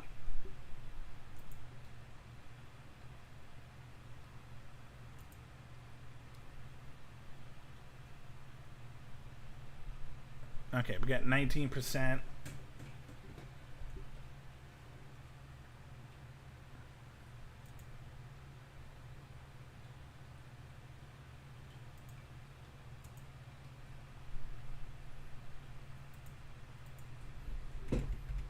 Let's set this up. Dig World.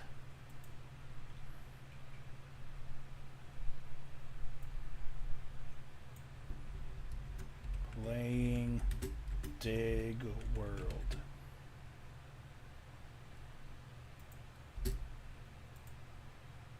Okay. Let's check up on YouTube. How's YouTube?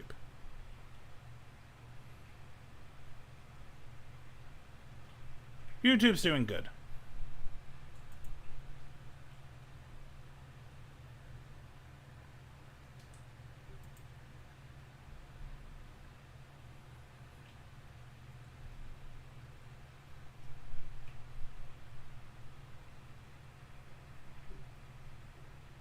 Come on. So this kind of tells me that, like, yeah, this PC's processor is not amazing. Because on my laptop, this should take like a minute at most. So this is telling me that like I probably can't do some like heavy games, man. I definitely have to look into this PC and see what is in here because I did not build it. Okay.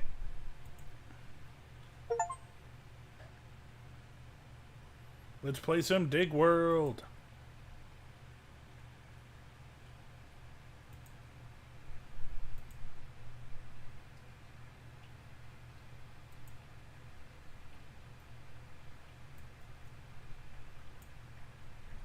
Okay. It's loading. It's turning on. It's happening. It's happening. Ooh. Yeah, this makes me nervous. Like, I feel like I have to, like yeah, like, everything is going to take, like, longer than I expected, which is not great.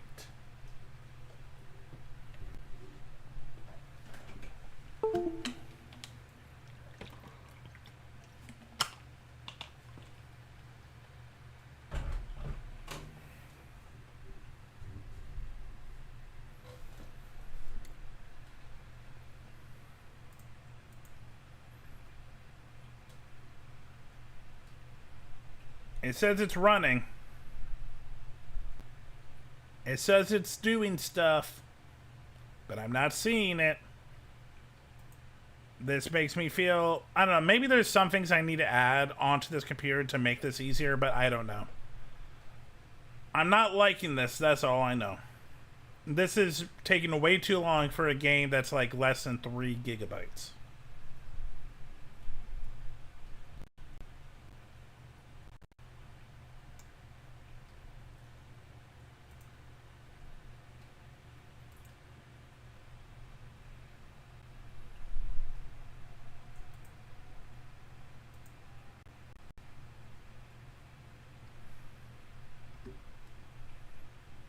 Okay, it's coming. It's coming.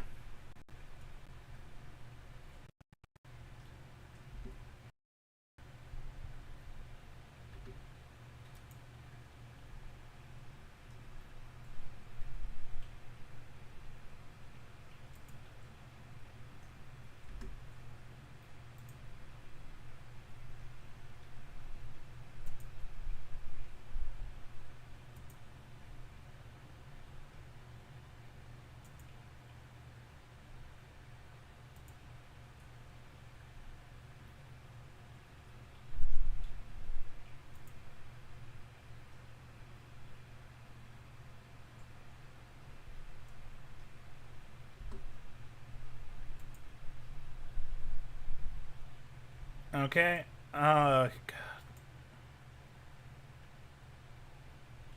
Apparently it's crashing. Apparently Digworld just cannot.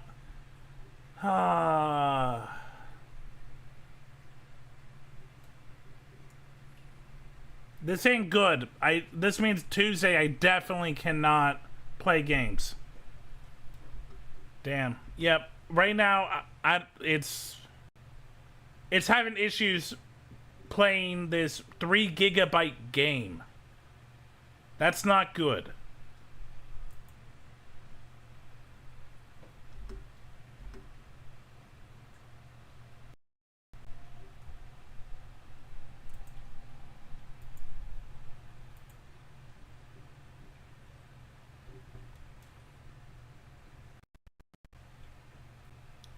Okay, I just force stopped it.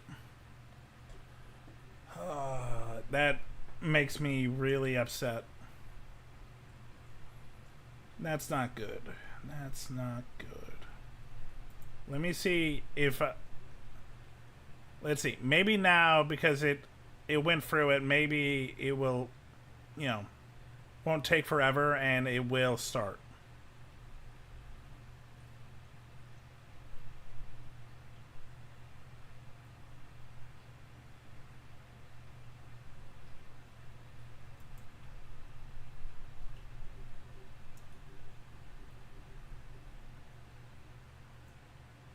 Okay, it's coming in quicker. That's good. That's good.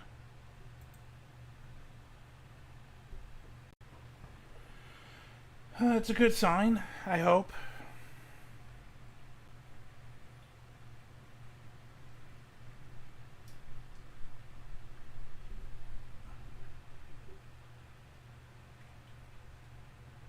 I see you found a game. I see Silver is playing Digworld. Yeah, Digworld. Digworld is fun. It's addicting.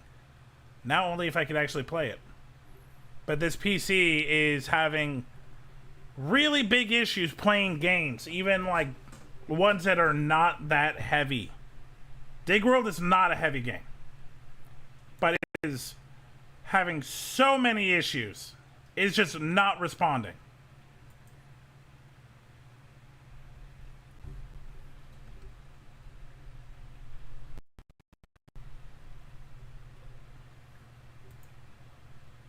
Okay.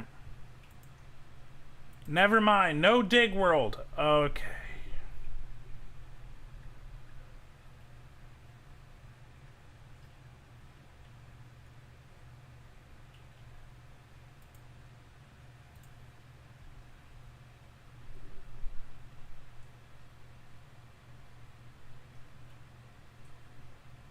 OG Arknights you can play on PC.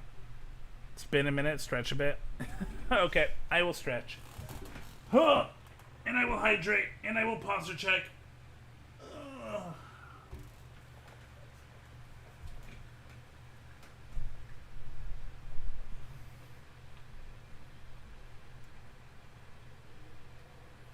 You know what? I'm gonna test a theory.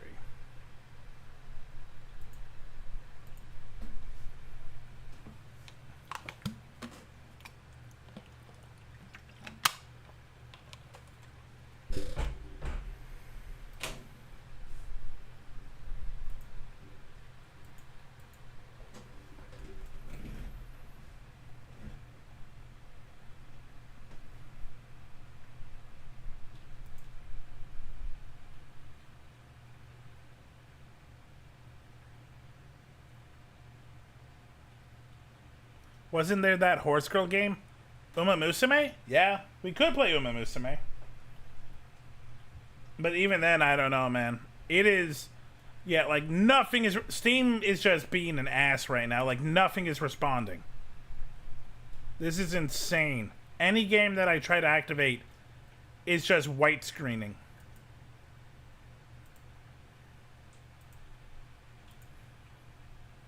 This is scary. I do not like this.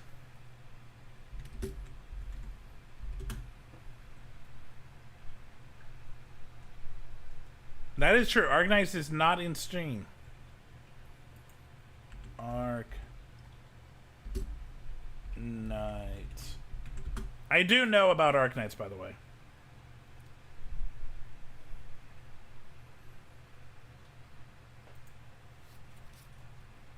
The problem is this will take a long ass time to download, I think.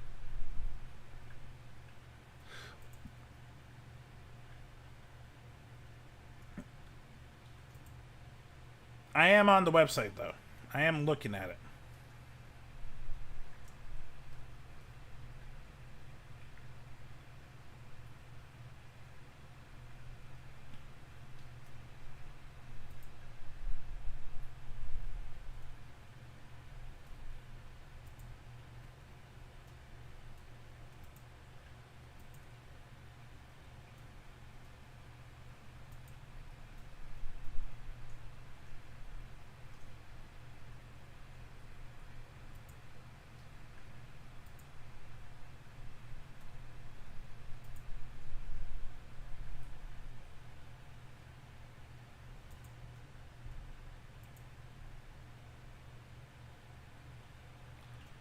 Yeah, no, there's something wrong with the PC. Like, literally no... Like, I just tried Mahjong Soul, and that is also being like... Hey, yes, Booty Farm. Don't judge me. What I do with my booties... I actually haven't been on Booty Farm for, like, over a year. Anyway.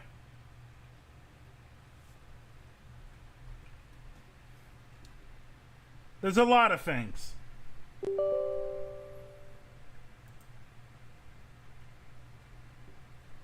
Okay. Sometimes I like to play games and see sexy women. I don't stream them. I also have Cloud Meadow, which is sexy fantasy women and men and a farm.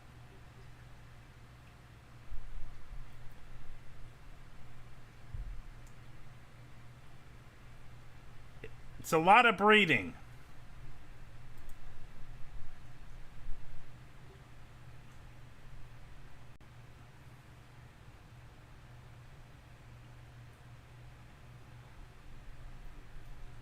There's something fun about playing a game that is an actual game with sexy stuff in it. Like, I don't have a lot of games that are just like click here and boobs. It's like, no, it's like you gotta work for it. You literally gotta run a farm. In both Booty Farm and in Cloud Garden. Cloud Garden's got RPG elements. In Max Gentleman's Sexy Business, you're running like multiple companies and dealing with like investors.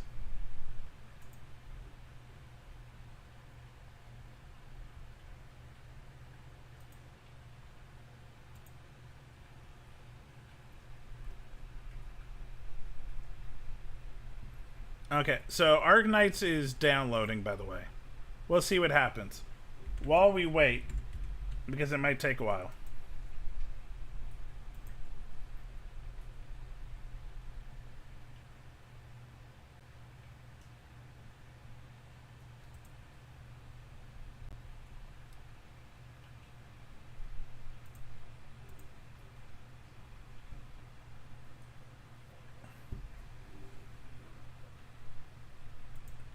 I want to see if I can get Mahjong Soul to play on the browser.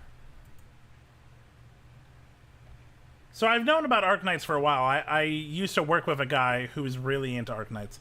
I never got into it because I wasn't really into any of the gotcha games like Hoyoverse and stuff like that. I played a little bit of ZZZ.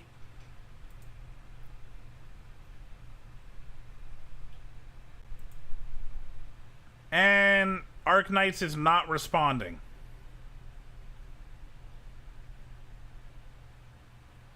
Okay, it's in. Okay, I can install the game.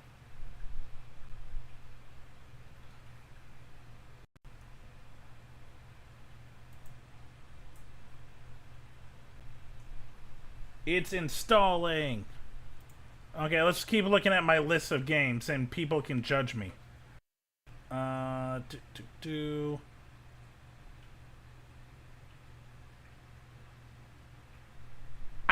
don't think I can show you this one. Horny Villa, I have not played. Gunbound M, it's like Worms, but not as fun. Guilty as Sock was a game I wish more people were into. It was fun.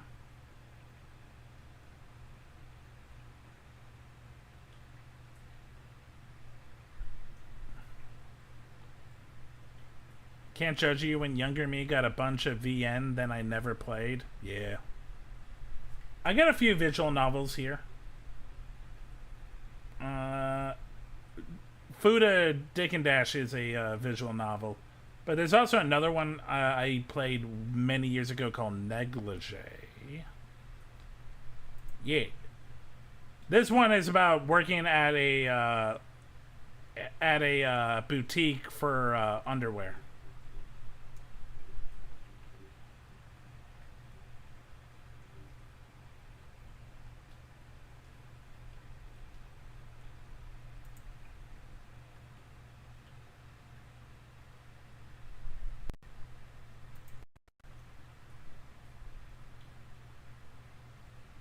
The download's actually going pretty quick on Arknight.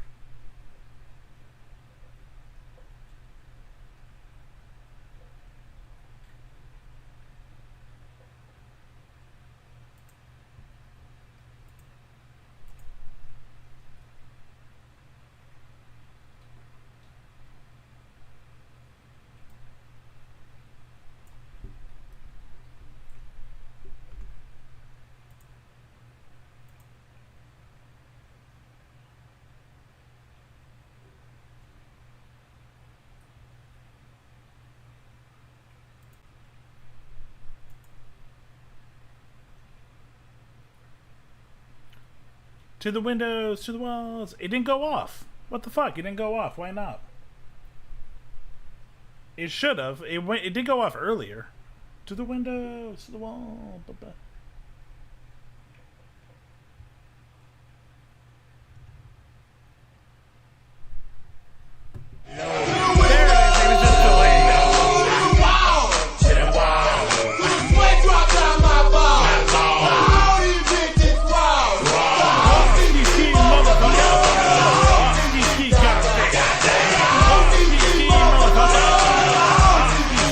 Damn. Okay, it was just delayed.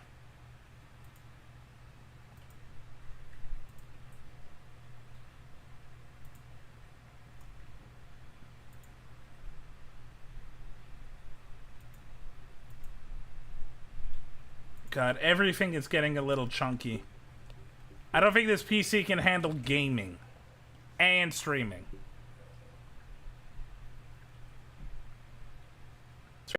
Drops down my walls or balls. Sweat drops down my balls. You other brothers can't deny. No, that's a different song. Do do do do do do do do do do do do do.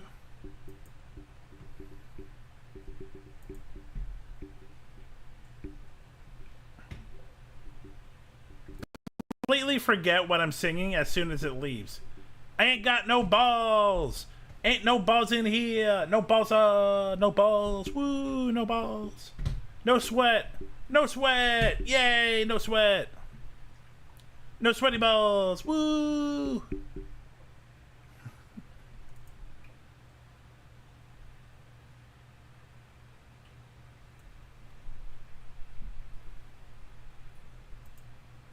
Ain't no sweaty balls in here. No ain't no sweaty balls in here. Woo! Got no sweaty balls. Ooh, ooh.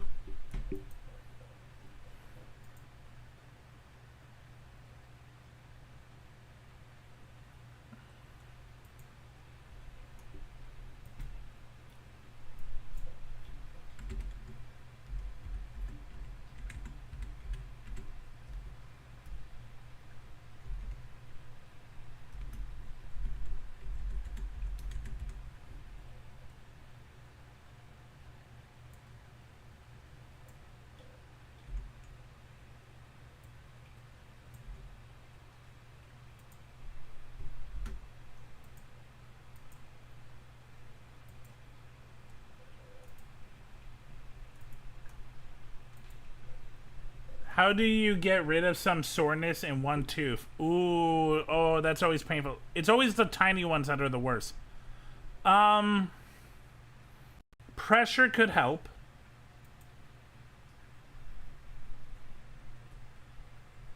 Stay away from, like, cold air, which I know how that sounds.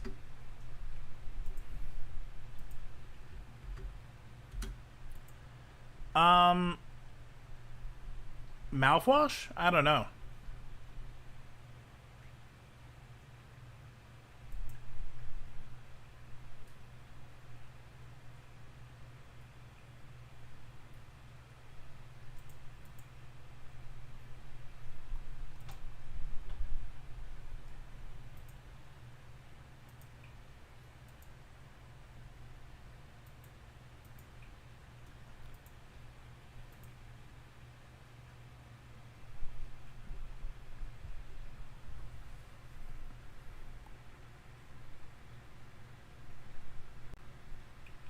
Okay, so Arknight, it's blah blah blah blah blah blah blah.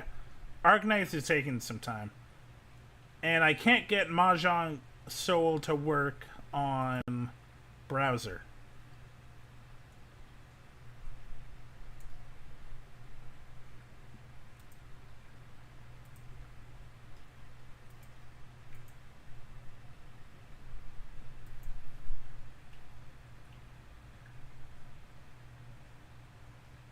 But just to show, I am working on it. See, it's working. Okay, let's go to YouTube. Might finally have a wisdom tooth pushing out, but I don't want to get them out. I fear. Aww. Evelyn, it's okay. Wisdom teeth is not a bad thing. As someone who's had a root canal and other dental things, it might be a little scary, but when it's over with, you'll feel a lot better. Trust me. Also, my sister is a dental hygienist, and having someone in the family, like, literally, it teaches you that they're not that scary.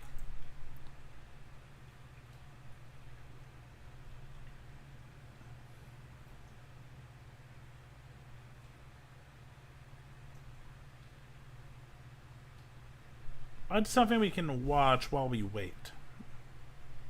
You know what? Here's something I probably would not make a video of, but I enjoy. This is Radical Mari, and they do hot take court. Pretty much they get two VTuber friends or nags, and they do like a bunch of like lawyer stuff. They judge stupid shit like it was real.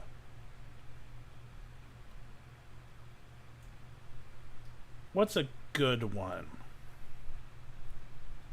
What's a good one?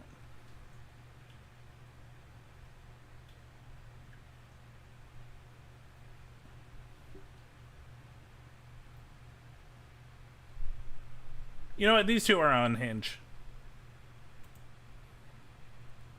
You're gay. You're gay. You're gay. I believe in you. Well, I get a, I have my knife, I bring my knife. Bring your knife to the LAN party. Sorry, this isn't helping my case. You disgust me, you fucking bigot. To pee in your own bed and keep it logged into your own mattress is unbelievably selfish. I love the Just do Alabama numbing. Yeah, Crimson Tide. that's the thing. I don't. Argument was so I don't think you go wild. under for pulling wisdom teeth. I think they just dissociated numb for you. the last minute and a half. Welcome to Hot Takes. La boo boo. This is where the little boo-boos are. La boo boo. La boo boo. La boo boo.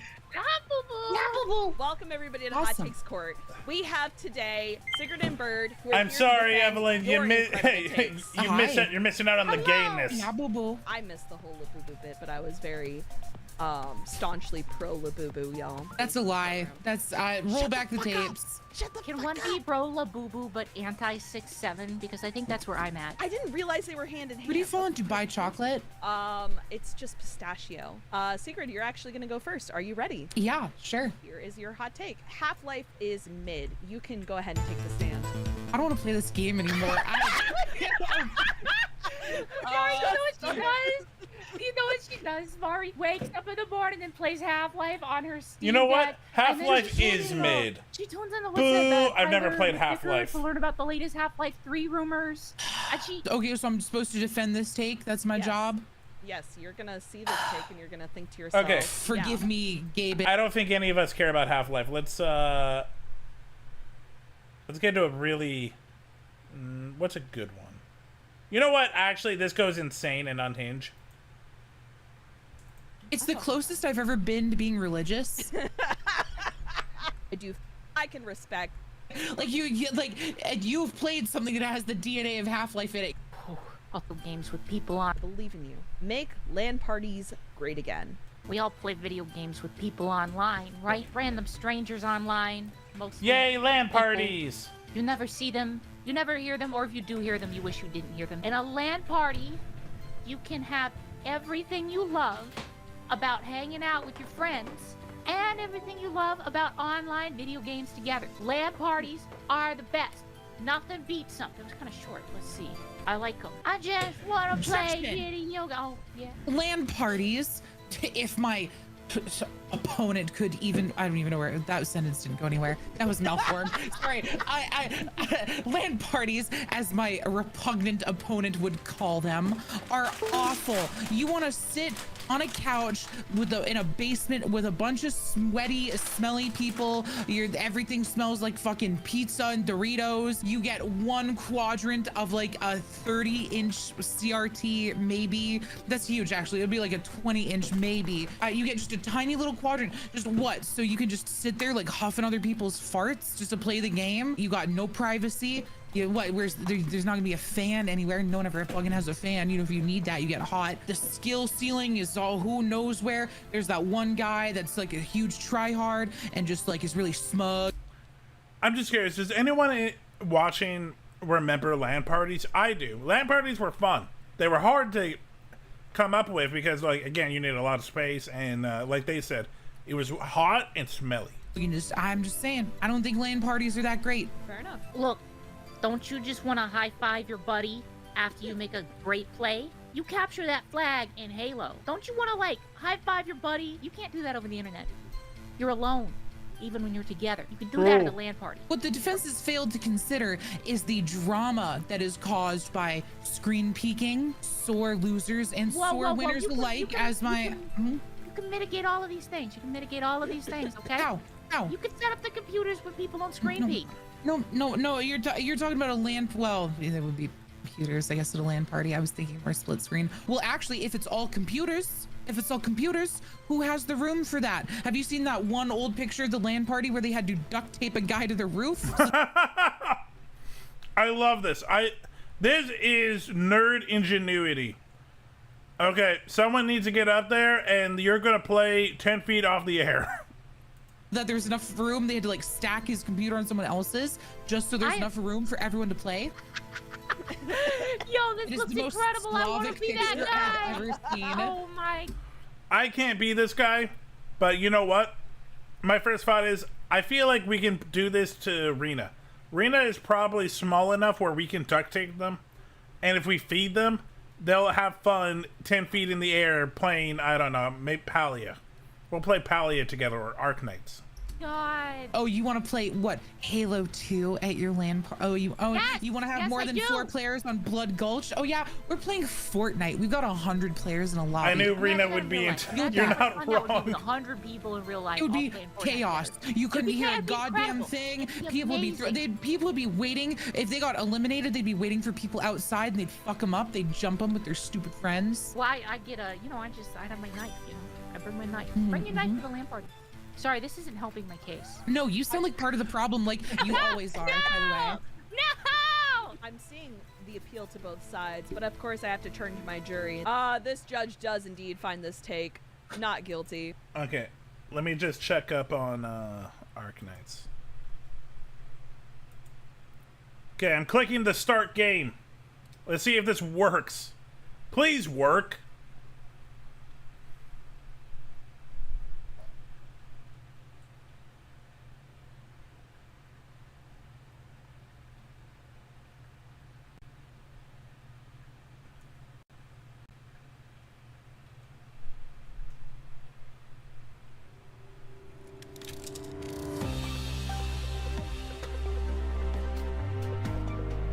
Okay, it looks like it's working.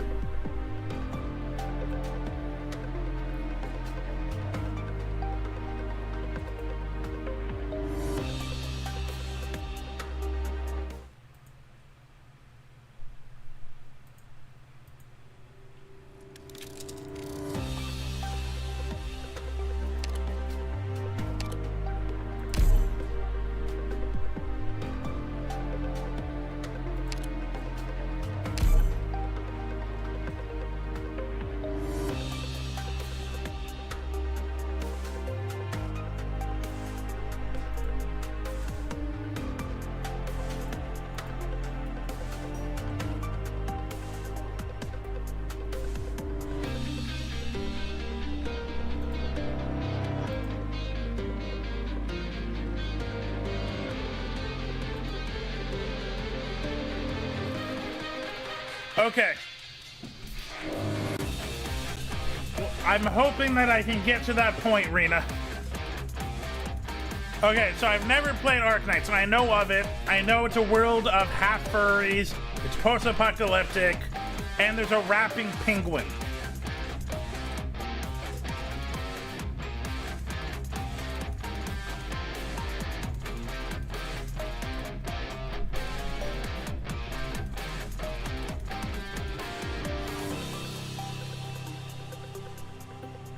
I love Fire Emblem.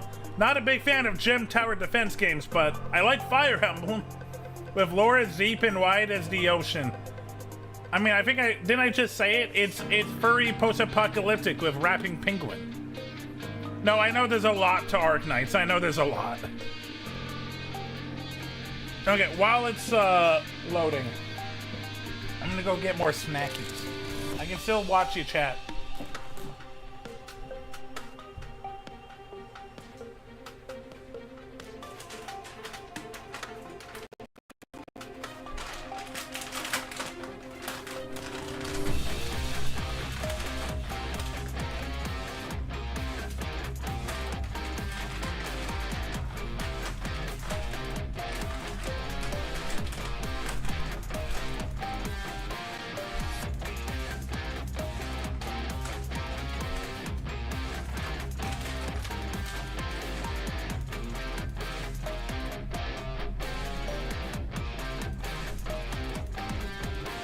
I got a handful of beef jerky.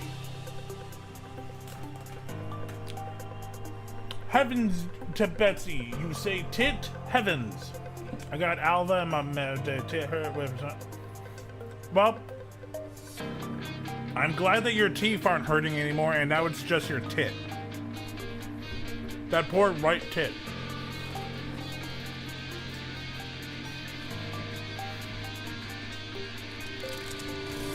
Oh, is Tonka more reserved? Yeah, I don't care if you say tit. I love a good titty. Tit, tit, tit. Tit is a fun bird. Fun man.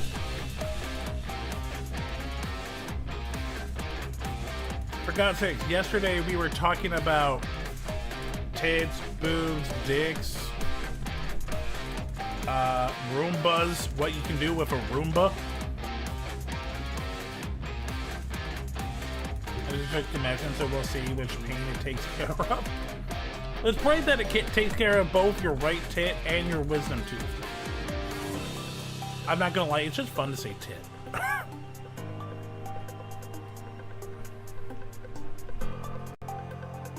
There was a good amount of pussy on that cake. No cat girls, though. I'm actually a little surprised. No cat girls.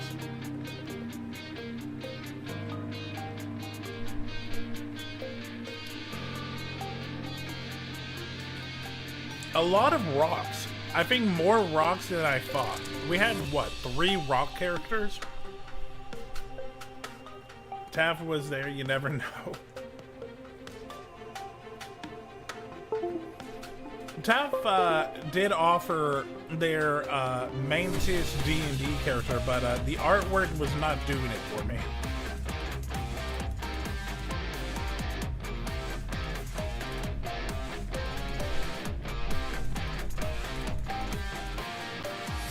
Wouldn't be the first time a VTuber recommended a VTuber for the cake. On 2 different occasions, VTubers, like one of them said they're attracted to their VTuber, which okay, and then the other one was attracted to their partner's VTuber.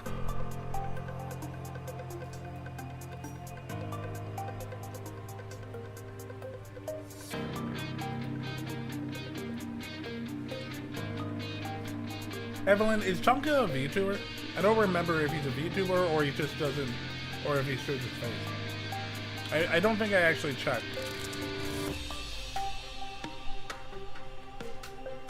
I once found a funny pronoun meme. It was Mario saying, "Let me she them titties." Oh, that's so dumb, but I love it.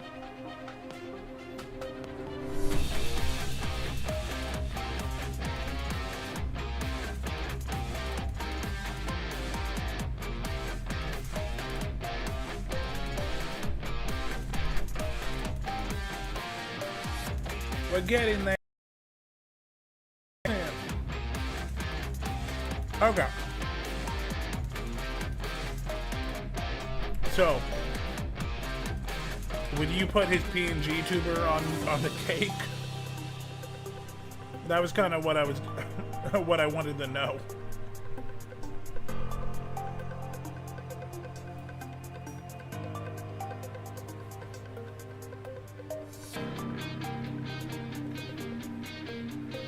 Are you attracted to your boyfriend's PNG?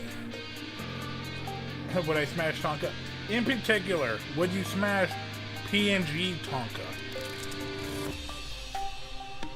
Not the person behind Tonka, but would you smash Tonka the PNG?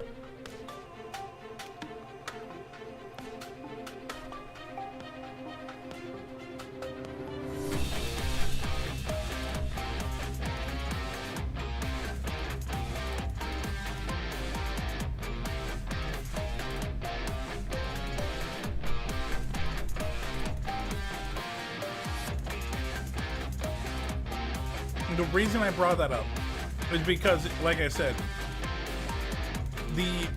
so they're an actual couple in real life, but the VTuber put their partner's VTuber in particular said that they would smash the VTuber. And it just made me think, is that a normal thing with couples? But again, I think it depends on what your partner looks like as a PNG or a VTuber.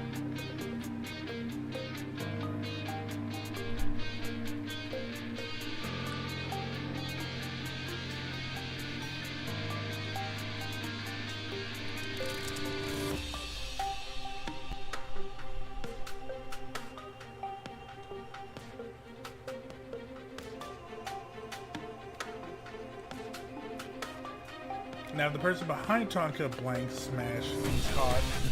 Yeah, the guy behind Tonka I know is a smash for you. I know that. I would smash my partner regardless of what they look like. Yeah, but you're Demi.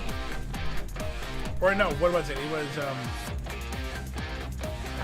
No, it was demisexual, wasn't it? So it's more about personality. I'll say this to him. I'll make him happy.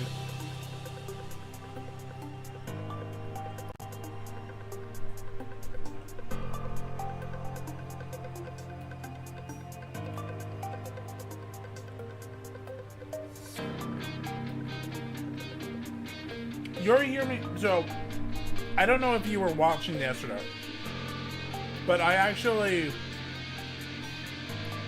use you as an example for some hear me out because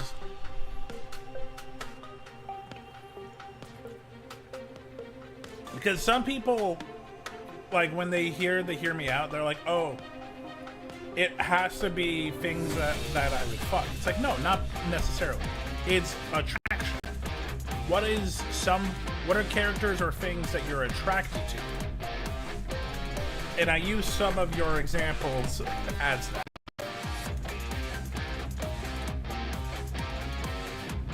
Because not everyone looks at sex the same way. For some people, it's not a pure attraction. It's more. So you got to look at it differently. I summon Tonka.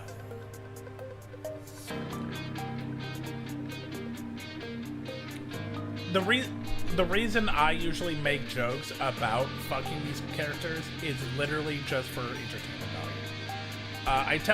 I tell everyone, it's like, just because I say fucking doesn't mean that it has to be something you would fuck. The hear me outs are just for what makes you excited. I use it as fucking because it's funny and it's a good setup for jokes.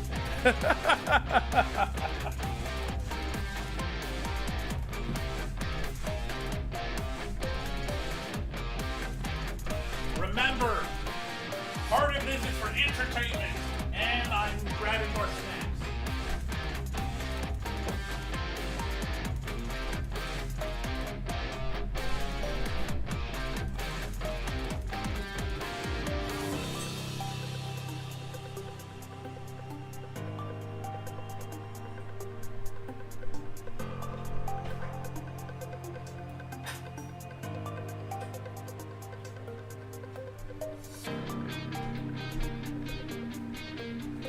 Okay, I got a chocolate Swiss roll.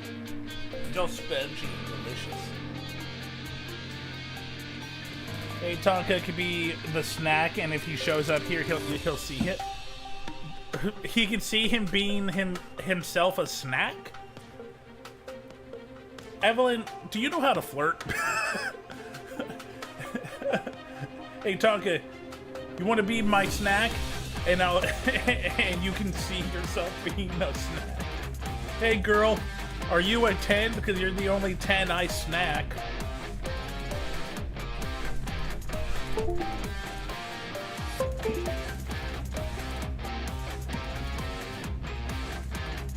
So hi Tonka. So I believe you were summoned because I asked Evelyn, would they put your PNG on a hear me out cake?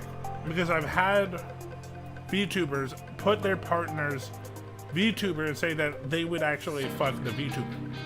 And Evelyn's response was, let me scroll up.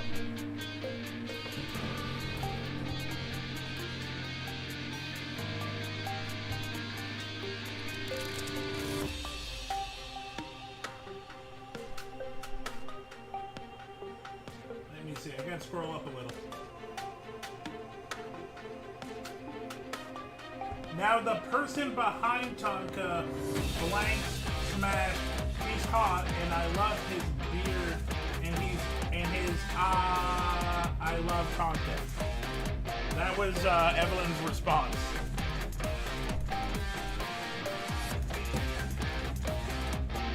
While we wait for Arknights to download, we're just talking about hear me outs and stuff.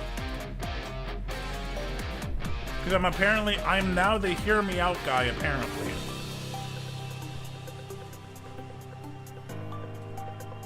Welcome, your partner said they weren't sure if they got the bongle with you digitally. Today on badly described movie plots. Oh my god. I would be amazing in the phone game.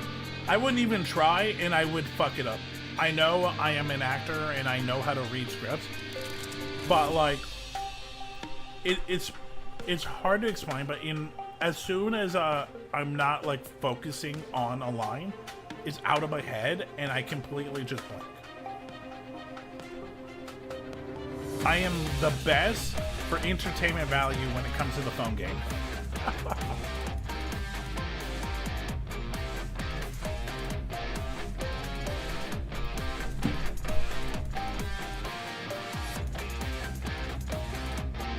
Auditory processing disorder means I'm gonna poof it. Yeah. I don't think I have that. I don't know, man. Maybe it's connected to autism, who knows? I don't have ADHD.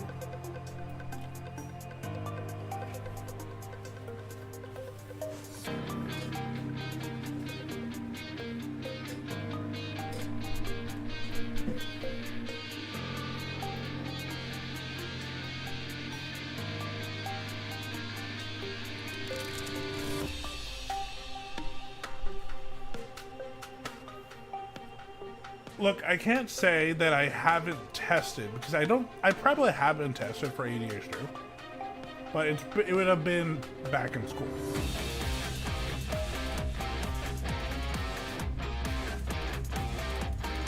You know what? While we're waiting,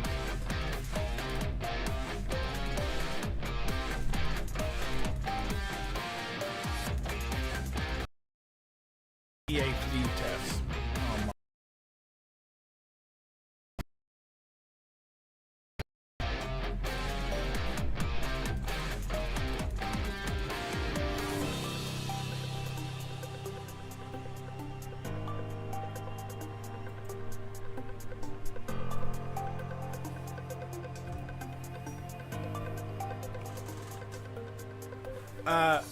ADHD is attention deficit / hyper disorder? I actually don't remember what the H stands for. Okay, 20 questions, 3 minutes. Using the key below, answer the questions. Strongly agreed. It's the 5 circles. Strongly agrees, strongly disagree. That kind of stuff. And right in the middle is neutral. I frequently make typos, miscalculations, or other careless errors at work. I slightly agree. I talk more than others or more than I think I should. Slightly agree. I find it hard to follow along with lectures or long conversations, even ones I'm involved in. Slightly disagree.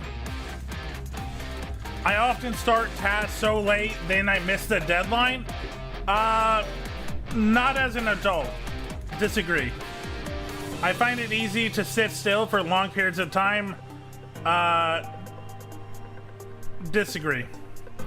When someone asks me to complete an important task, I usually do so without being reminded.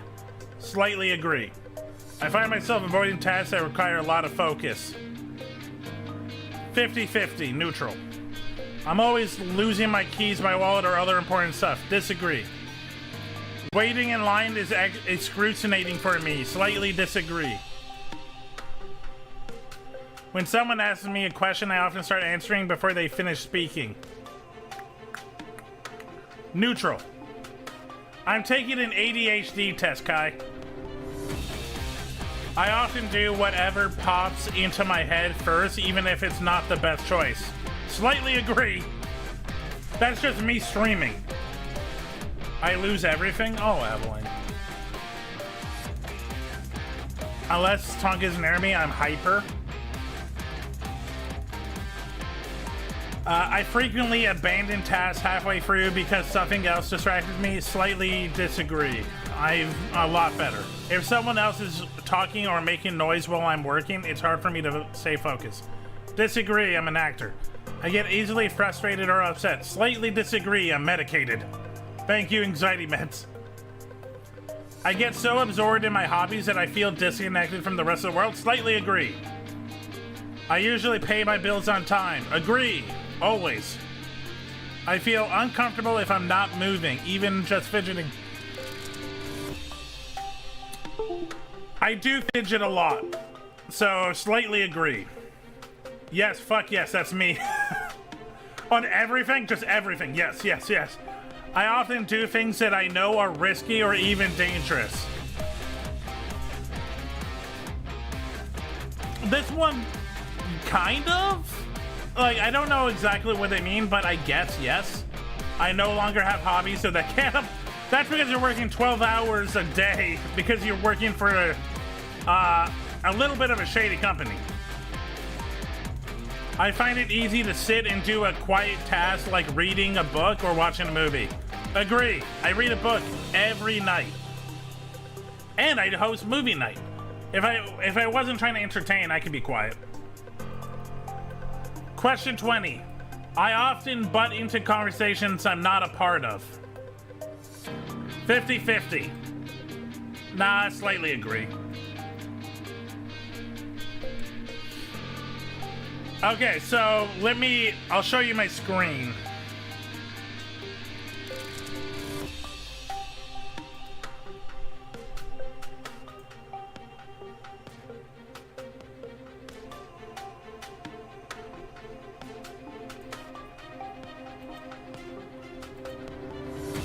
Okay, so it looks like I don't have ADHD, I'm just autistic. 0 to 24, no signs of ADHD. 25 to 43, few signs. 44 to 68, some signs. 69 to 86, severe. 87 to 100, many. Yeah, here's the thing. A lot of these could be just, I'm autistic. Which I already knew. So I don't think I have ADHD, I think I'm just autistic. The week after this week, I'll be on a 3 to 4 schedule, so might I have time? Yay! Kai, having time.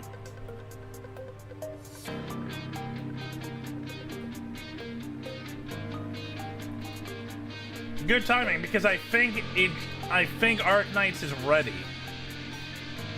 Eventually. No, it's at 79%. Never mind.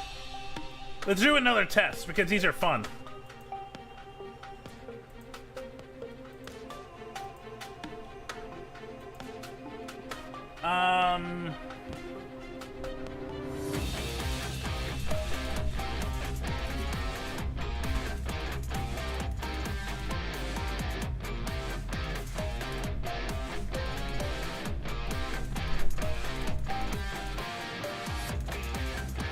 Okay, let's take the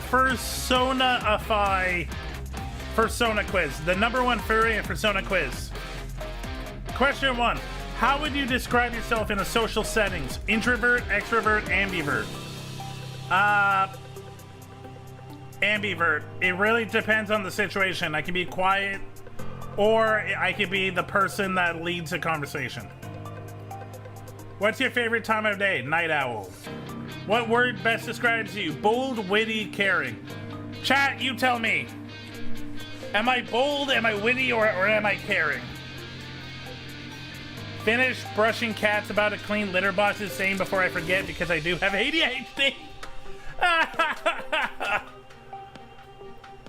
Autistic and ADHD have overlapping similarities. Yeah, no, they absolutely do. I'll take it. How do you like to spend your free time? Partying, hobbies, relaxing. Hobbies. Witty, goofy. Yeah, it all kind of evens out. But yeah, hobbies. What trait do you look for most in friends and partners?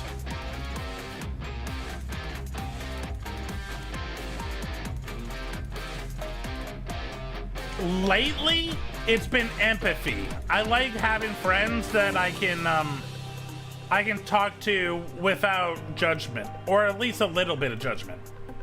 Funny friends are great, but they can also be flake. Loyalty's great, but you can be boring. Empathy. First, it's hyperactivity, attention deficit disorder. Second, autism and ADHD are very comorbid. They combine a lot, to the point that they used to refuse to diagnose you with both. You would only get whichever one they fit first.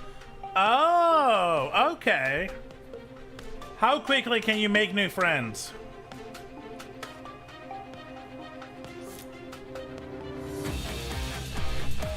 I think I would have to go amiable. I can talk to people, but for me to consider you a friend, it takes more. How do you do under pressure? Composed, nervous, panicked. The truth of it is nervous. I am nervous, but I push through it. I make sure that I get the job done. Which would you most prefer to live in? Outdoorsy, reclusive, nomad? I hate this because none of them are city. The answer is city.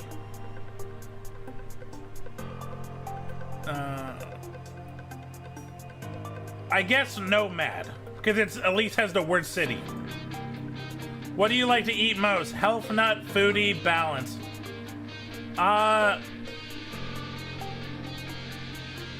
Foodie. In group projects, what role do you prefer to take? Leader, worker, slacker? Now this is prefer. The answer is usually I'm the leader, but what do I prefer? Worker. I don't mind. I like doing my part and then letting someone else be the headache. But most of the time, I turn into the leader.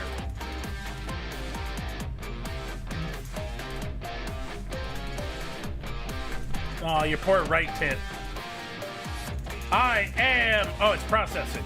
What is my persona? I am a fox! I'm a twink fox, apparently. The cunning nomad. I'm 60% introverted, 40% extroverted, 70% sensing, 30% intuition, 70% thinking, 30% feeling, 20% judging, 80% perceiving. Most like this sly and adaptable creature, you exude a natural charm that draws people in. Your wit, intelligence, and quick thinking make you an excellent problem solver, navigating life's challenges with cunning precision. Just as a fox is known for its resourcefulness and ability to tap to various solutions, your versatility shined through in your approach to different aspects of life. You prefer to lead a more nomadic life than most, not tied down by your circumstances. Your keen sense of observation and curiosity reflects a deep understanding of the world around you. Embrace your foxy persona and let your clever spirit guide you as you continue to charm and captivate those fortunate enough to be in your company. It's pretty accurate. You should look up the symptoms of a heart attack and whatever sex you are, just in case. True.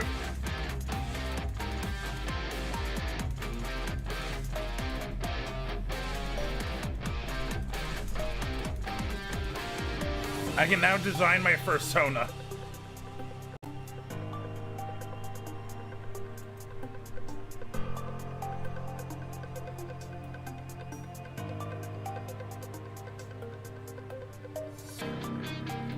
Okay. So I think the game's ready.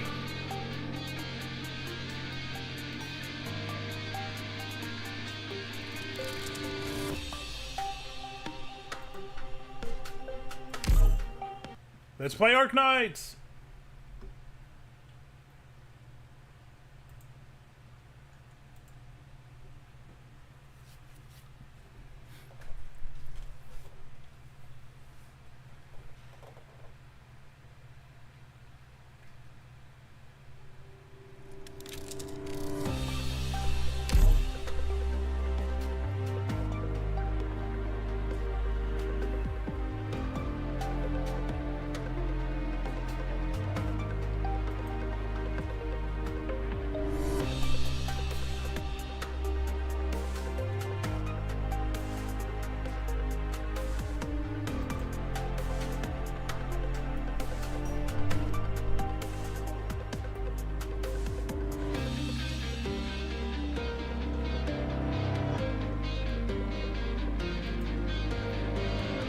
Okay, 1 second.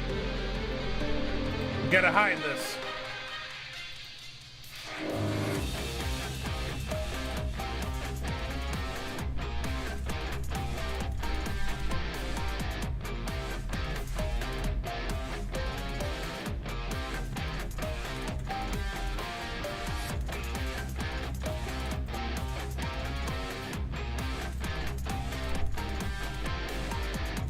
Okay.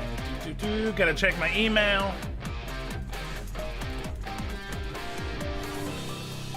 Oh, I'm sorry for your big tits, Evelyn. Yay, Roomba! It's Roomba from the cake. Well, no, this Roomba... No, don't fuck this Roomba. This Roomba is friend Roomba.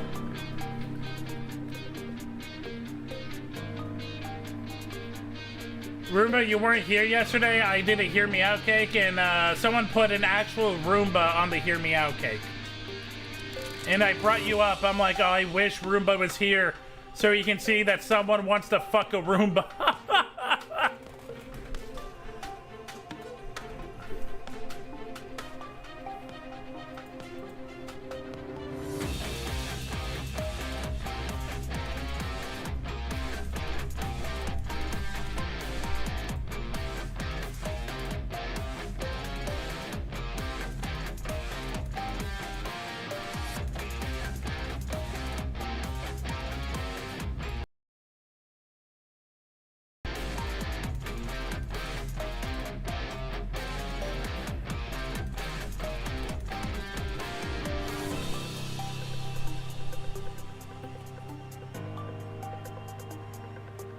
Generalized anxiety disorder. Oh no, Rena.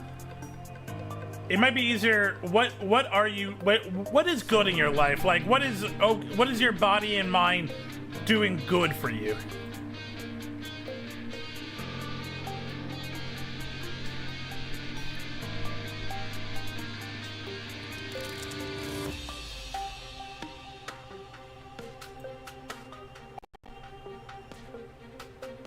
Ooh, nice hair and nice nails. Okay.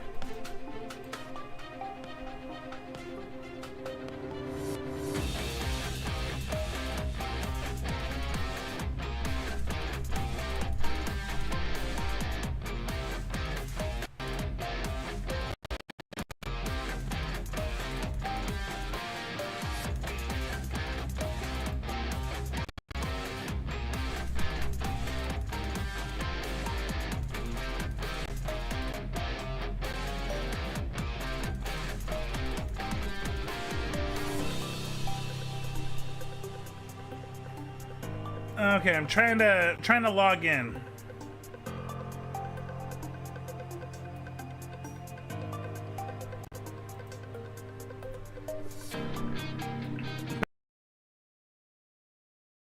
So like, please complete Google authorization in the browser, but like, I don't think anything actually came up.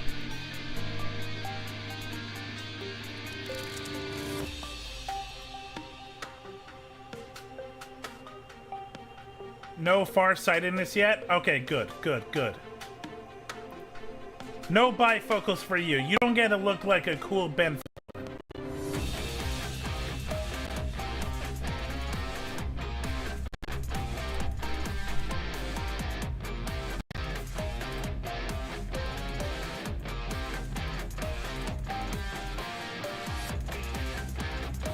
If I go to Art Nights, is that what they mean? Like, I gotta do it on the browser of their website? This is taking longer than I expected. Oh, wait. I think something popped up. Okay, something popped up.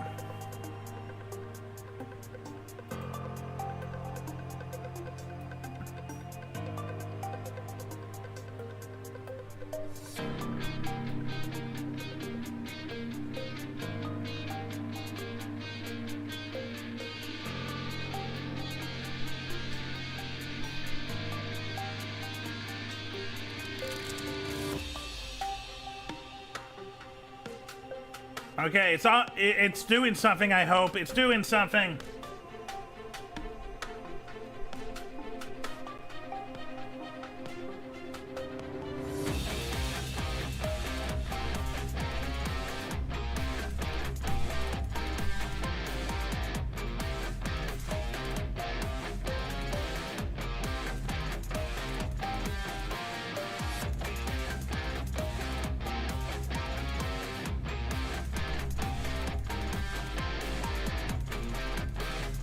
Okay, it looks like it's verified.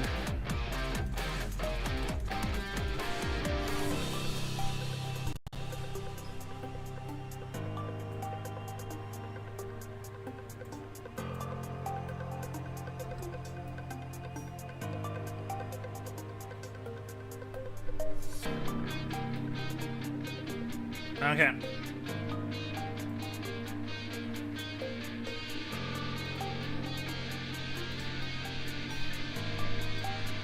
So, I mean, I did complete it. Google authorized and said that it's good. So I'm hoping that it'll take a second, but it will, like, go through.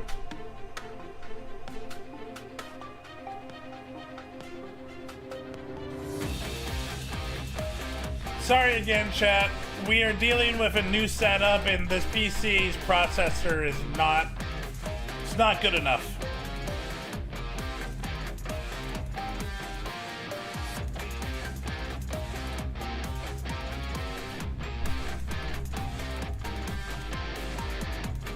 Ugh.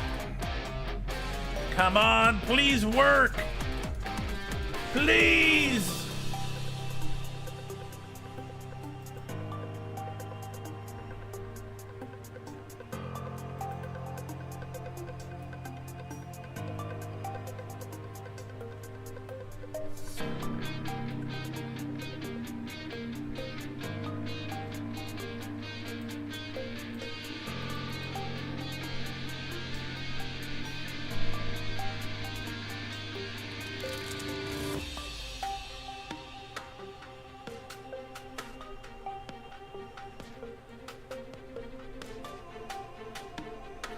It's a completely new PC. It was not touched at all. I set up everything from scratch.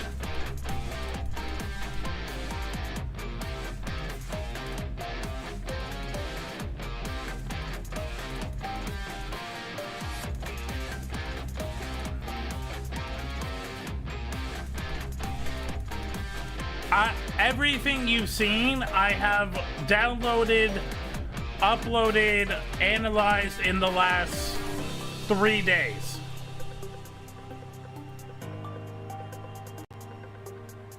Okay.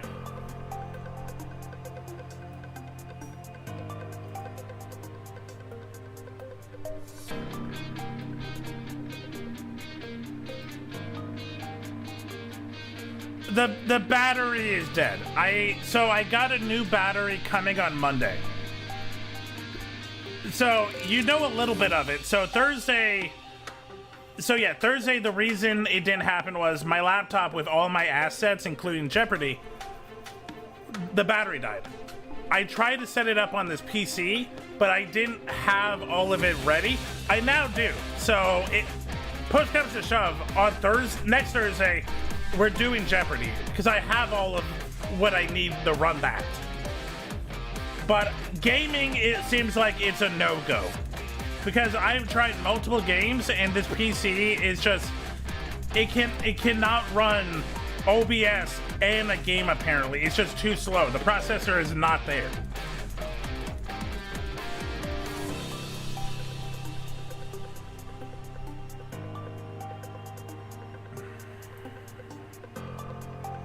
I think I gotta close it because it's literally everything. I did everything. It should be working.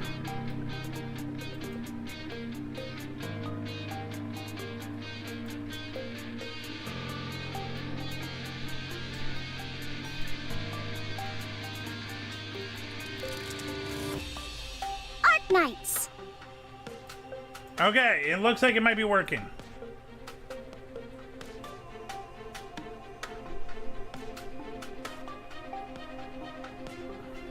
I just had a front in it.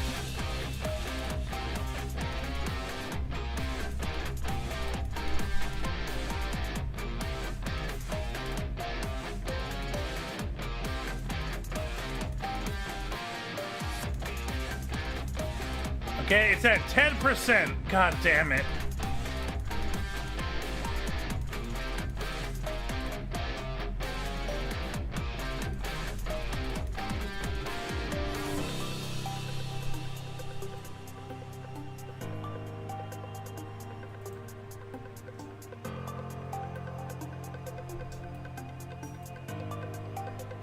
Oh, hey, 30%. Woo! Is this computer running on dial-up or something? Nope. It's just modern gaming.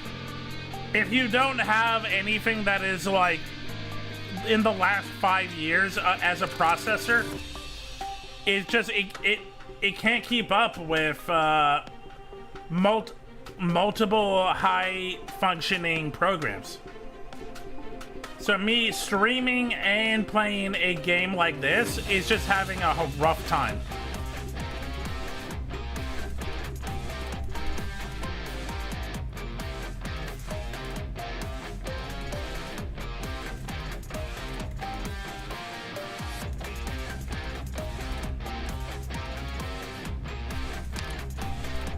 Roomba, I couldn't get Mahjong to play an hour ago. To be fair, I could have played Uma Musume.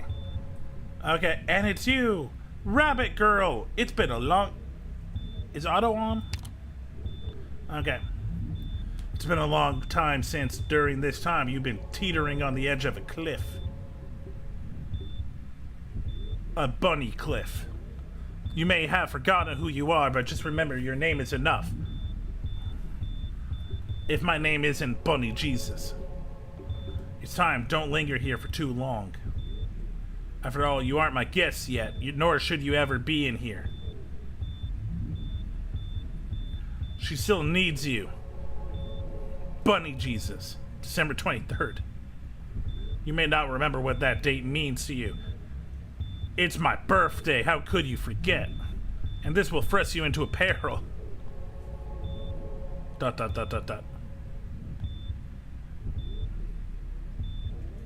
You must try to remember.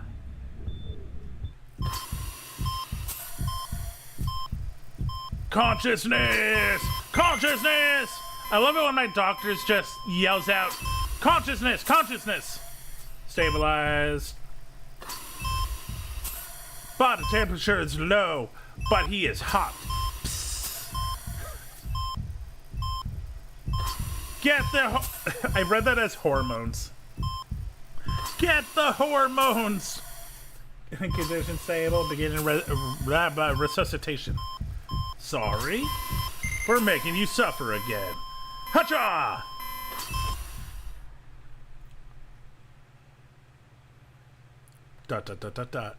D-D-O-C-T-O. Dr. Hand, take my hand. Take my hand in yours. Emergency! Help! It's done!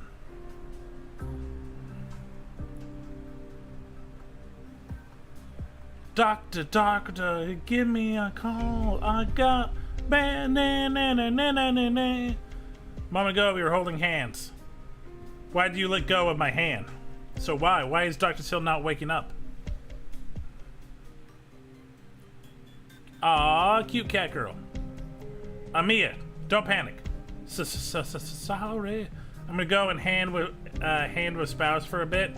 Have fun. But Amia, if the worst comes to pass, what would you do then? Okay, I can't click.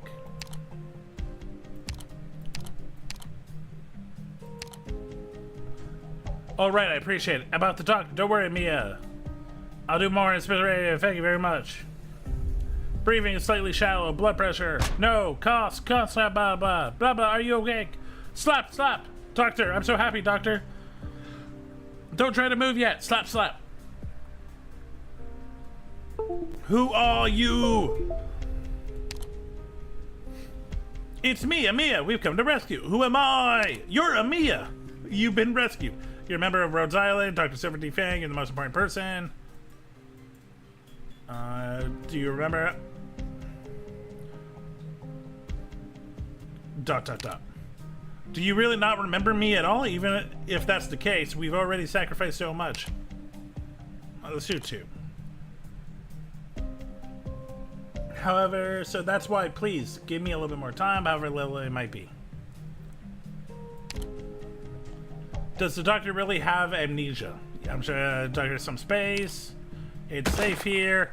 It's not safe anymore. Someone broke into the facility. Hi, I'm breaking into this facility. The way they're dressed, they don't look like Ursus. What's the meaning of this? They're attacking Amiya. They heavily equipped with weapons. Be careful, everyone. Take cover and protect Doctor. These outfits are they from the reunion movement? Guards, prepare for battle. Roger. Curses, are they after the Doctor? No, nobody else should know about the Doctor being here. Are you absolute to reach Kostja? I'm not sure why, but the equipment isn't working. Someone has cut off a communication. Have you been discovered by the Ursus government? Won't be able to command the battle. Dr. Silver D. Fang, I hope that you'll be able to take command. Isn't that a bit too risky? The Doctor only just came to. Thank you for all of your guidance. We've been through so much together. Like that time we were standing in a field, apparently. Lend us your aid. We'll be supporting you. I have no choice but to fight back, right? I know you can do this. Rhodes Island. Please take command of Rhodes Island. Ads!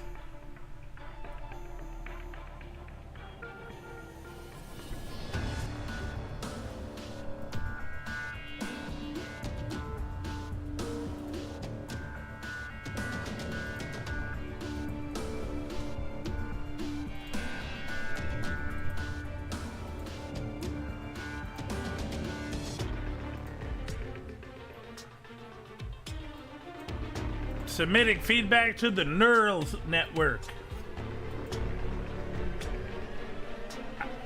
Boop, boop, boop, boop, boop, boop, boop. Neural,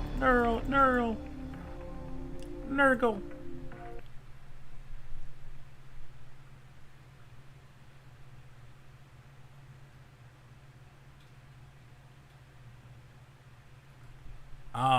Operation Albany, apparently. Or what is it? It's like Albania? I think that's the Albanian flag. We don't have a lot of time, but don't worry, I'll help you to regain basic movement. Then we will show up here. We must not let them reach you, so make sure they do not get close to the location. They're getting closer, so be prepared.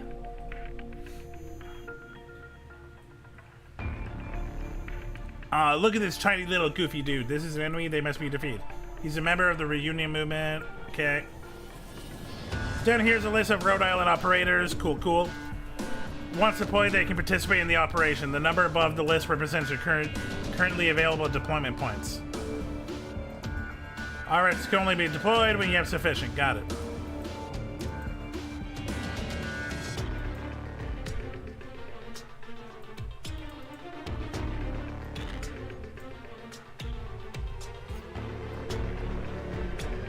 Crosswords.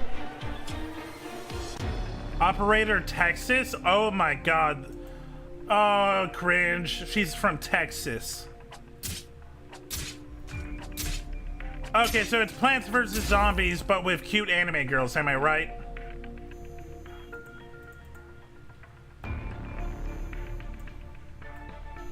Let me double their trouble.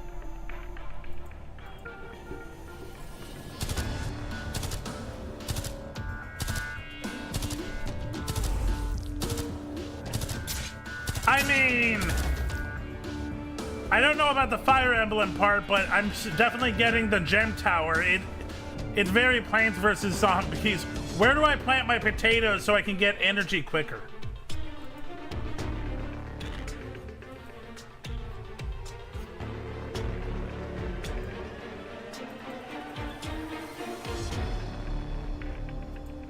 Mission accomplished. Huzzah! Plants vs. Zombies, that's far easier than this.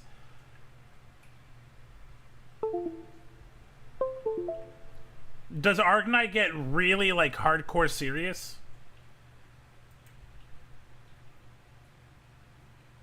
Welcome to Tara Doctor. Thank you.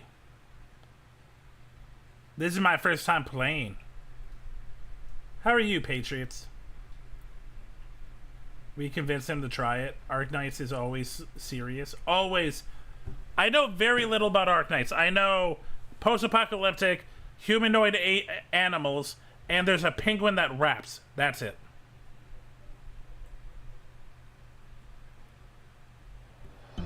Watch out for the other direction!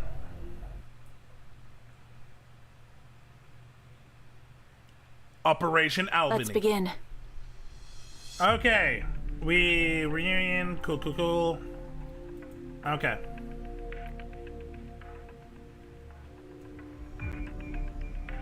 It looks like I only have one unit. Bummer.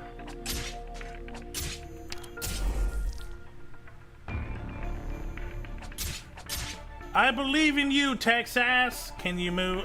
Can use more weapons to damage nearby enemies at the same time. However, activating so many weapons together is not easy. Doctor, you must tell her the correct timing to do so. When you see sufficient enemies approaching her, tap her location and select the skill tag to remind her to use her skill. You may also view her statistics at this time.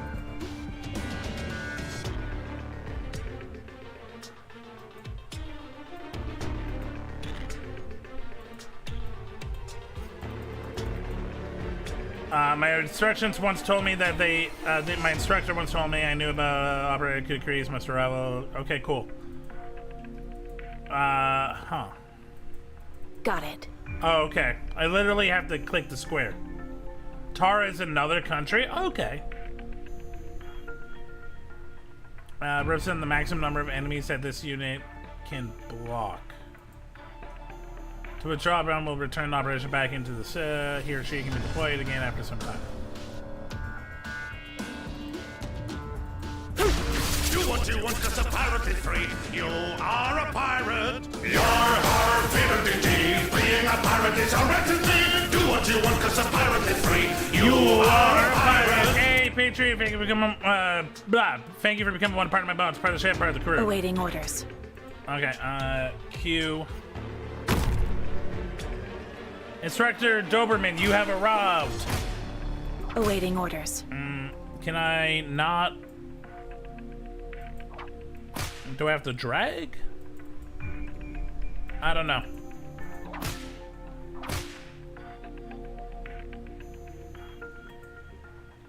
Reunion heavy defenders protected by fake armor. Ordinary physical tests can hardly deal any damage to them. Got it.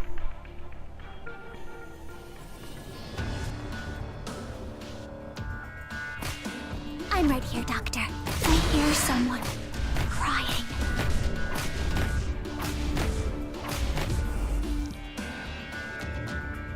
Awaiting orders. Okay, I guess it just won't allow me.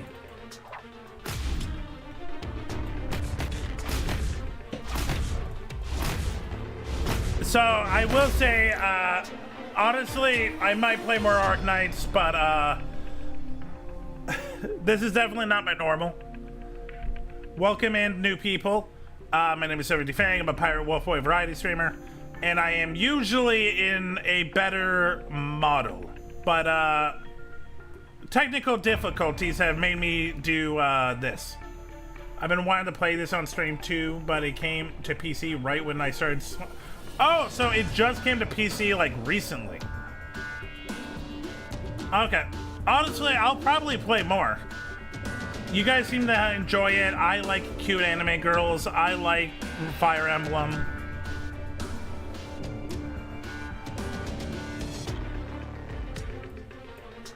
Here. Be careful, the enemies coming from behind are well equipped. They can deal some serious damage. Deploy a defender operator immediately to block these for the enemy. Orders? Oh, okay, they did it. Okay. Like, I'm trying to actually, actually try to play this, but because it's tutorials. Thunder roar! All right! Rock and roll! Awaiting Okay. orders. Nope, not yet. There we Awaiting go. orders. Cut them to pieces.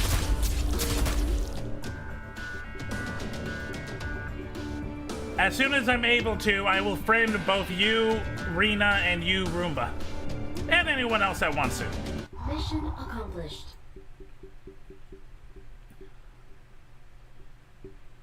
These tutorials are important. I will say they are important.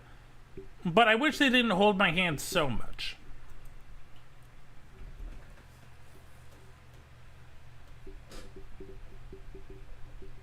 But I'm an old school RPG player, so for me, a lot of this is basic shit.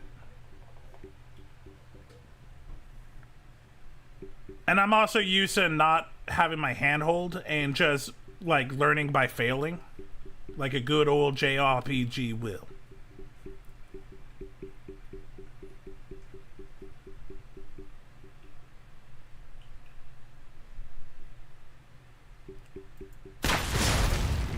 I'm still here.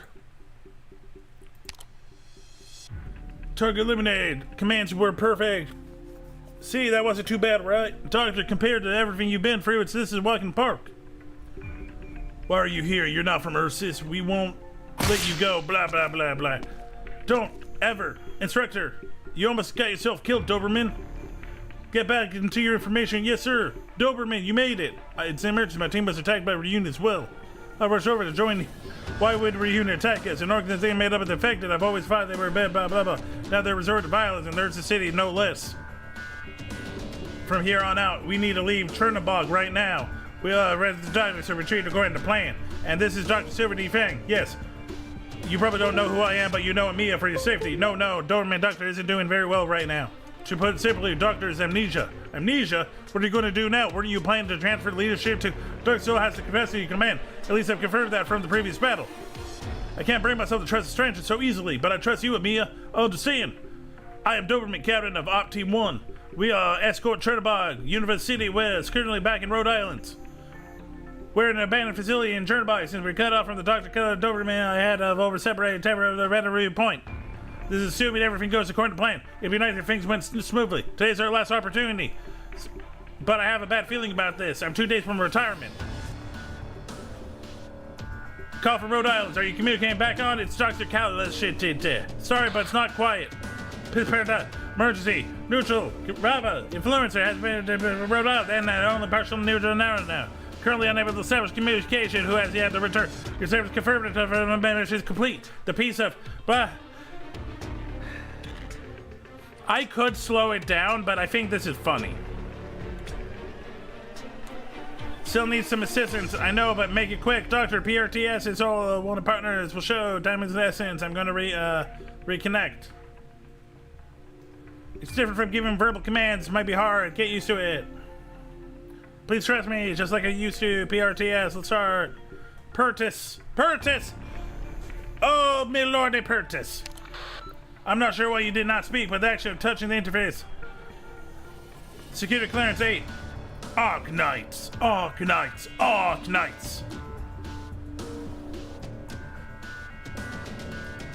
Is it called Arc Knights because Welcome home, Doctor. It's like a symbolic, like Noah's Ark? Are we protecting humanity? Well, animal manity?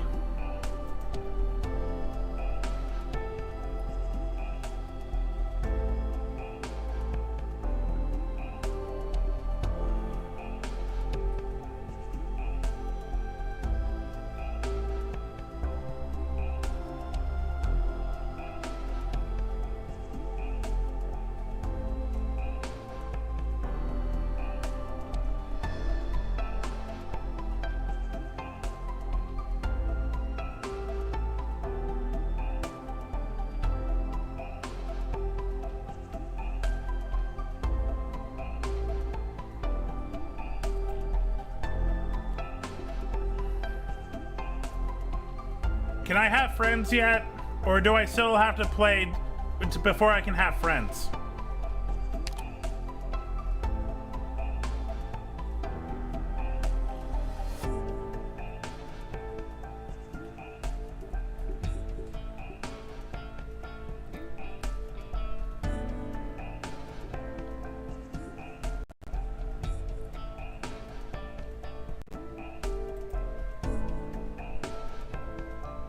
A bit more? Oh, okay.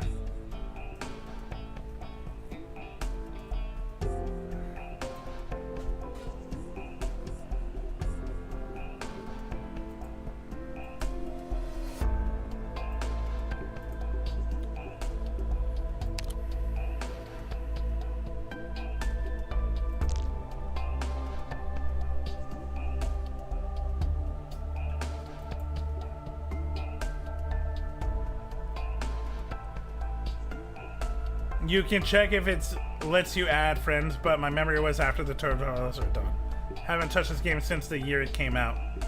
When did it come out? It was like... It was a while ago. Like, it was... It's been like... okay, I'll just say, has it been like almost 10 years?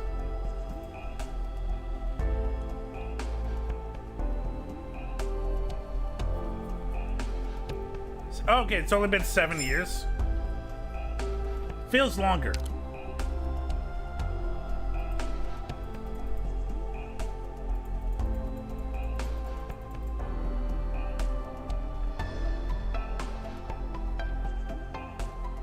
You can afford headhunting with ornidums.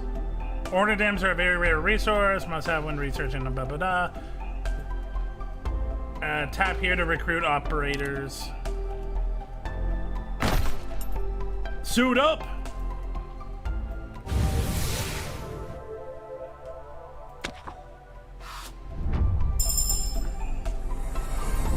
Hello, I'm Meteor, the archer from the woods. Hot wolf girl! Do you need an operator who excels in long-distance support?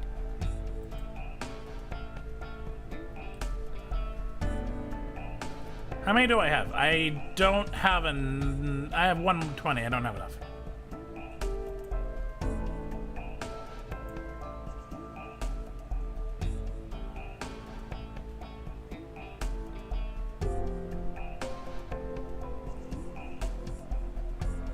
She's a Kuranta, so horse. Oh, my bad. She's a horse.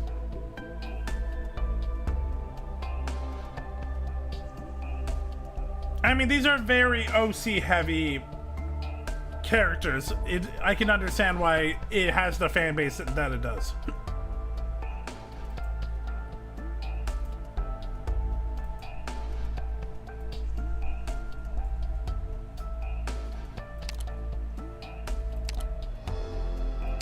Leave the long-distance support to me.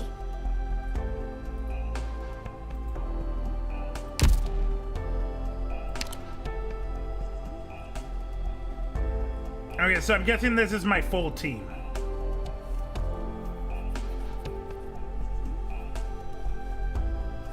By the way, the name Noir Corn, okay, that's goofy as fuck, but I kind of enjoy it.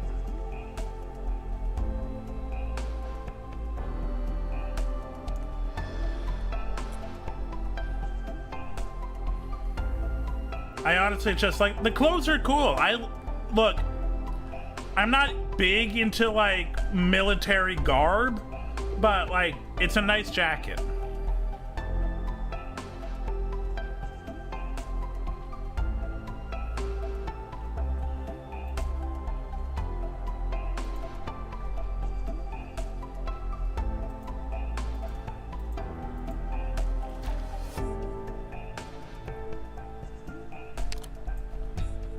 I'm guessing these are different, like, storylines. Evil Time Part 1. Go to the episode. Select an operation location. Type the one to enter the squad. Preparation screen.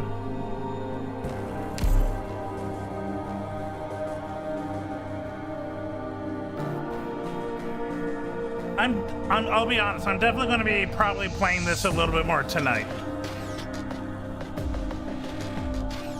Maybe.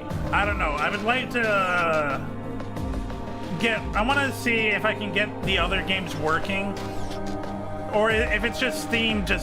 Steam just does not work with this PC right now while I'm streaming.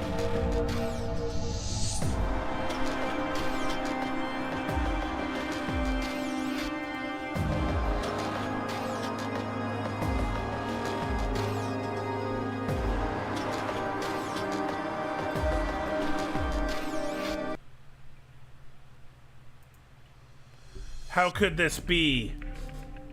What in the world? Search all these houses, single room inside, cool. Look, I will pay attention to the story more when it's not tutorial.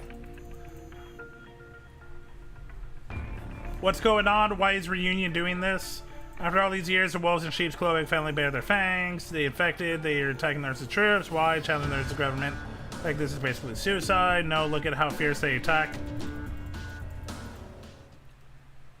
Have you found any of these fleeing Churnos yet? I'm still looking. Good. Don't let a single one get away. Cold-blooded beasts. Cough. What was that? Over there. They found us because you coughed.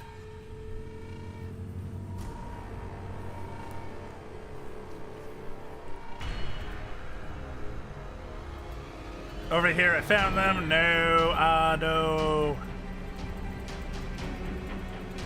I don't want to skip, just in case, like, there is some important info. I remember speeding through a tutorial in this. I usually don't at this story, but the tutorial, this took a while for me. Wonder if it's better now. We need to stop this now. Amiya, blah, blah, blah, blah, blah, blah, blah, blah, blah, blah, blah. Okay. Churtabog has fallen into disarray. Order has collapsed. The reunion burns and loots the city. Despite knowing that they should retreat, Rhodes Island takes action.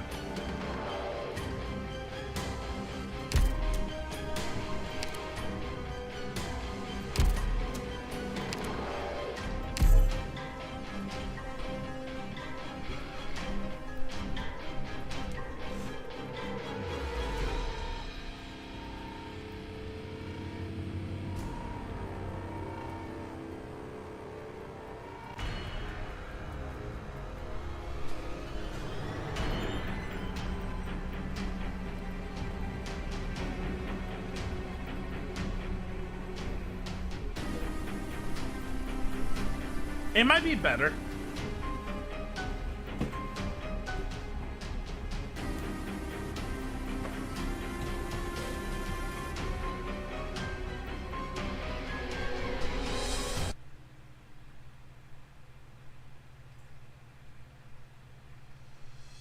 Everybody, let's go.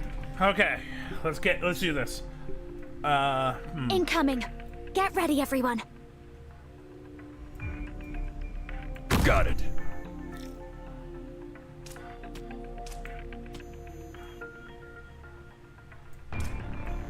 Got it.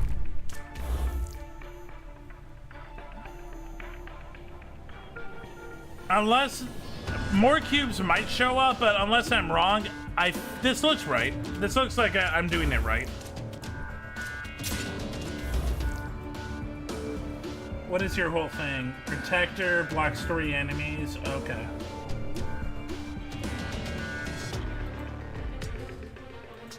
Wizard, horse.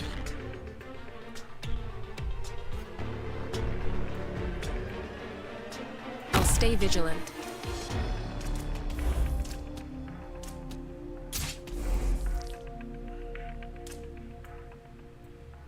Got it.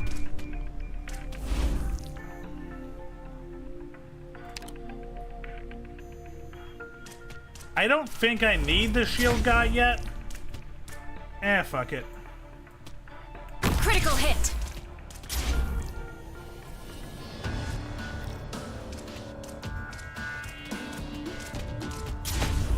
Mission accomplished.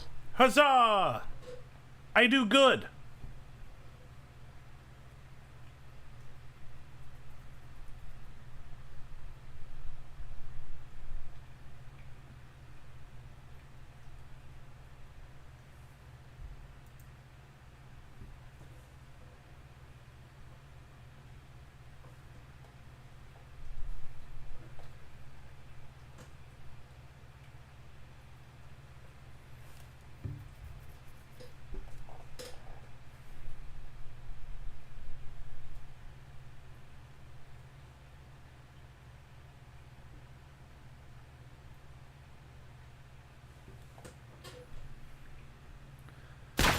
Okay, just because we're short on time. In order to help the doctor understand the situation, I may hand over and briefly explain the status of the effect. I kind of do need to know that.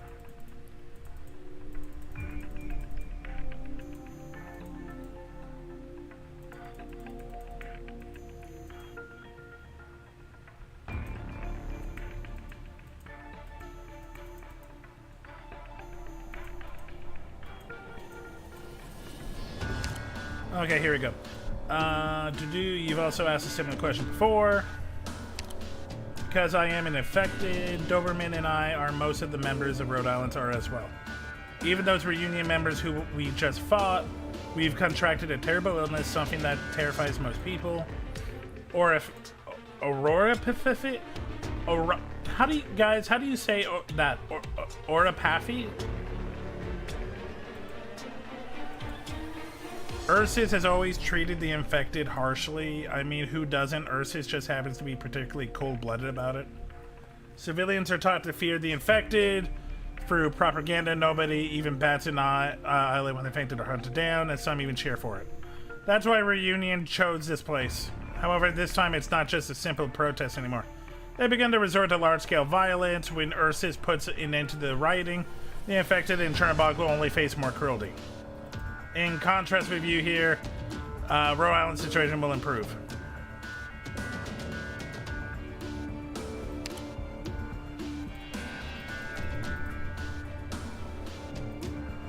Perhaps you'll be able to master the Furies again. Some reviewing. Cool. Okay. Orapathy.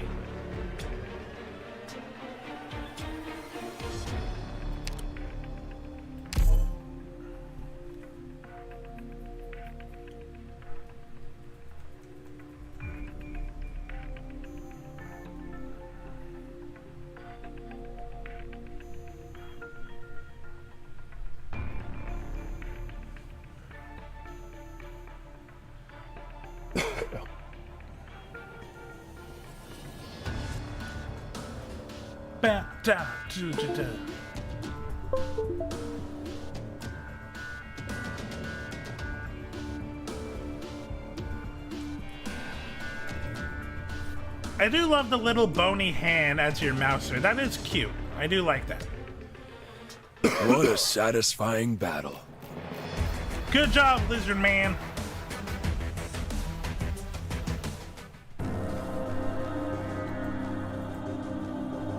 Welcome home, Doctor. Okay, missions, cool.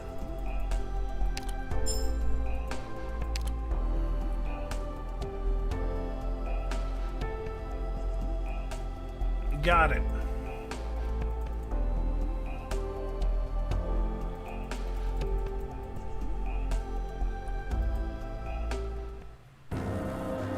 Practicing combat drills, got it.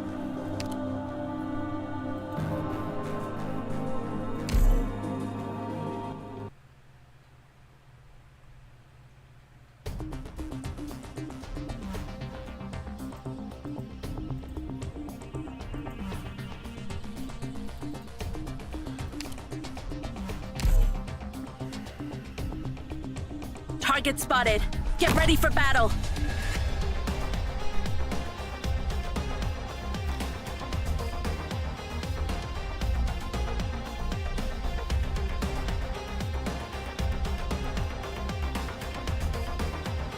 Got it. I kind of wish I could cancel.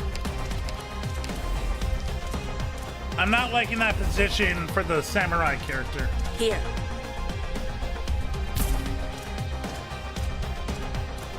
Oh, that might have been a bad choice.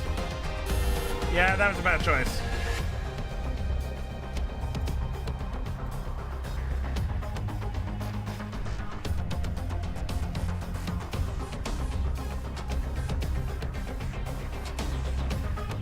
It's safe here. Don't be afraid. Okay, so that's a healer. Got it.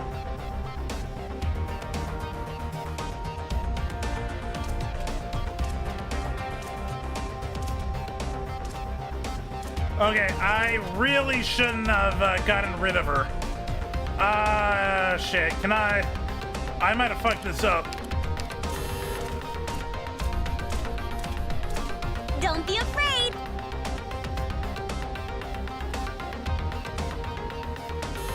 Mission accomplished. Hey! I didn't die, or I didn't fail too much. Whoops. Well, now I know.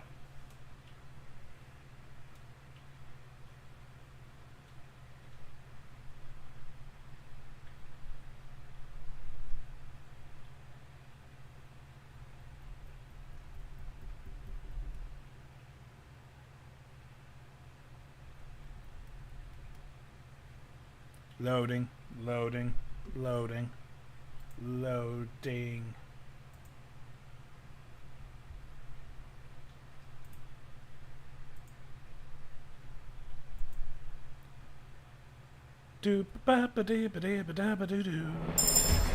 Hey, I guess This is intern hibiscus.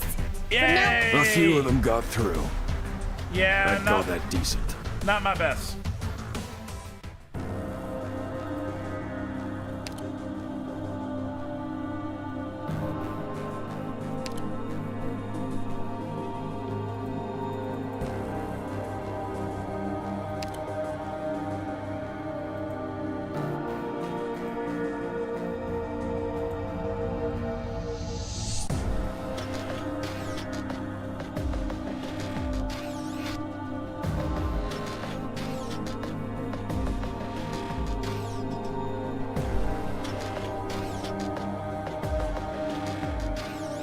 I remember why I spread through. This whole thing is the tutorial. Yeah, I kind of figured.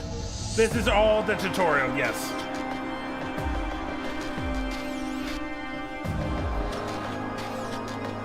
Load times are not great. But that might be because of me.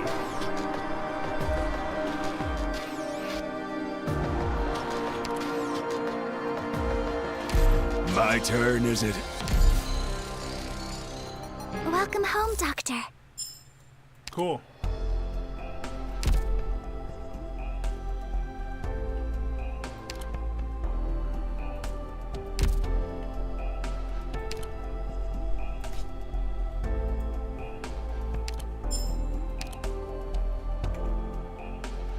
Can I recruit? No, that's the wrong one. Can I headhunt? No.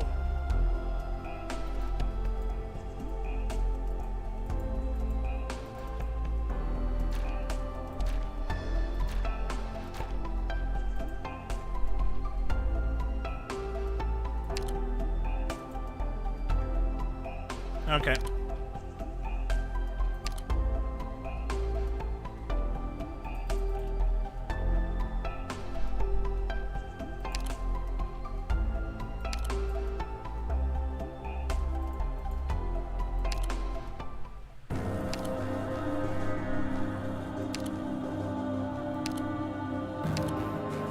I won't fail you. I will protect everyone.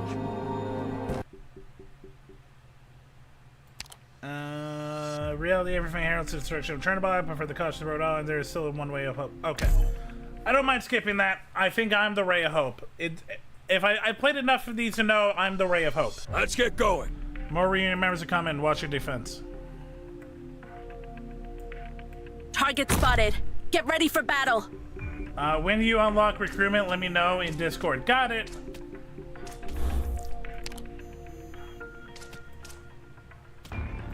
Got it.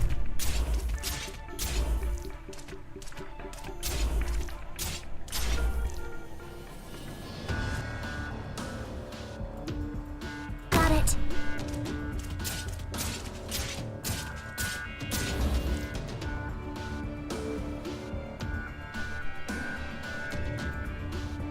There we go.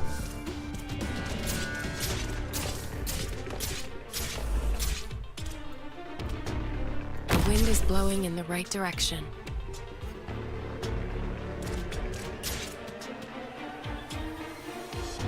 Here I come. Critical hit. Okay, I think I got a good setup.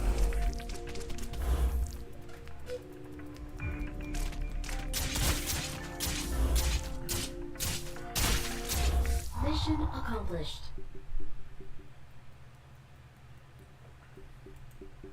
I'm probably not using the shield dude properly. I will say that.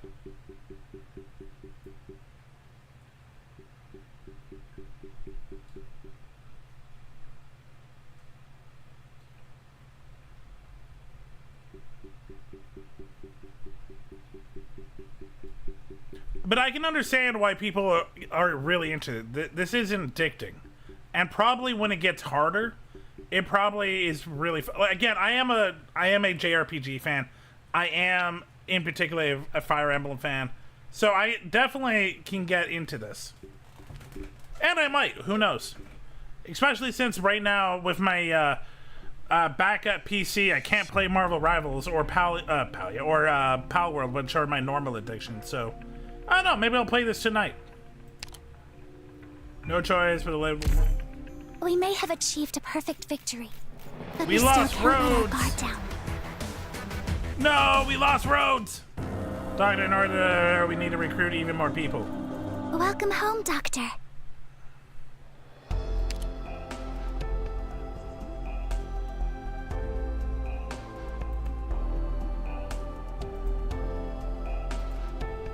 Okay. AoE, medic.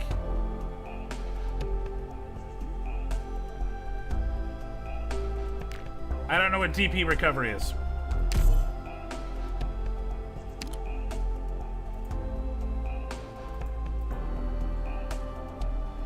Let's do survival, melee, DPS.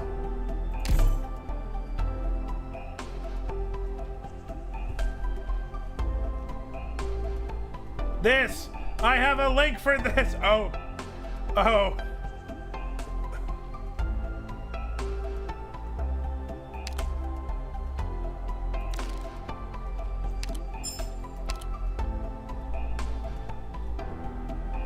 Oh, this shows you what units you can pull. Of course there is a cheat sheet, of course.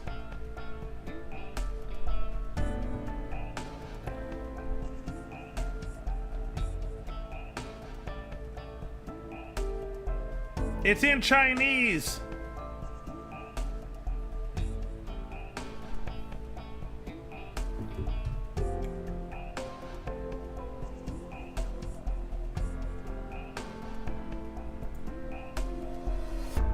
So you can use it later in the future. I will use it later in the future.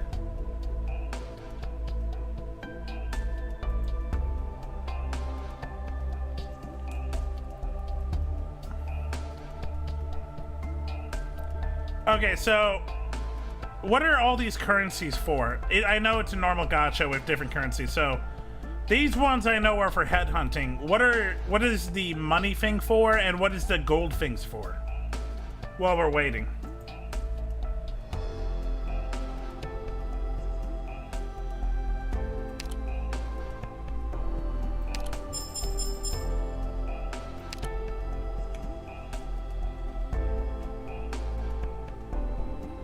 Blue is like for leveling, gold is paid. Ah. Okay, we have 3,900. We can headhunt 10. Should we save for the bigger ones, or should we go for the discounted one?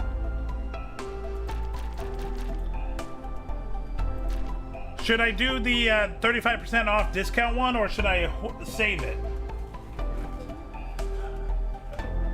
Because I do have the gacha game addiction of I like to pull. I like cards.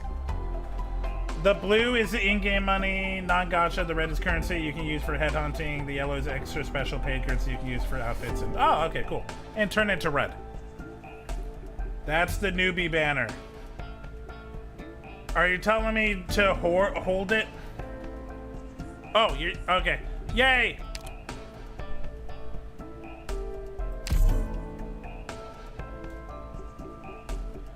I like gotcha! Gotcha.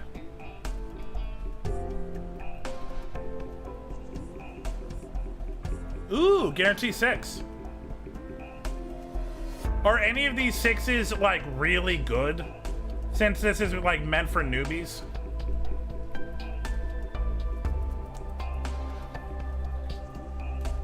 Okay, good.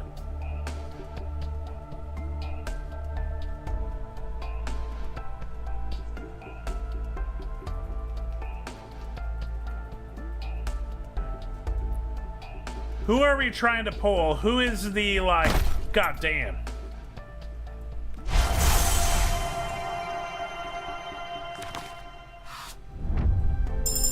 Okay. Caster Stewart reporting in. I'm glad. Cute. Gravel What's is cute. wrong?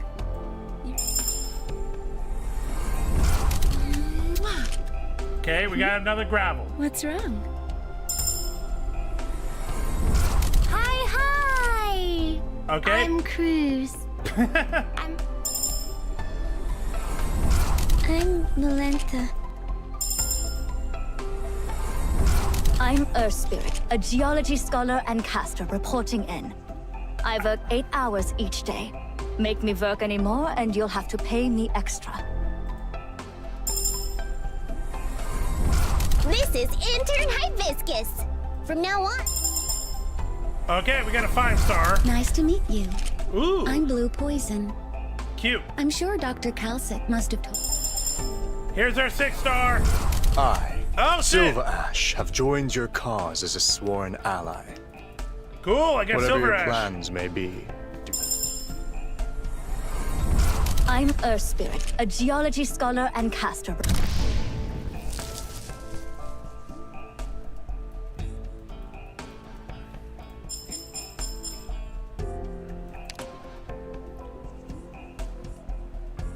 Cool.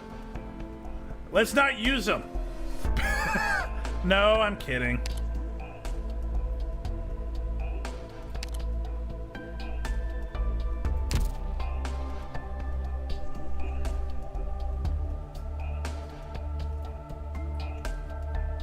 Okay, let's go fight with him.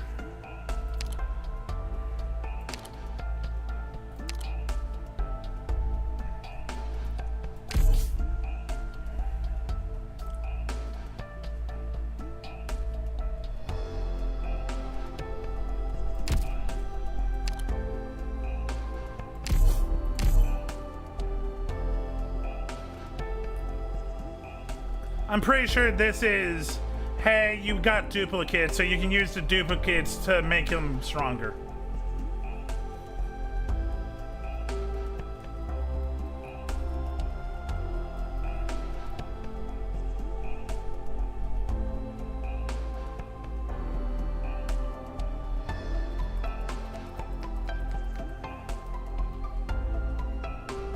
Yeah, the buffs are pretty minimal. Mostly they're cheaper to deploy. Ah, okay. So early on, they're useful, but later on, not so much.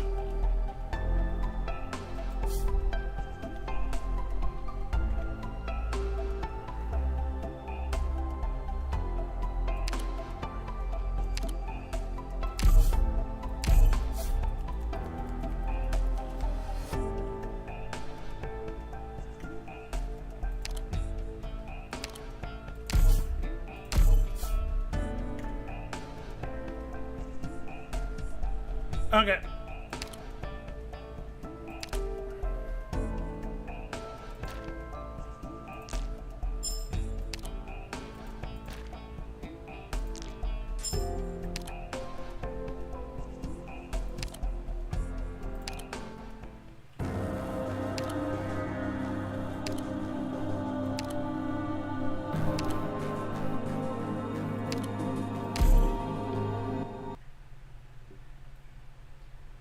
All right.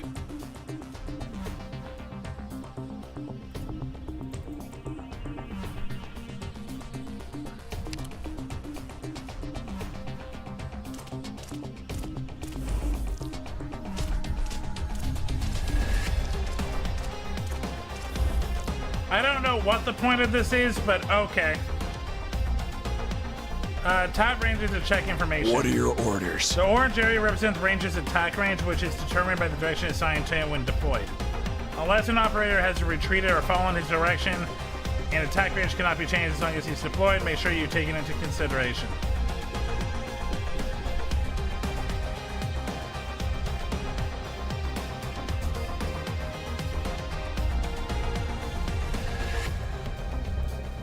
Tap to go back. Yeah, I am tapping.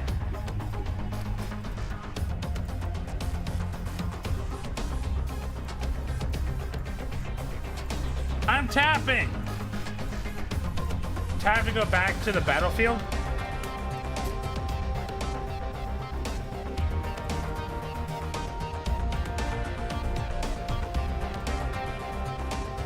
Okay. What are your orders?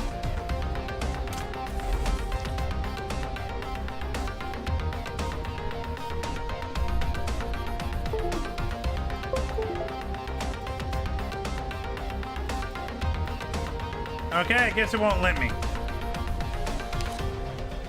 Let the hunt begin.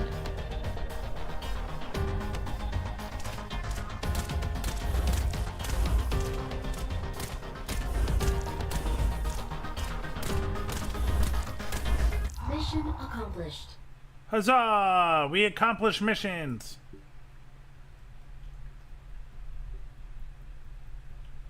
By the way, I already figured out the deploy thing by making a mistake, which, you know what? I think sometimes you should just learn by making mistakes. I don't know if I needed this tutorial in particular.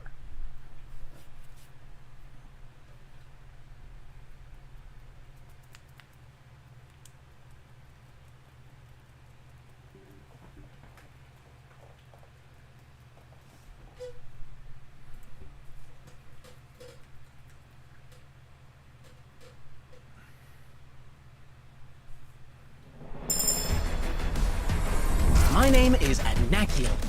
I'm a sniper from Laterano. Although we have the doctor's orders to thank for this.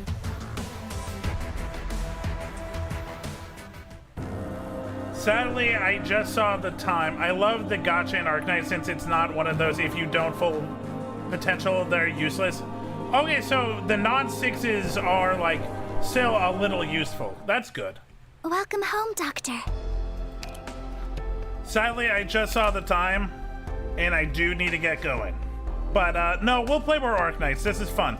Also, if I can't get my PC working, I might need a replacement for Tuesday, because definitely ain't gonna play Marvel Rivals and Guilty Gear, because it can barely function right now.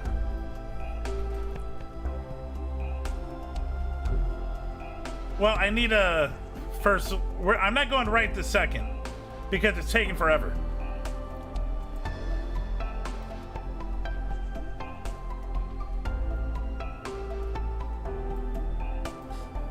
But I am going to look for someone to raid into.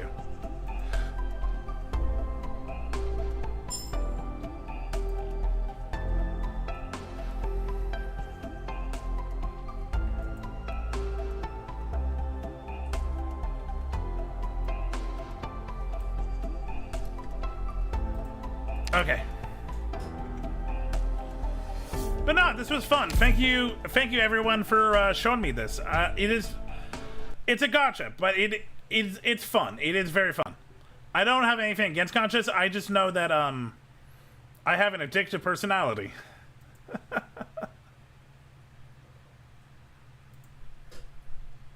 Okay. Let's.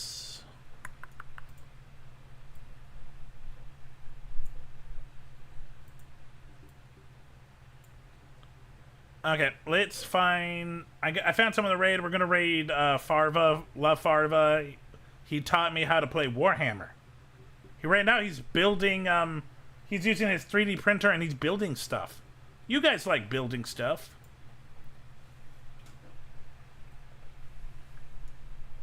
Okay, because this stupid keyboard, I can't use backslash. I have to. Oh, actually. No, I can't use backslash. I gotta use Twitch's rating system, which I'm not a fan of.